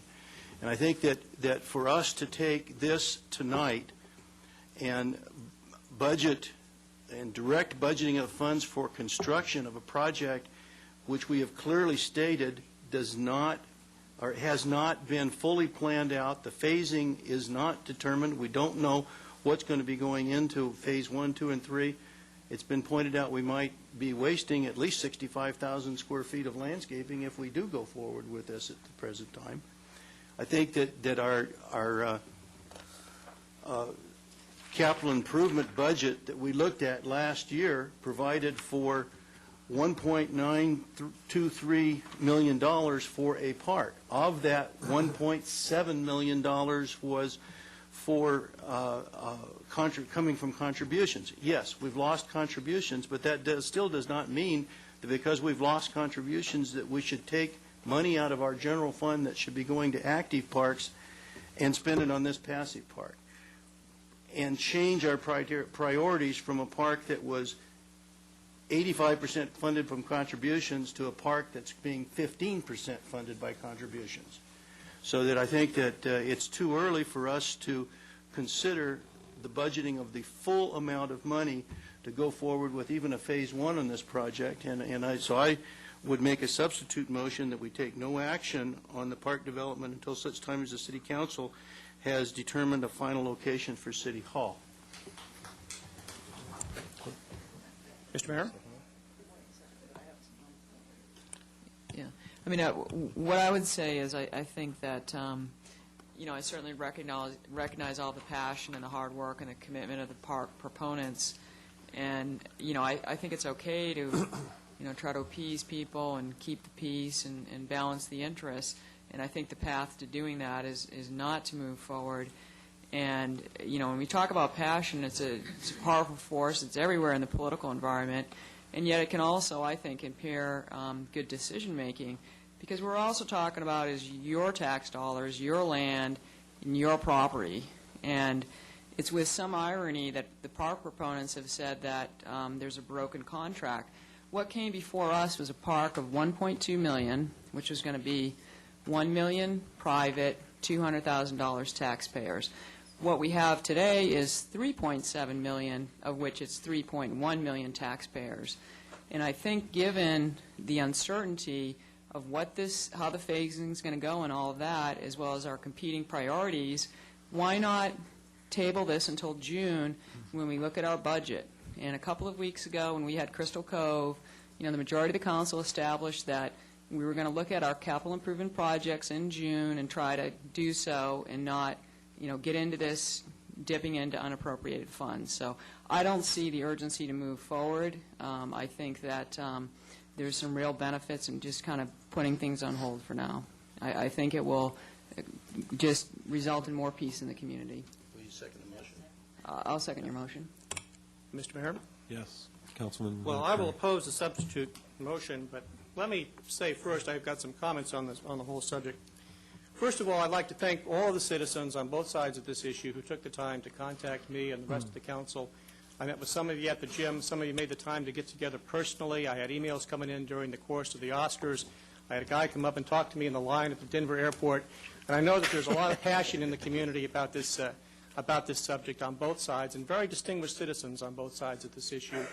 And this morning, I started the day very early. I was returning emails in the cab going to Washington Reagan Airport, and I was passing the Jefferson Memorial, and I think Tom Jefferson would be proud of how democracy worked in Newport Beach tonight, given this turnout. Now, let me say I'm truly sorry because of this that I'll end up disappointing probably half of you when we make decisions. Now, as to my personal position, I was asked in the campaign where I stood on this issue, and I think I made a pretty clear statement about what my position was. And where I come from, character means you take the same position after the election that you take before the election. So I'm going to be supporting the park, again, on this site. But even if I had managed to avoid taking the stand, I would be supporting the park. Let me say that I'm disappointed with the failure of leadership that brings us here tonight. We took a time of unprecedented civic unity in our community, and we have done a U-turn and drove ourselves as a community into a ditch, dividing ourselves. We've had brothers in the audience wearing different badges on this topic. And what it really comes down to is whether you support the Selledge plan, which I support, that would put City Hall in the 1400 block of Avocado and keep the park and the promises to the people, or take the park and put it in the 1500 block of Avocado.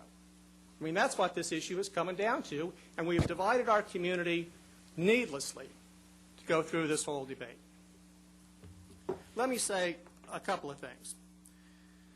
I never thought I'd live long enough to sit up here and hear people argue that we have too much or enough open space and ocean views in Newport Beach. That's a remarkable turn of events caused by this debate.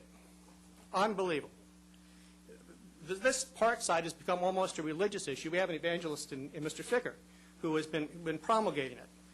And let me tell you the reasons why I don't support it. First of all, the City Hall itself. Now, we are not only not embracing the concept that the Arts Commission has recommended for a civic center, but City Hall has been dropped entirely from the name. It's now Parks Plus. This is an add-on to the park, sort of like an extra bench or something.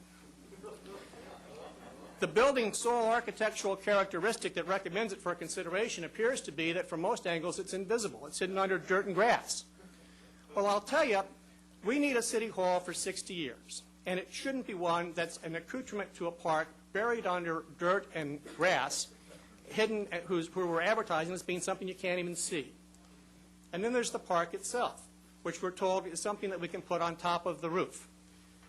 Now, people have talked about being married on this park with the ocean views in the background. And I suppose there's somebody who will want to be married amongst ventilators and the air conditioning vent and the microwave antenna and the communications towers, but I don't know who they are. It's not a park. It's a planter box on a hill. Now, the most important issue that's been brought up is that this is a matter of trust. It's not only one councilman, but it's the entire city council going back to 1990 who has a commitment to the neighborhood and to the community for a park. Now, could we put the City Hall there? Of course we could. But you know, we could also put it at the tennis club site. And in the face of opposition from one property owner, we backed off of that. We could have put it at Corporate Plaza. But in the opposition of one company, we backed off of that. But yet here we have hundreds in the community who are opposed to this site, but yet we press on and on and on to keep it on the table. Let me review the opposition. This is opposed by the Harborview Homeowners Association. It's opposed by the Corona Del Mar Residents Association. It's opposed by the Broadmoor Hills Homeowners Association. It's opposed by SPA and the environmental community. It's opposed by the Parks, Beaches, and Recreation Commission. It's opposed by the councilman whose district this is in. It's opposed by the two adjacent council people right here, but yet it continues. And let me tell you, my friends, particularly my Park Plus friends, that a council willing to renege on its commitments and roll over these homeowners is one willing to renege on commitments to you and your neighbors on different issues. Consider, if you will, that the same arguments in support of this plan can apply equally, and in some cases better, if we were to put City Hall in East Bluff Park, or put it in Bonita Canyon Park, or in Mariners Park, or Marina Park, or the property we just acquired for Caltrans where some people want to build a park known as Sunset Ridge. And if you live near any of these locations, you would object to it because it wasn't part of the bargain when you moved into your home, just as it's not part of the bargain for the homeowners in this neighborhood. And I would hope that you would want this city council to treat these homeowners with the same respect, the same honoring of commitment that you would expect to be treated in a similar situation. And indeed, if Sunset Ridge were on the table, I think Mr. Rosansky would have an entirely different view as to whether that park was an appropriate location for City Hall. Now, why is this debate happening in the first place? Well, number one, I think people legitimately want an efficient and economical City Hall, and that's our commitment to do it. I believe it's going to be a Newport Center. I frankly believe it's going to be at the OCTA site. It could be in conjunction with the police station site. But we are committed to providing an effective and efficient and economical City Hall. And people are having a difficult time visualizing a park.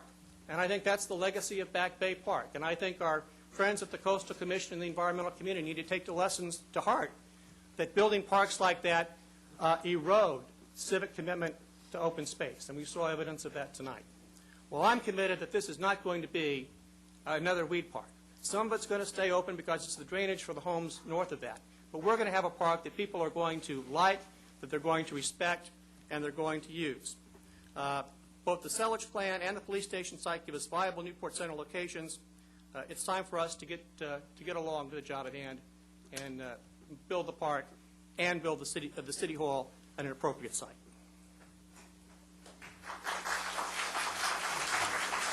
Councilman Henn? I'll try to not take more than my allotted 5 minutes. Ladies and gentlemen, this is what we get paid the big bucks for, is to decide, along with my colleagues here, the weighty issue of where to put City Hall. I'm hoping that we can solve this tonight and move on next to how to end the Iraq War soon. I do want to thank my fellow council members, and I really mean this.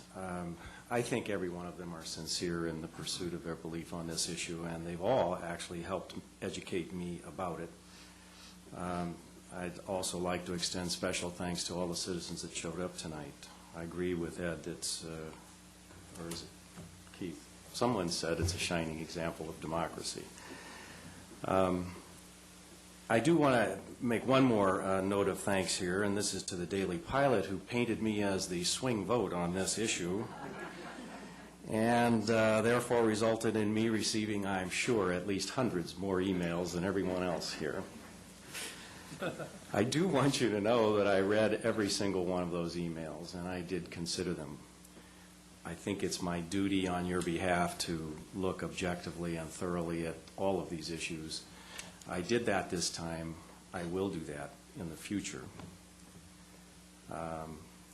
In fact, I've considered all of the input right up through tonight. Regarding the debate tonight, though, I do want to share a few observations and then explain to you how I've reached my decision. First, it's most certainly too early to conclude what is the one best location for City Hall. No one in this room knows the answer to that question. It's a complex question that deserves much more study. I have confidence that we will find the one best site.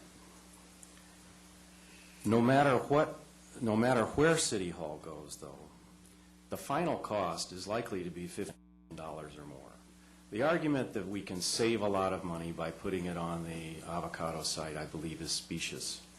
And it is because if we take away that park site and that park land, that dedicated park land, there will be a hue and cry to replace that park land somewhere else. That will cost us a bunch of money.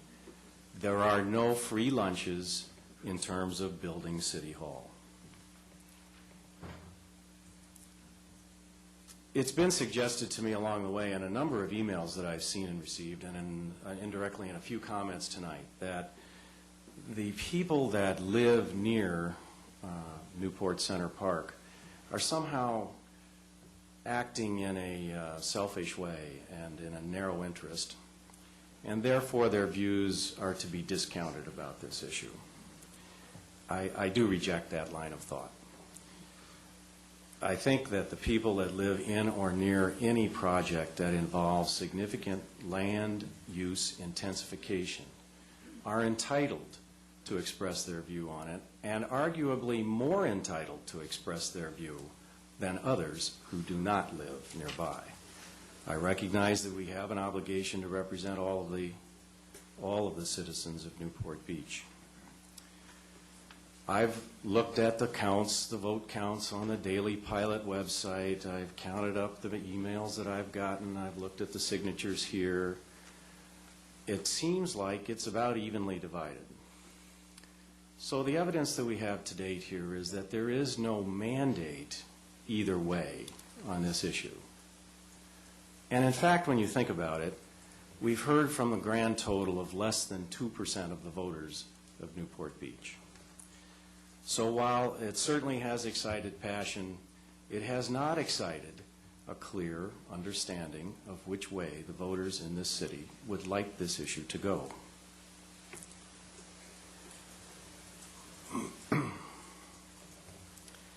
I do want to thank Don for taking me on a personal tour of our parks today. It was exciting because in a period of a little over 1 hour, he managed to drive his car, mostly legally, fast enough to get me by most of these parks. And it's always nice to spend time with Don at any event. But the one thing that I was impressed with at the end of the day was the number of parks that are so little known by so few people. And it leads me to conclude that if the number of visitors is the measure of a value of a park, then perhaps we should get rid of 30 or so of the parks that I visited today. Because it's clear that few of those parks, at least half of them I would guess, are not regularly visited by very many people. And so I don't think that's the right measure here, how many people will visit the park. I don't think bang for the buck is the decision rule that we should use. So where does that leave me? If we were starting at the beginning of this process with a clean sheet of paper, I would revel in the debate that we're having tonight about where is the exact best place for the park. We're not starting with a clean sheet of paper. We are not at the beginning of the process. We are nearly at the end of the process. And so it's a little late in my view, in view of the fact that the die has been cast. I try to live my life to the best of my ability, guided by principles. And I try to let my decisions be made based upon the facts, viewed through the prism of those principles. And usually that takes me to the right place. While I have sometimes regretted having made poor decisions, I have never, ever regretted having made a decision based upon the principles that guide me. And so I don't fear doing that. One of the highest principles to be adhered to, in my view, in my life, is integrity. That's a word that's been used a lot around here. It's been bandied around. I've not heard anybody define it. To me, integrity is making good on one's commitment to others. The need to act with integrity, in my view, trumps the debate over the specific issues and sites that we're considering here. Whether, relative to the question before us, we have two principal commitments to honor, both as individual council members and the council as a whole. I believe the council as an institution needs to act with integrity over time.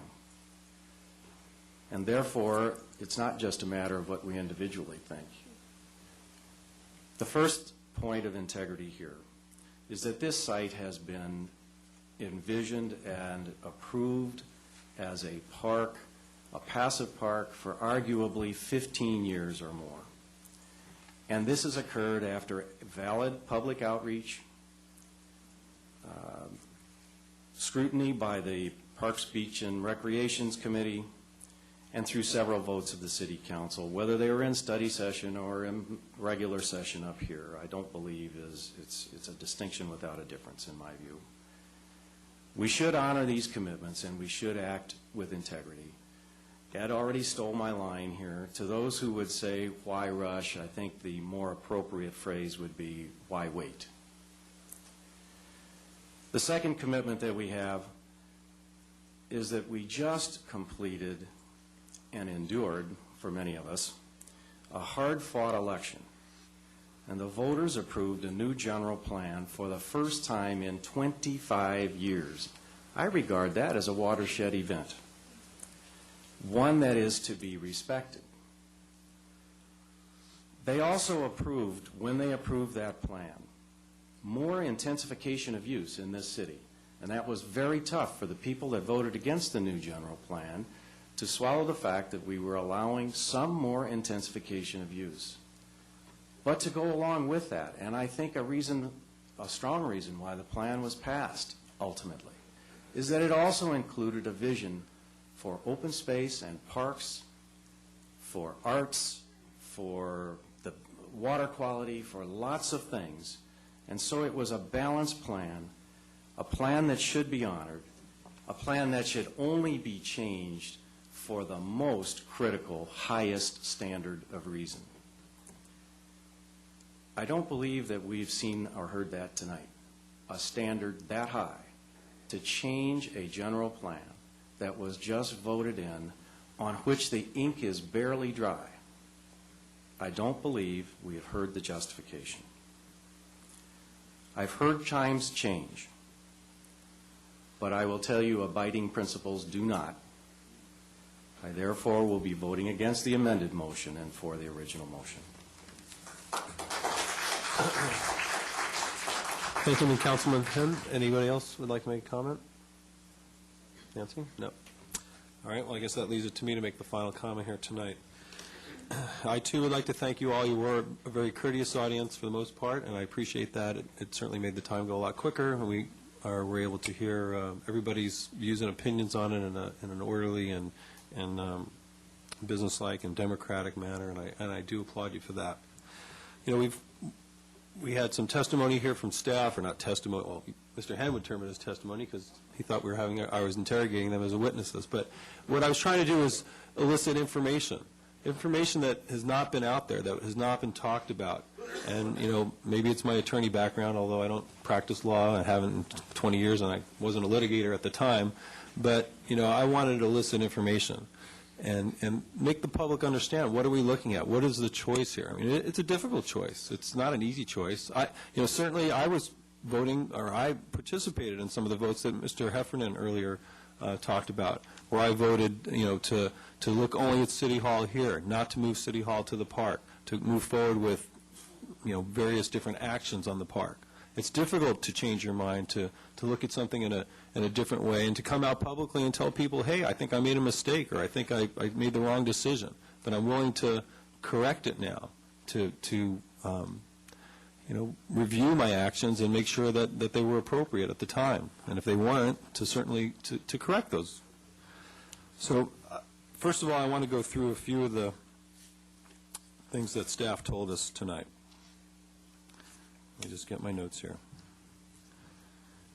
I asked Mr. Baden, about our Public Works Director, about phasing. And did he think that phasing was the best way to accomplish building a park? And I think his answer was no, and I think that his answer was that it was going to be more costly.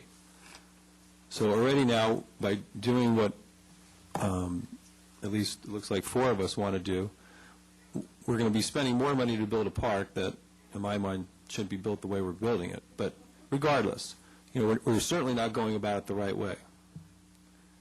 We talked about other parks in town, particularly Sunset Ridge Park.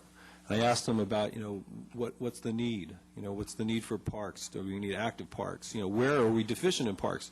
Mr. Councilman Henn talks about a general plan. Well, as stated here earlier, the general plan says that we have a surplus of passive park space in the Newport Center area.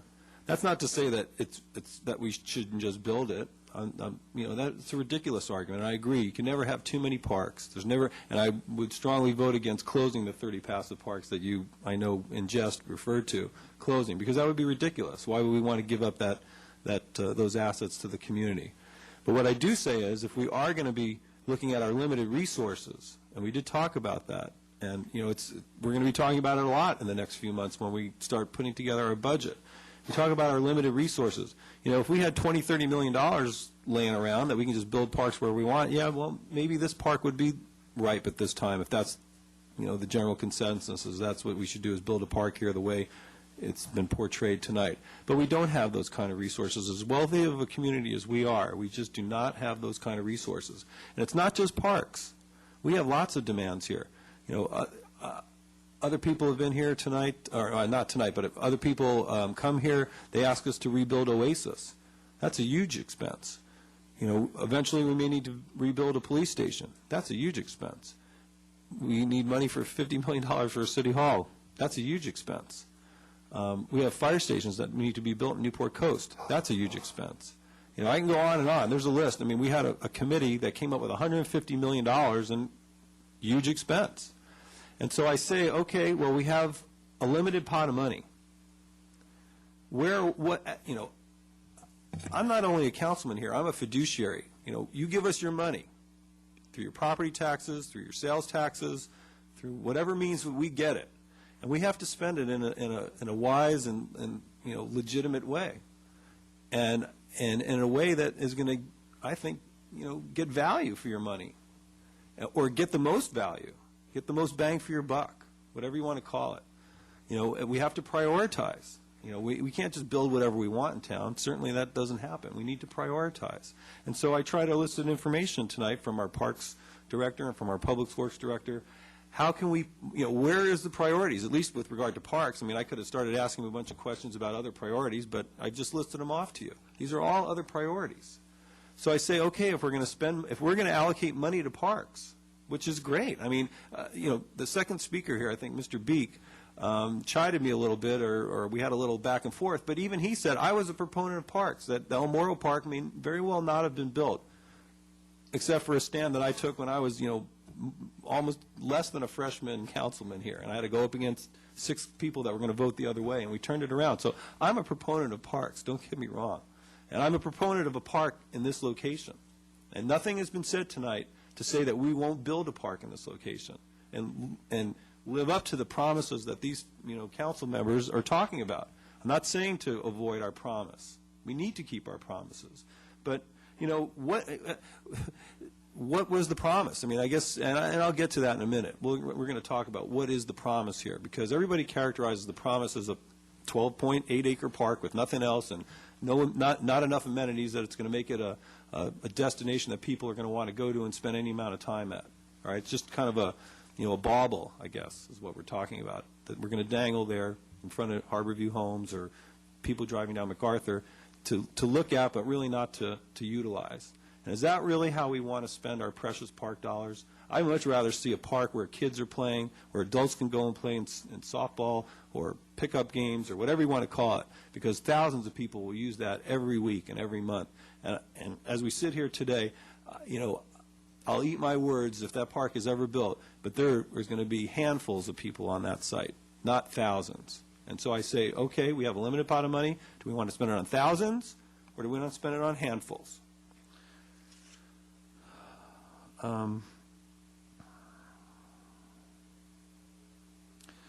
Clearly there is demand for passive parks and passive view parks. And I think, we had a presentation here. I gave Don a job. He went out. I said, Don, we need pictures of some of the other passive view parks.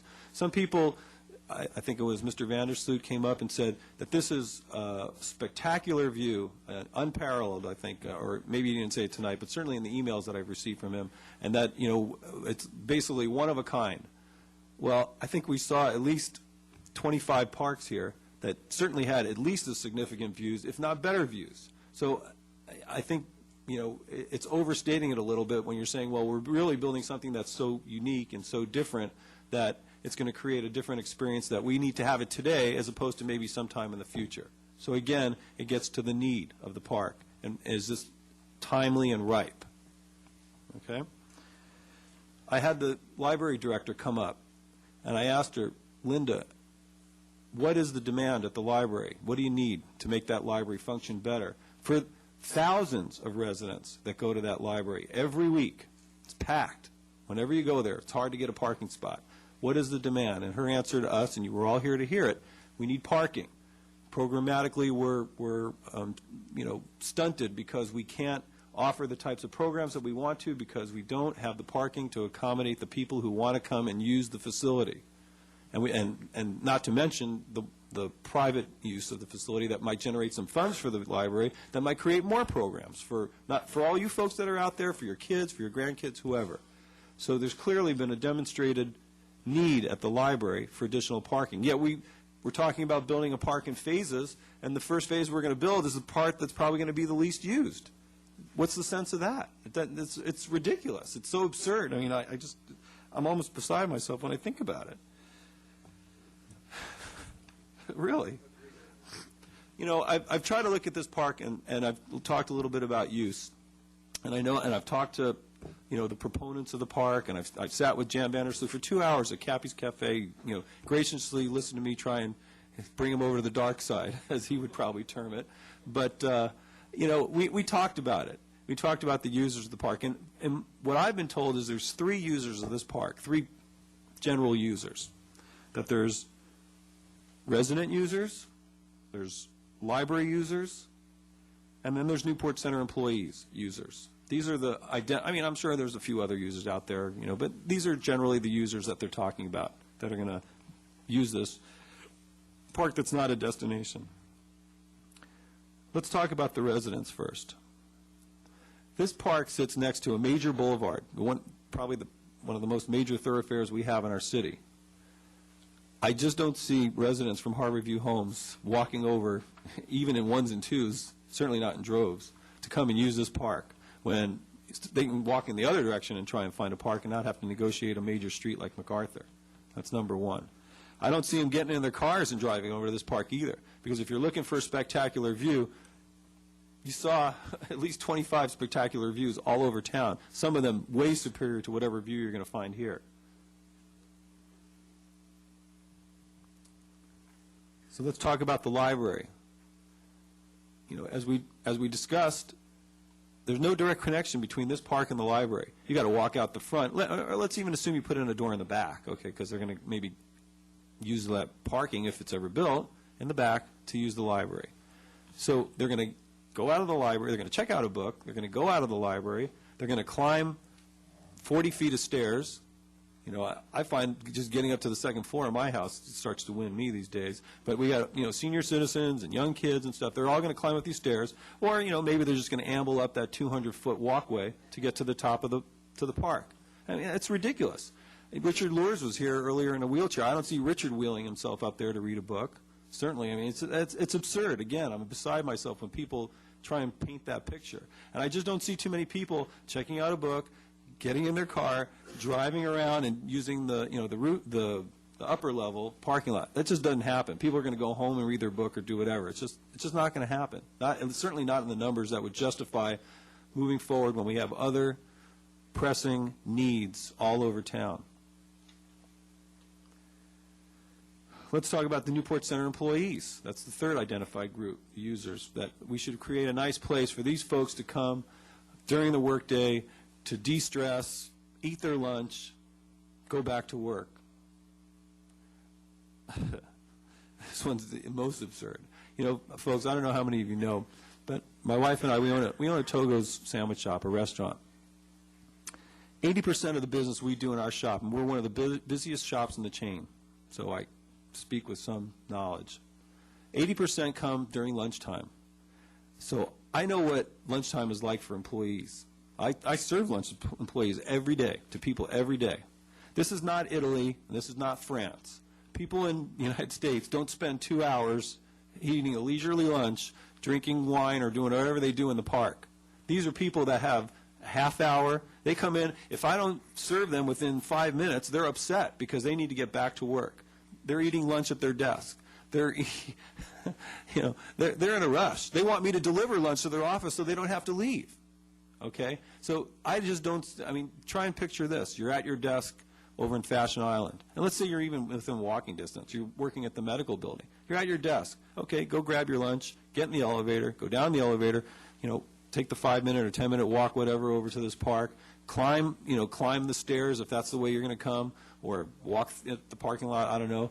Put out your blanket, eat your lunch, pack up, and climb back down the stairs or out the parking lot, take the 10-minute walk, go up the elevator, and get back to work. People don't have that kind of time, and they're certainly not going to do that. That's a pipe dream. Those people will never use the park. So in my mind, there is no users of this park, or at least not the kind of numbers that would justify putting this park ahead of identified needs elsewhere in the city. We have another park, too, we didn't even mention now, in Marina Park, which it looks like we finally come to agreement on as far as a plan for that park. There's another park that has probably at least $6, $8, $10 million in need eventually. So there again, we have other needs. 2 parks that I perceive as having much more utility, much more usefulness, being able to serve many more residents than this park that we're talking about tonight. And again, I'm not against the park. I'm not against building a park here. Eventually, I'm not against building a park here. So I don't want anybody to walk away, whether you're with the Save the Park or wearing the Park Plus or whatever, or not even wearing a button. I am not against a park in this site, and I don't think Councilmember Webb is, or Councilwoman Daigle. One of the questions that was asked here is why is it, why is it taking so long to build this park? That's obviously evidence of why we need to build it today. It's taken so long. Well, I guess I look at it from a different perspective. All right, this land was dedicated in 1992. We're 15 years out. That is a long time. That is a long time to wait to build a park. But I say to myself, if there was such a great need and a demand for this park would have been built 10 years ago. It would have been built. We would have allocated money. And there wouldn't be people asking to put cultural arts centers on it, or put senior housing on it, or putting city halls on it if they thought that this was a good use for the land, if they thought that just leaving it a park. We are struggling as a city. That's why we continually come up with ideas, in my opinion. Because we don't it's not perceived as a park because it's just not right. It's just not right. The 12.8 acres for a handful of people to walk around in is just not right when we have other pressing needs. Okay? So I don't buy the length argument. I don't say that that's the reason why we need to act today. That's ridiculous. It just doesn't make sense.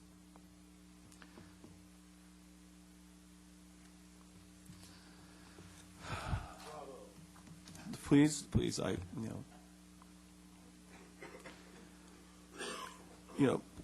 Mr. Selich here, or Councilman Selich spoke first tonight, and he talked about other potential uses that there are, and other council members have talked about other potential sites for City Hall. Well, and Councilman Curry mentioned that Mr. Selich, or Councilman Selich, has developed a design for other sites. The OCTA site, I think, was the one that you mentioned, correct? Well, I'll tell you, as I sit here, and I sit on the building committee, I'm chairman of the building committee for a while now, and a councilman, I've looked at other proposals. We've looked at a lot of sites around town, and Councilman Selich has sent me a lot of designs for projects on different properties all over town, in Newport Center and other places. He said so himself, right? He said we were sick of getting those design. I'm not sick of it, by the way, and I appreciate your efforts in those regards. But the bottom line is none of those sites planned out. We looked at Corporate Plaza as a potential site. Irvine Company didn't want to sell. I sat there with Councilman Selich to try and talk them into it. They didn't want to sell. We talked about the tennis courts. It was the biggest thing in the newspapers for months. The city council is going to take this property by eminent domain. Well, we were led to believe that the property was for sale. But we had designs there. It could have worked there. It was great. We thought we had a deal with the property owners. They changed their mind. So we had no city hall at that point. We had no legitimate site. We've looked at other sites that have come and gone. And, you know, I think what we're asking here tonight is not to make a decision on putting City Hall in the park. That is not the action item tonight. The action item tonight is, at least the alternative, or the second motion, was to wait. And that is what I've begged Councilman Selich and others that are pushing this park. I begged them to wait.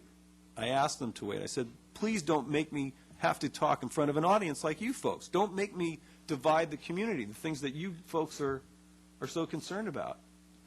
But no, they chose to forge forward. They didn't want to wait. They, you know, for whatever reason, and I'll talk about the reason as well. And I hope I'm not boring anybody. I know it's late, but, well, if you're bored, then you can leave. Be my guest. Nothing's keeping you glued to the seat. You know, there was, thank you. Good night. There was, you know, there's a, well, we talked about integrity. Many of the council members talked about integrity. Some of the people in the audience talked about integrity. You know, what is integrity here? Personally, I think that the reason that we're moving forward on this is it's political expediency. There were promises, as Councilman Curry said, made in a campaign. He's got to deliver on his promises. And as I would expect people to deliver on their promises. I don't make promises idly. I like to deliver on my promises, too. I don't make promises that I don't want to keep. But when you make promises, you know, for the wrong reason, because there's a certain group that wants a certain thing, and, you know, that's just not the right reason. And Councilman Selich, you know, he talked about his father's funeral today and the words that were said there, and talking about, you know, his father was against doing things the easy way. Well, giving into political expediency is the easy way. The hard way is to say, no, I'm not going to do that. All right? The hard way is to say, I'm going to take a stand. I'm going to do the right thing. I'm going to spend the city's money wisely instead of just frittering away because there's one particular group that can, you know, exert pressure on the council. And there are pressures. You know, people call me all the time, asking me to do this and that. Some people are more persuasive than others. So there are pressures. We are under pressure, and it's difficult.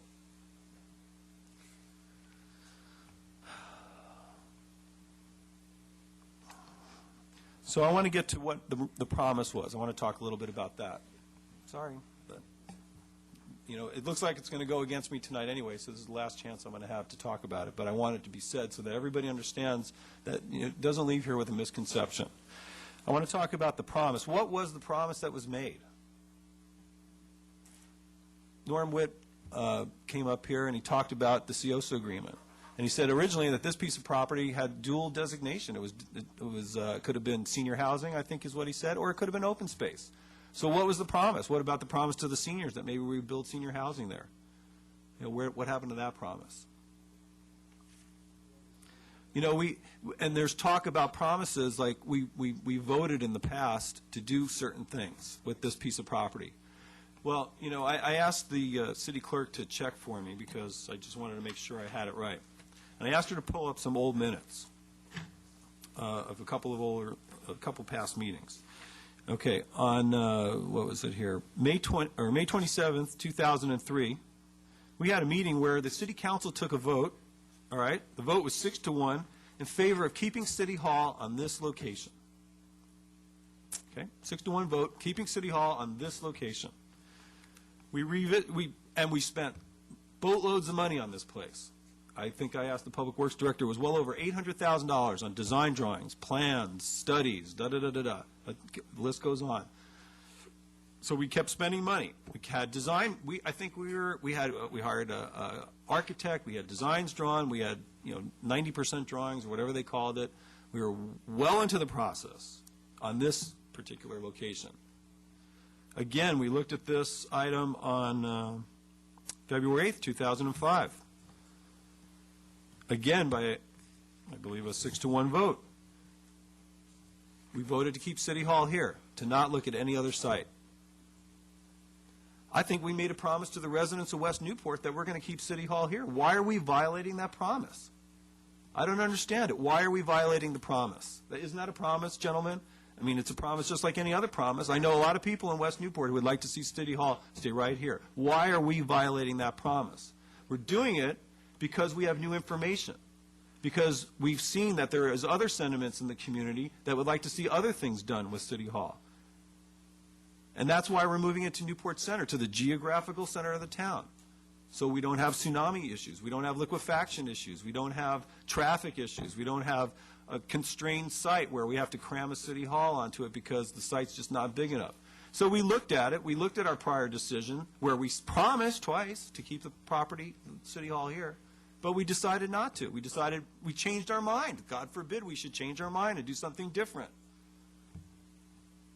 But we did it in the face of logical arguments, reasoning. You know, Councilman Selich, he was the one who asked for the Site Facility Review Committee. He was the one that said, I know we've decided on this site, but I really want to go and look at other potential alternative sites in town and make sure that we really got the best possible site, that we're doing the best possible thing for City Hall.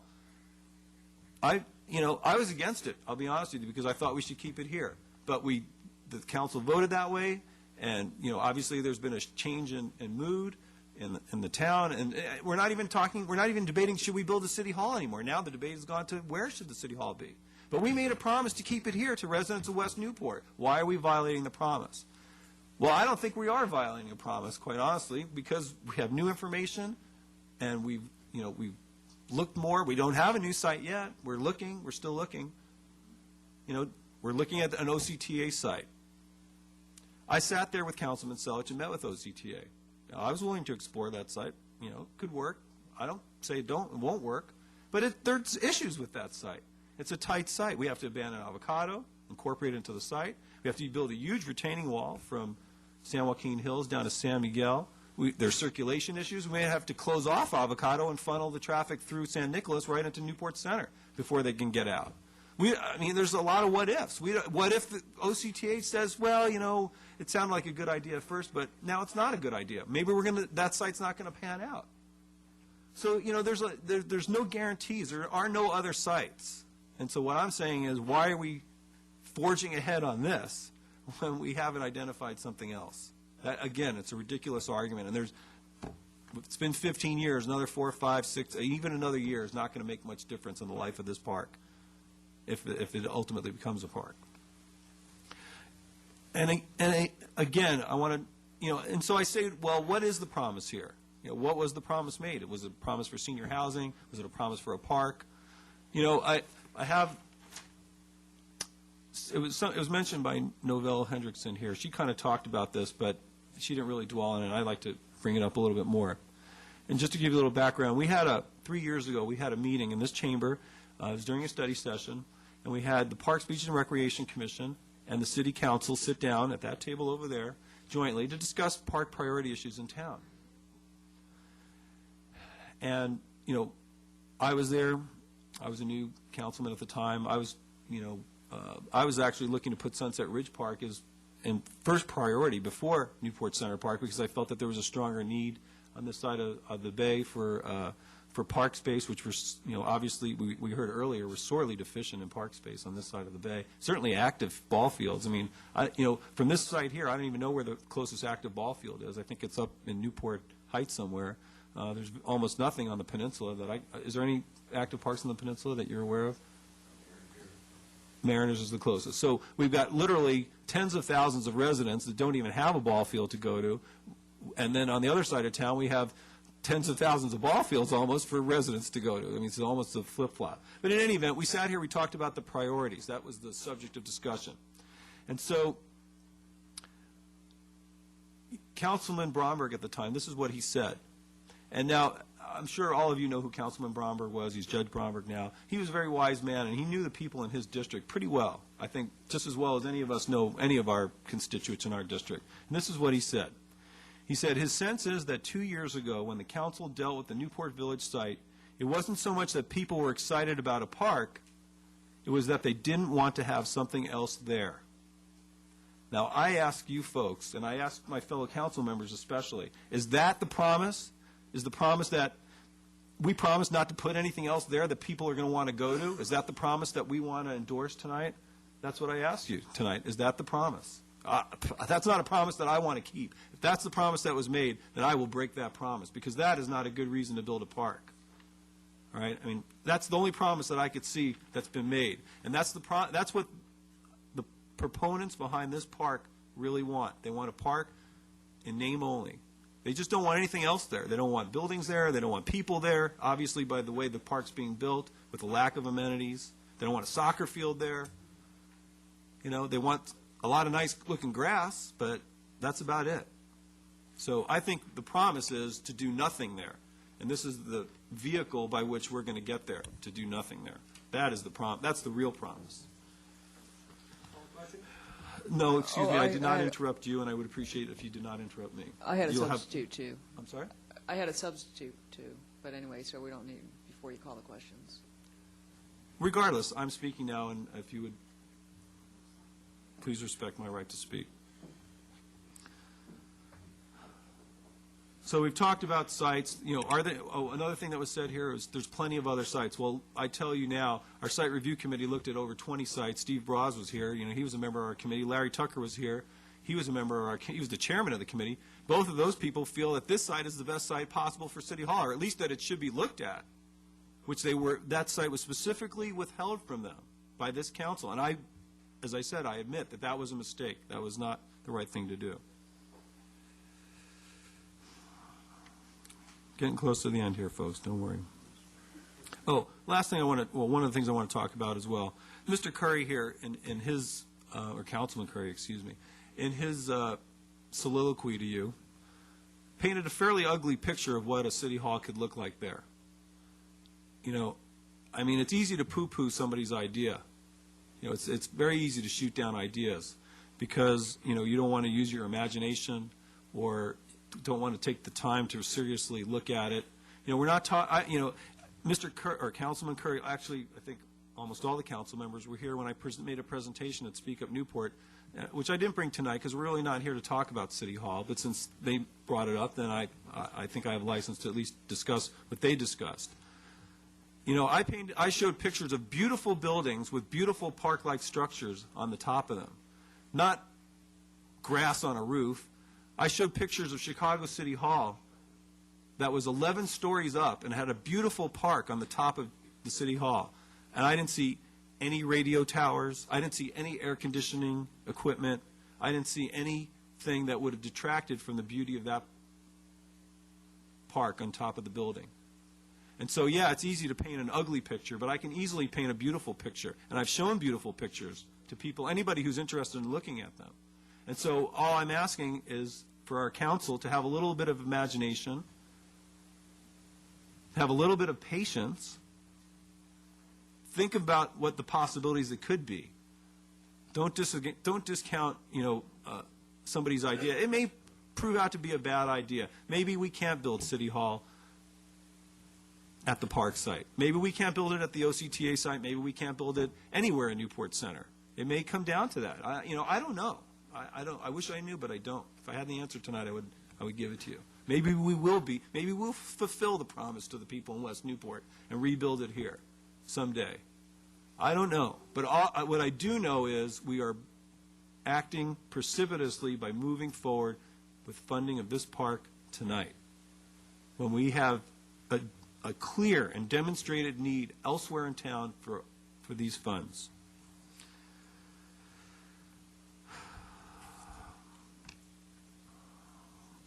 So with that, I'll conclude my remarks. I thank you all for staying and listening. It's tough. I know it's late. I appreciate you keeping an open mind. Personally, I don't think it's the end of this. I think there are people that are committed to the idea of openness, of not giving into political expediency, not kowtowing to certain interests in town that have an agenda that they want to push, not building useless parks that no one wants to go to, but instead looking at, hopefully, at designs that are unique and innovative and something that we really could be proud of, because that's what I want to be proud of. I don't want, people to come and say, that really didn't turn out right. I want to be proud of what we do, and I want to be proud of the decisions that I make, and I want to make decisions that make sense, that are fiscally responsible. That's my promise to you. You want to know a promise? That's my promise to the city. My promise is to act in a fiscally responsible manner with the city's funds. Okay, that's my promise. And I promise to keep that promise. So with that, I'll conclude. I think Councilwoman Dale had a question. Just a minute. I just want to say something. I wasn't going to say anything because we've all been here long enough, but I think it's unfair to characterize everybody's who disagrees with you, and I think you made some very nice points, but it's political expediency. If we're political expediency, I mean, there are people that were on my campaign committee, people I work with on projects every day that are on the other side, so I don't know how that's being politically expedient, and I do take exception to that characterization. So noted. I have a question, maybe for our city attorney. In terms of the motions, if Councilman Webb's motion fails, do I have the opportunity to make a substitute? You would go, if it fails, you go with the original motion. Okay, so if I wanted to make a substitute to the substitute, then that would be voted on first, correct? You can't jiggle the order, huh? If she wants to make a substitute motion, an additional motion, will we vote on her motion first, Webb's motion second, and Selich's motion third? That's, I think, what you're asking. Well, ideally what we want to do would be Webb, Daigle, Selich. Well, I guess Don can withdraw his motion, and you can withdraw your second, and then you can make your motion, and Don can re-motion. Is that feasible? I mean, going to play musical chairs here with the motions, but... All right. I'm sorry. So you want to? Why don't we take a vote on the substitute motion first and see how that goes, and then. Well, I guess what she's asking is, will she have an opportunity to make another motion before the original motion was voted on? I believe you go back to the original motion next. Next. Okay. So that's. So what do you think, Don? Let's vote on this one. Let's vote on this one. Okay. Can I express what my thoughts were that I was Sure. contemplating Go the ahead. motion? Okay. What I was contemplating was to flip the phases so that we'd do Phase 2 first, and Phase 2 being the library parking lot. And maybe you can kind of signal your acceptance or rejection of that, and that would be helpful. Well, certainly I'd be in favor. I'd rather build something that people are going to use than something that they're not. So I guess I would. If my motion fails, I would support that, of course, but... No movement from the other side. Let's just vote. Call for the question. Councilman Curry, you had a question? No, I'm ready to move the question. Oh, you're ready to move the question. Councilman Webb, substitute. Okay. Okay, we're voting on Councilman Webb's motion. With Councilmember Henn, Curry, Selich, and Gardner voting no, the motion fails. We'll vote now on Councilman Selich's original motion. Wait a second. I still think that we haven't discussed whether or not the soccer field would be a part of the proposal, because I know Mr. Selich didn't include it in his motion, but we do have as a part of a recommendation that we would determine whether or not a soccer field would be a component of the park plan, and I feel Allow that... me to clarify my motion. The soccer field is excluded in my motion in case it wasn't clear. Well, You need a second to your amended motion. The second of the original motion agrees with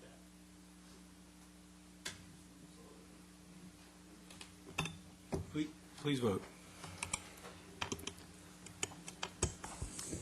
With Council members Rosansky, Webb, and Daigle voting no, the motion carries.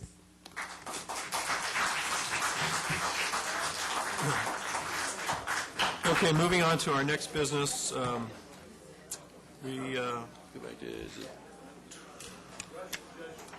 We have several other agenda items that we need to take care of.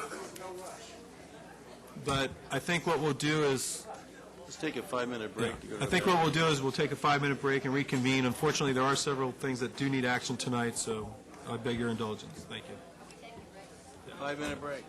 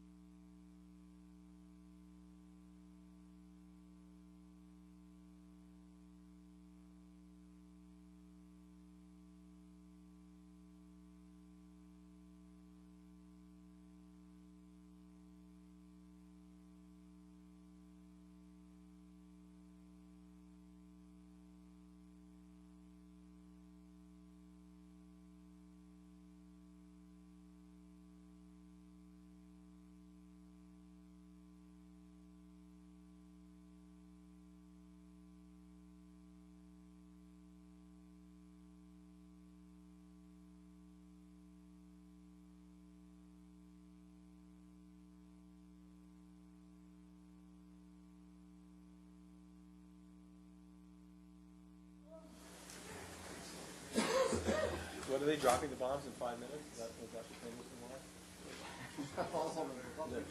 Reagan made or something? The planes will be over Moscow in, what, 15 minutes or something? Yeah, something like that. All right, can we wrap, who are we listening to, Leslie? Leslie? Okay. Let's get rolling here. I don't even know where we are in the agenda. We have to go back to item 21. In lieu park dedication fee adjustment, appraisal of East Bluff and Bob Henry Park. I move we continue the item. Second. Well, yeah, I just didn't want, I'll tell you the reason later. All right, is there any other comment on part of council? No, I would just say that while we're continuing this, I'd like staff to work with the Building Industry Association and with other stakeholders to, I know a lot of notice on this did not get out to people until very, very late, and have an opportunity to come back with the benefit of some input. Are you guys with the BIA? Getting overtime tonight, huh? Okay, I need to open it up for public comment.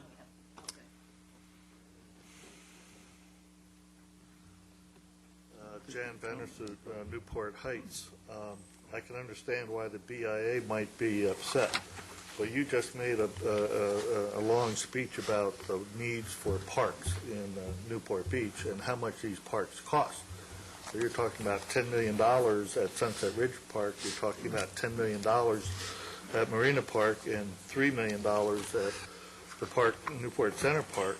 So you're talking about $24 million.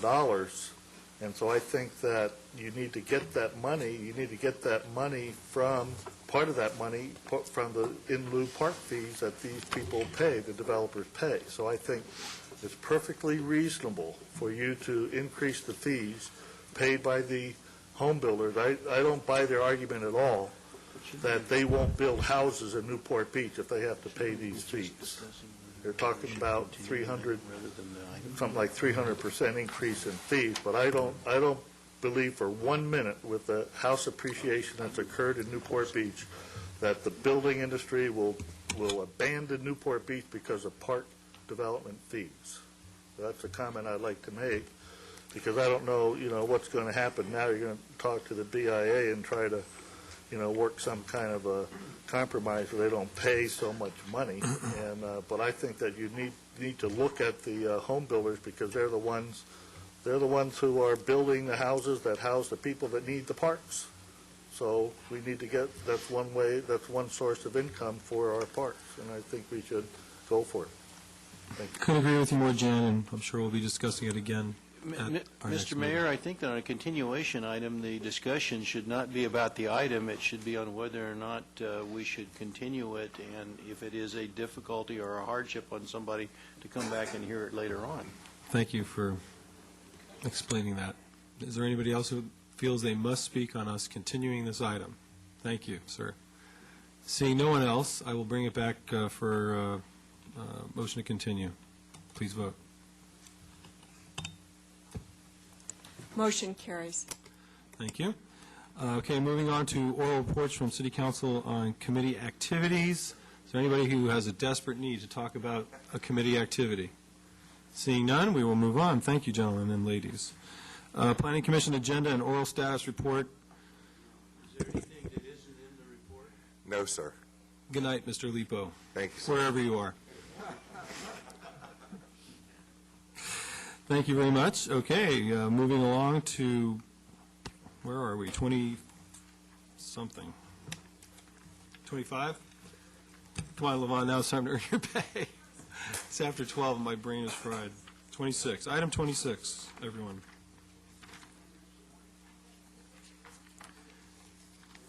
Could you read it for me, because I can't find it here. Item number 26 is community programming equipment and budget amendment. Yeah. We do need to discuss this item, community programming equipment and budget amendment. Our TV coverage is going to expire here quickly, and we need to make some decisions about what we want to do moving forward. I believe Marilee Jackson. Marilee, come on up. Or Dave, okay. Dave and Marilee prepared a report and studied our needs and have some options here for us. So can we get a quick... You can get a very quick staff report, Mr. Mayor and council members. This is a recommendation that we go ahead and invest in some equipment, including the cameras, the editing equipment, the bulletin board equipment that will allow us to stay on the air and indeed continue and expand our community programming efforts, basically because there aren't a lot of other options. Very good. Anybody have any questions of Dave or Marilee? For the equipment, yes. And this is dedicated funds for community programming. Could you tell us where the money came from for everybody? Time Warner gave us about $480,000. Cox gave us about $600,000. And this money is intended to support community programming. Time Warner also gave us an ongoing grant that will continue for 10 years of roughly $90,000 to $100,000 per year. Okay, and that equipment is transportable to another location in the event that this facility meets its demise. Every bit of it is transportable. Very yes. good, but I guess not to Newport Center Park. Okay, any other questions? I did have one other question. What is our annual cost then, beyond the equipment, to support the filming and all of this that we do? I estimate, including the staff time. The staff time is basically part-time hours from people who freelance doing edit work and film work, and it's from $45,000 to $50,000 a year for all of those hours. You'd be surprised how much it adds up. But including the cameraman and Yes. all the editing and everything? It's Yes. So the 10-year grant from Time Warner is more than More than sufficient to covered. cover the cost of operating all this equipment? Well, not only do we get the Correct. grant money, don't we get other money as well? I mean, the $1 million is not the... Yeah, think of it as a grant for equipment, that's the $1 million. Right. And then there's that ongoing grant for support, which includes things we can buy, new DVDs. How much is that per time. year? That's the one that's $90,000 to $100,000, depending on how many subscribers they So have. in addition, we get almost $100,000 a year to... And Councilman Henn was kind of doing Staff that it. math there, yeah. I'll make the motion to approve it as recommended by staff. Second. Okay. Let's open this up to public comment. Is there anybody here in the public that would like to comment on this item? Seeing none, bring it back. Please vote. Motion carries. Is that the last one? Okay, that was our last agenda item. I believe we do have motions for reconsideration. Anybody want to make a motion to reconsider? Yeah, let's consider the park site. Okay, seeing none, thank you. I would like to adjourn the meeting, first of all, in the name of Bernice Borchard Heffernan. Her son John spoke here earlier this evening and is with us now. Bernice is the mother of former council member and Mayor John Heffernan. She passed away at the age of 91 on February 17th. Bernice was a pioneer in expanding the reach of multiple Catholic and philanthropic, God, I can't believe I could say that at this time of night, philanthropic causes in Orange County. She received her degree in social work from Immaculate Heart College in Los Angeles, and after college she worked as a caseworker for the Welfare Department of Orange County. She's a founder of the Legal Aid Society of Orange County and devoted many years of service helping to provide free legal counsel to those in need. She's a founding member and president, or past president, of the Catholic Charities of Orange County Auxiliary, and she's survived by her 2 sisters, her 4 sons, 13 grandchildren, and 7 great-grandchildren. John, did you want to come up and say something? I know it's a late hour, but I want to thank whoever put this on the agenda. I want to thank them first. Thank you, Levon. And thank you all, each of the council members, for doing this. My mother would be proud, and my family thanks you. Thank you, each of you, because it's a great honor to my mom, who we buried yesterday, and after a good, ripe age of 91. And my father, by the way, was a partner with Nancy Gardner's father, so there's even a little connection left. Thank you again. Thank you, John. In addition, we've had another death close to our council family here. And as mentioned earlier this evening, Councilman Selich, who attended the funeral of his father this morning, his name was Edward Selich. I guess you're Ed Jr., huh? No, he was Big Ed. He was Big Ed. I was Little Ed. Does that make you Little Ed, huh? Oh, I got to remember Little that. Ed, that's right. Well, he was Little Ed's dad. But he was well, it says here, father of Mayor Pro Tem Ed Selich. He passed away at the age of 86 on February 21st. He served in the Army in World War II, serving in numerous African and European military campaigns. He was employed for 28 years by the National Steel and Shipbuilding Company, and he retired from there in 1984. During his lifetime, he enjoyed many pastimes, including hunting, fishing, and playing golf. In his later years, he enjoyed bowling. He loved to entertain his family and friends with his banjo. And do you play the banjo? Guitars. Guitars, okay, shucks. And provided many hours of enjoyment for them. He loved and was devoted to his family, and they were blessed with his great sense of humor. He's survived by one sister, 3 sons, 1 daughter, and 3 grandchildren, and it doesn't say it here, but he actually had a fiancée as well, and she, I believe, misses him dearly. So with that, would you like to say some words, Ed? Well, I'd just like to say that thank you very much for that. And my father was one of what Tom Brokaw calls the greatest generation, fought in World War II, child of the Depression, one of the guys that really, after the war, built this country, went in the shipbuilding industry, and National Steel was the largest shipyard on the West Coast, and rose up through the management ranks in that company. And as I said earlier, he was a man of incredible integrity and faith and values, and I hope that that I live up to those values in my life in his memory. Thank you. Well, he must have been a great man because he raised a great son.